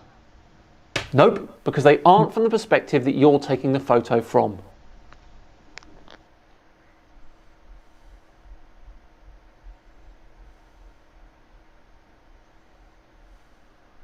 But I understand perspective. I look at those photos, I know it's parallel. Yeah. Yes, we've seen them already. Okay, a couple of points here, and I'm going to start with a classic one. Take a look at this picture. Now, the tracks of this railway line are diverging away from you as they get closer. Does that mean that the train tracks are not parallel? Of course it doesn't. Otherwise the train wouldn't be able to move on the tracks, would it? Let's look at the railway line from above, and you'll see that they are, of course, parallel. Now, I wonder what would happen if you tried to look at some crepuscular rays from above. Exactly. Would you look at that? I've posted that image to Flurfers a few times and they just ignore it. I know, Bob, I know, but we shouldn't be laughing. Well, how can we top that one, Rachie? Well, it turns out that Rachie is actually a proponent of the old relative density disequilibrium argument that the flat earthers often give in place of gravity. Let's have a look at a video she made. Okay, so we have a density tower. Oh, this just one. a little one.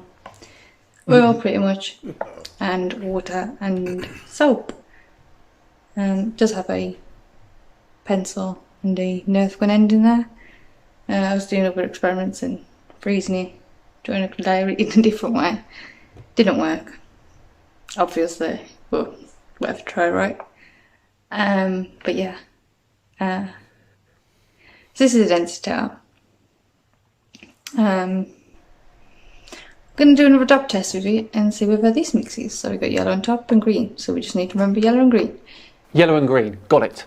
But I don't really know what you're trying to prove here. Different liquids having different densities doesn't disprove gravity. If it mixes, obviously there shouldn't be yellow on top and green. Yeah, so we'll see what happens.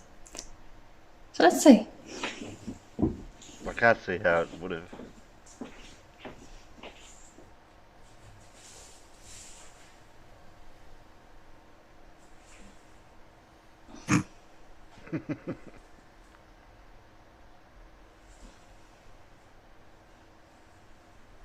What she thinks the liquids are going to swap around or something at that distance. Yeah, over what, 1.5 meters?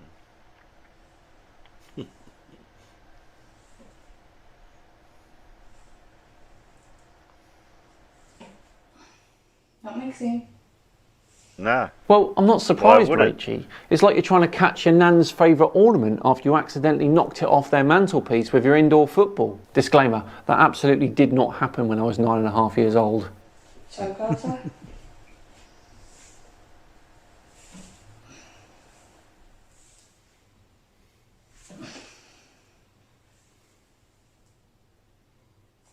No matter how many times you do it, it still Not goes mixing. against your claim. So, unless it needs to fall for longer, but what is the precise amount of time that it needs to fall? Out of breath to mix. Because mine didn't mix on 2 different occasions. Why don't you try shaking it, Rachie, and see if it mixes then? She won't. And dropping it. So, shake it. I mean, if it did mix, again, let's see how long it takes to. it. Oh, she did. Besides, I've got no idea why she's doing this. None of it disproves gravity or proves relative density disequilibrium. What I found most interesting about this video is the top comment from one Mark Sargent. Take a look at this. 9 months ago. I can't believe it took me so long to find another great Flat Earth channel. And she's an attractive woman. And she's from the UK. I mean, it's Birmingham, but we can't all make good choices. You have at this moment my full support, and I will do whatever I can do, not only help you with subs, but fight off the coward globalist trolls wherever I can. Not that it'll be for much longer, because I'm pretty sure they all took the vaccine. Long live Flat Earth. How's that prediction working out for you, Mark? And you've agreed to help her with subs. How kind of you, Mark. I'm sure loads of your 97,000 subscribers will go over and support her. Oh dear. I mean, it could have been a better number, couldn't it? Well, there we go. A really good insight into the world of Rachie00000 there. But I'm afraid we are done and dusted for another Flat Earth Friday. Yes, she passed an 11+ science test, but it looks like she doesn't know much science still. Thank you so much for what... Oh, hello there. Thank you so much for watching today. It's Ozzie. Ugh. If you enjoyed it, then please do consider subscribing. It would be very much appreciated. And if you really liked it, then like the video as well. Hey, buddy.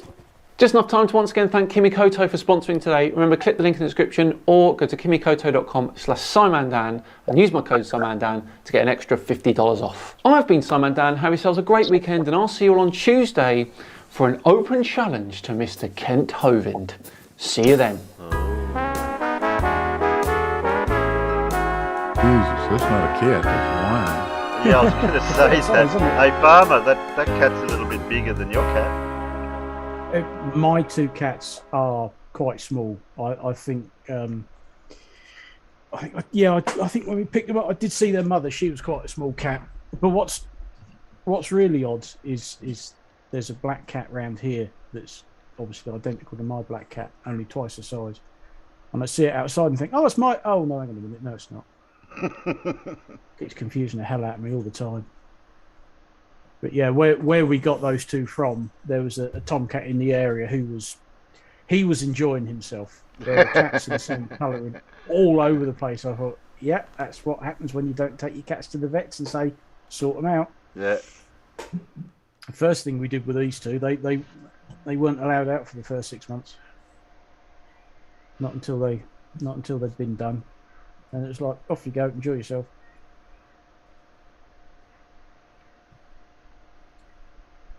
Which Squeak used to do during the summer. She'd bugger off for weeks at a time.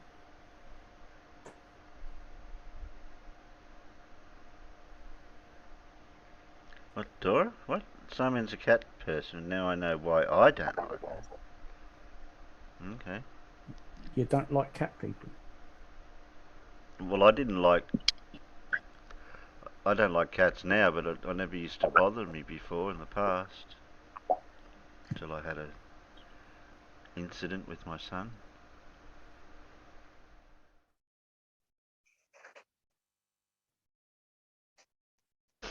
Alright, what have we got left? Oh. To be honest, I was kind of stuck with my two. They had to come with me. There weren't a lot. There was no discussion on the subject. Oh, okay. Well, wasn't my idea to have cats in the first place, I hasten to add, but you know.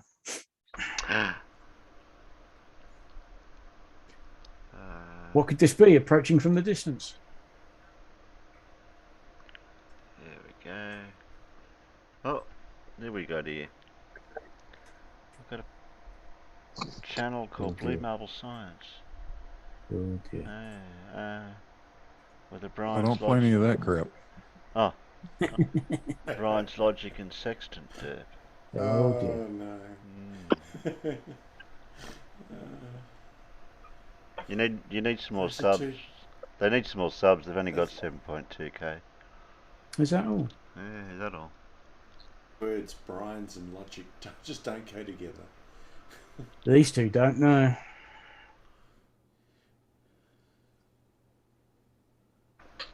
Oh well. Moser, press play. Give that a go. Keep going. Press pause, please. Press pause, okay. Okay, cheers. Here we go. Rip the band-aid off.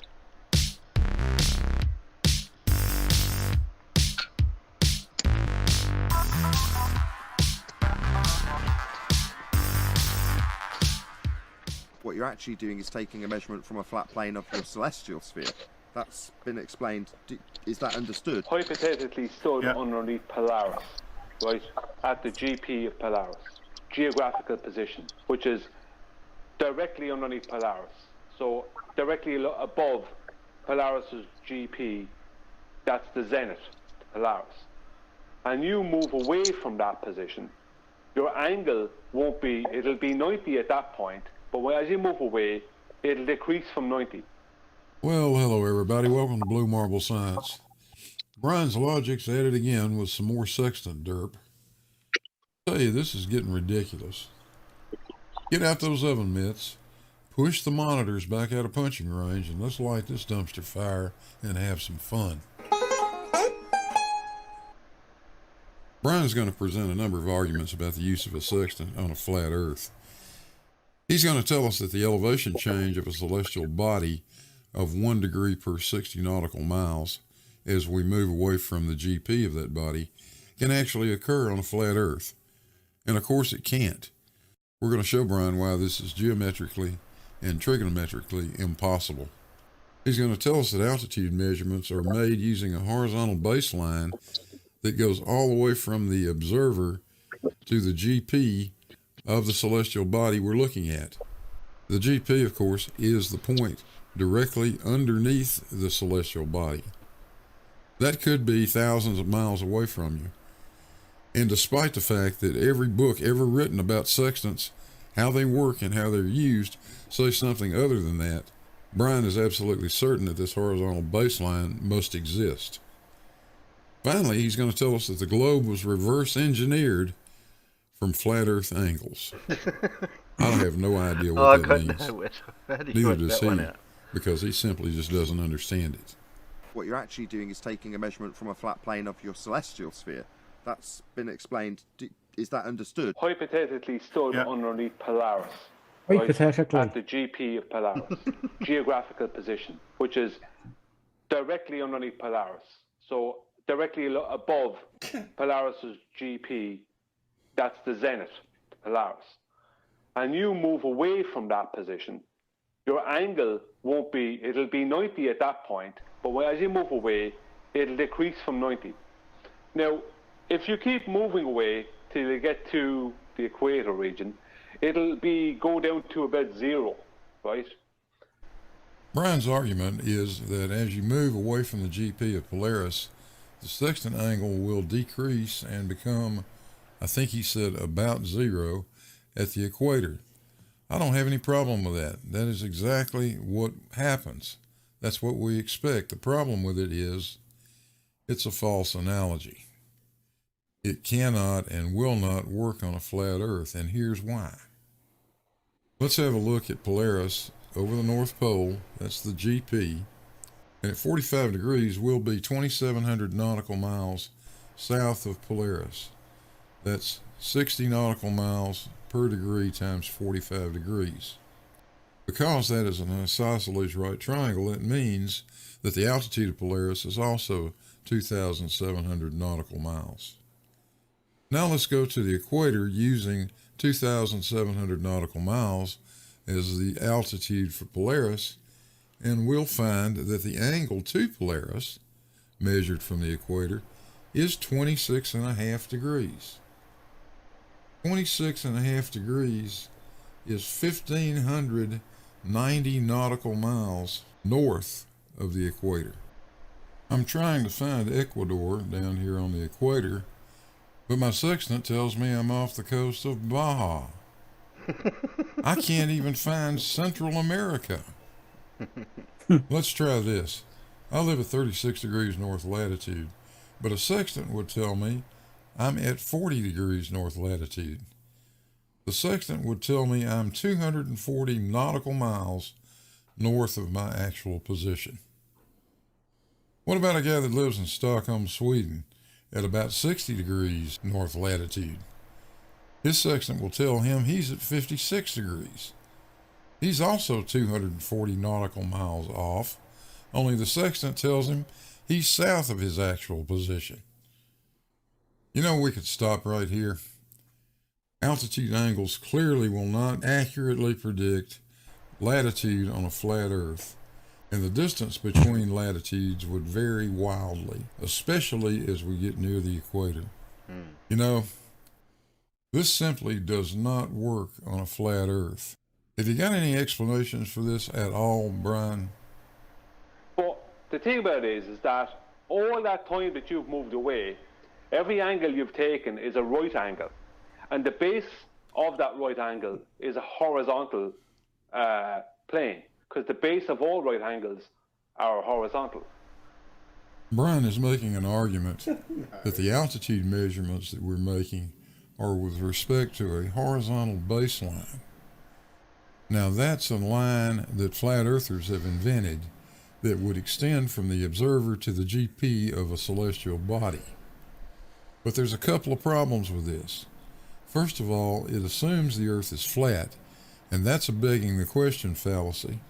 But it doesn't even exist in the first place. This imaginary baseline of theirs is a reification fallacy. Flat Earth invented this baseline so that they could argue that you can't measure an angle between a straight line and a curved line. Of course you can, but we're not even doing that in the first place. When we measure the angle to a celestial body, We measure the angle between that visible body that we can see and a line which is perpendicular to our zenith.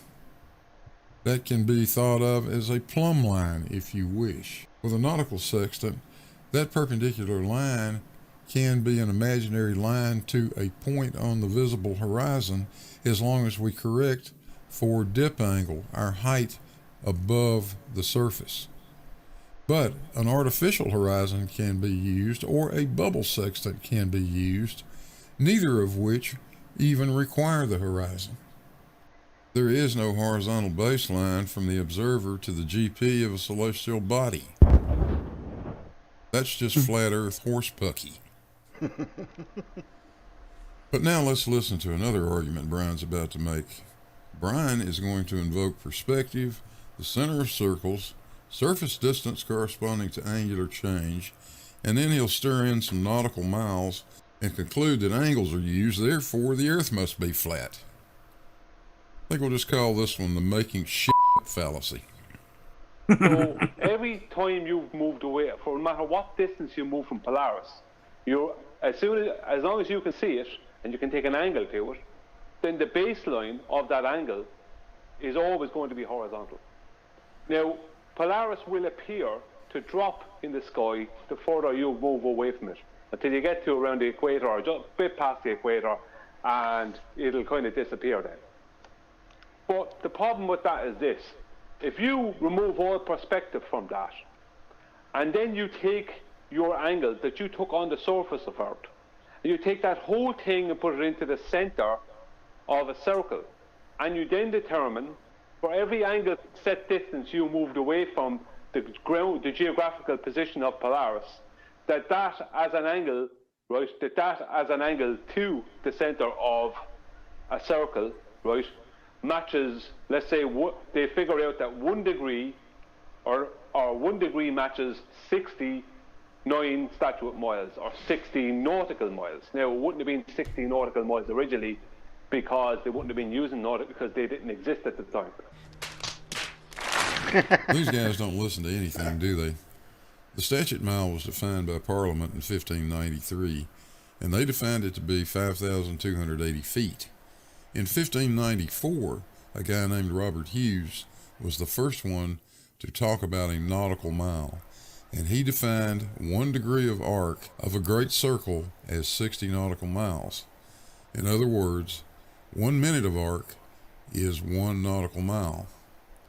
So, that means that the distance from either pole to the equator of about 10 million meters divided by 5,400 arc minutes is 1,852 meters. That's 1.852 kilometers, Nathan. Notice how easy that is? Just divide by 1,000. Now, we've already seen why this doesn't work. I can't even find Central America using this flat earth model. The only place it would work is if I was looking for Bob the Science Guy. He's at about 45 degrees north latitude. But if I'm trying to find Mexico City, I am out of luck. On the other hand, if I use a proper globe model, every measured altitude angle is going to match my latitude. If I measure an altitude angle to Polaris of 36 degrees, I am at a 36 degree north latitude. If I measure 70 degrees, I'm at a 70 degree north latitude. It always works. And it's consistent distance-wise with 60 nautical miles per degree, and we can easily confirm that, and it has been confirmed millions of times. Face it, fellas, your model doesn't work. Mine does. But the point is that the globe is back engineered off of flat Earth angles to Polaris. That's why you have an average radius of 3959 miles. So the globe has to start with flat Earth elevation angles. I can find my house using this method. I can't find the Gulf of Mexico using that method. Hey, thanks for watching. I hope you guys enjoyed it. Don't forget those like and subscribe buttons down there. Click the little bell if you want notifications. Shout out to the patrons, PayPals, channel members. I appreciate everything you guys do. And I'll see you on the next one.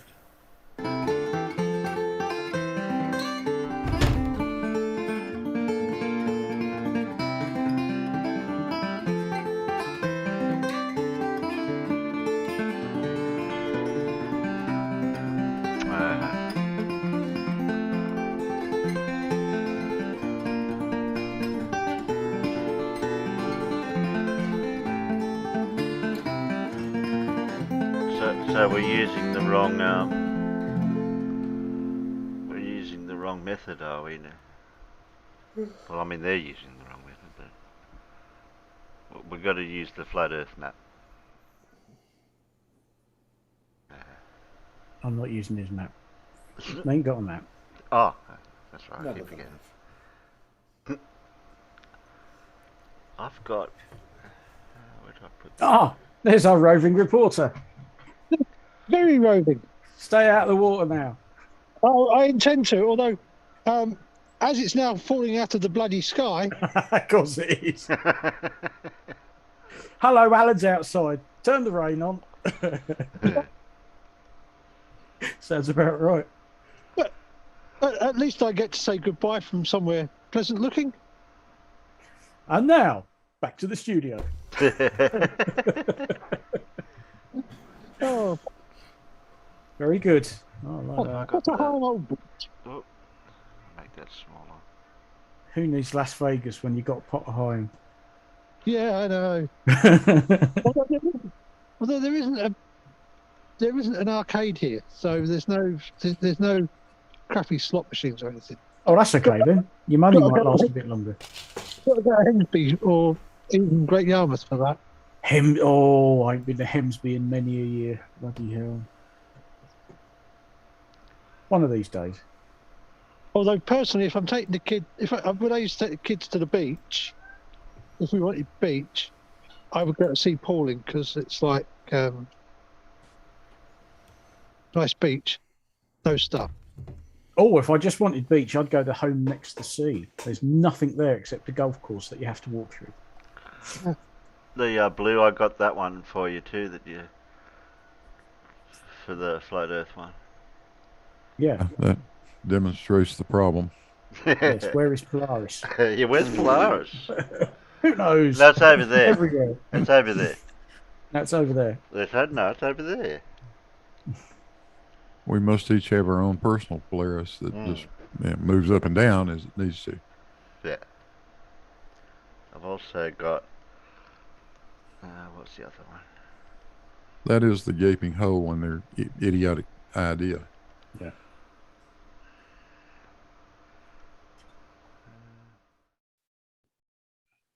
I think I've got. What's the other one? Yeah, for the expense of a plastic protractor, you can prove to yourself this can't work. Oh, wrong. I don't want it there. I want it over there. Get over there. There we go. And that's the other one I've got, what you had, but that's the extended version. I don't know if you can see that. I used to be able to see it. You got full screen. Yeah. Well, yeah. If you force the that goes past your equator one. It just shows where it would have to go to, right? Yeah. Yeah. Of course, you know, I picked 45 degrees as the point to set the Polaris, the altitude of Polaris. But pick any point you want to say it's never going to work. It'll be right at one point, that's all. Yeah. Okay, I'll get rid of that. Well, it's also always right at 90 degrees north, but, you know. Well, yeah. All right, we can close all that off now. I don't need all those tabs open anymore. Enough high IQ research. And I'll say me goodbyes out there.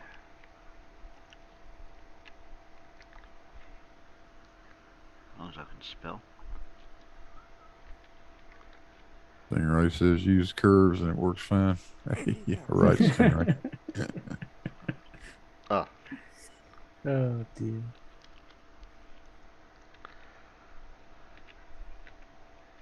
Yeah, the light rays obviously just have to curve all the time, don't they? Yeah.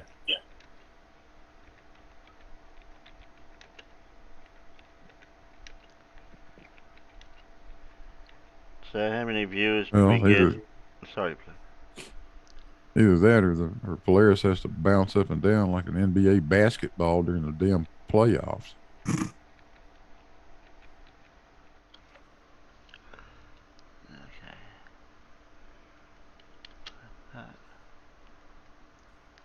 What am I missing? Did we get enough thumbs up to the ratio of viewers? Well, we've got 15 watching at the moment and 25 thumbs up, so. Oh, okay. Oh, that was something I forgot to do, but then I guess it will still be on when I get home, so I guess I'll be able to hit the thumbs up button. You can thumbs up the replay. Yeah. What am I missing? Not yet. I need that one. There we go. That's that. I got that done. Oh, thanks, Arnold Sommerfeld. See, I pronounced it right that time. Thanks, the two Allens. Alan. Okay. There was two Allens. There are. Yeah. There are. And thanks, Farmer Boy. You're welcome. I know what's different about those set of shelves. There's a dusting rag missing from over there behind the.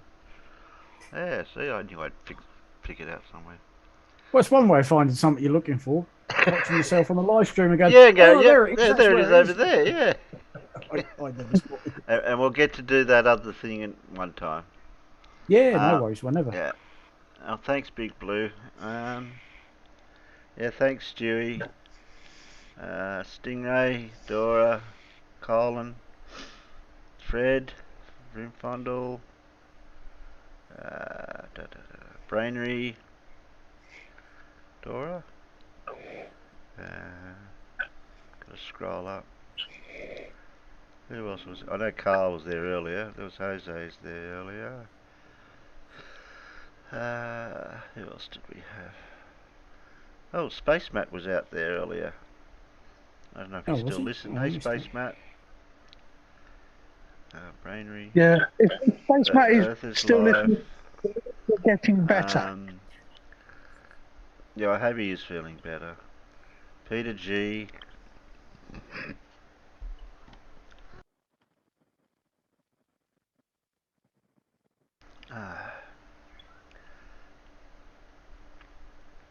Judy Bassett. Okay. Yeah, Judy's out there. Yeah, Judy was out there. Jinxu had to go to work, so they ducked out earlier. Clive. Colin. Alan Evans. Don't know who that is. What's he got to spell? Yeah.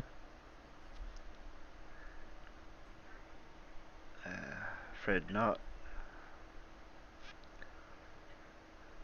Dean Stingray. Stellarium Celestia. Looks like we had a bot in the chat too. Thanks, Clive, for sorting that out. I don't know where this bot comes from.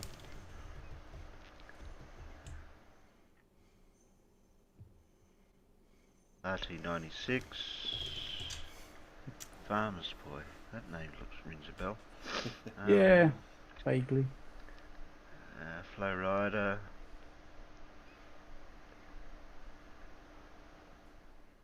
Peter G. I think I've done that. If you've missed out on getting a shout out, yeah, I said Jose. Don't forget Carl. No, I didn't forget Carl. Oh, Dart. Put a late wave and a thumb up. All right then.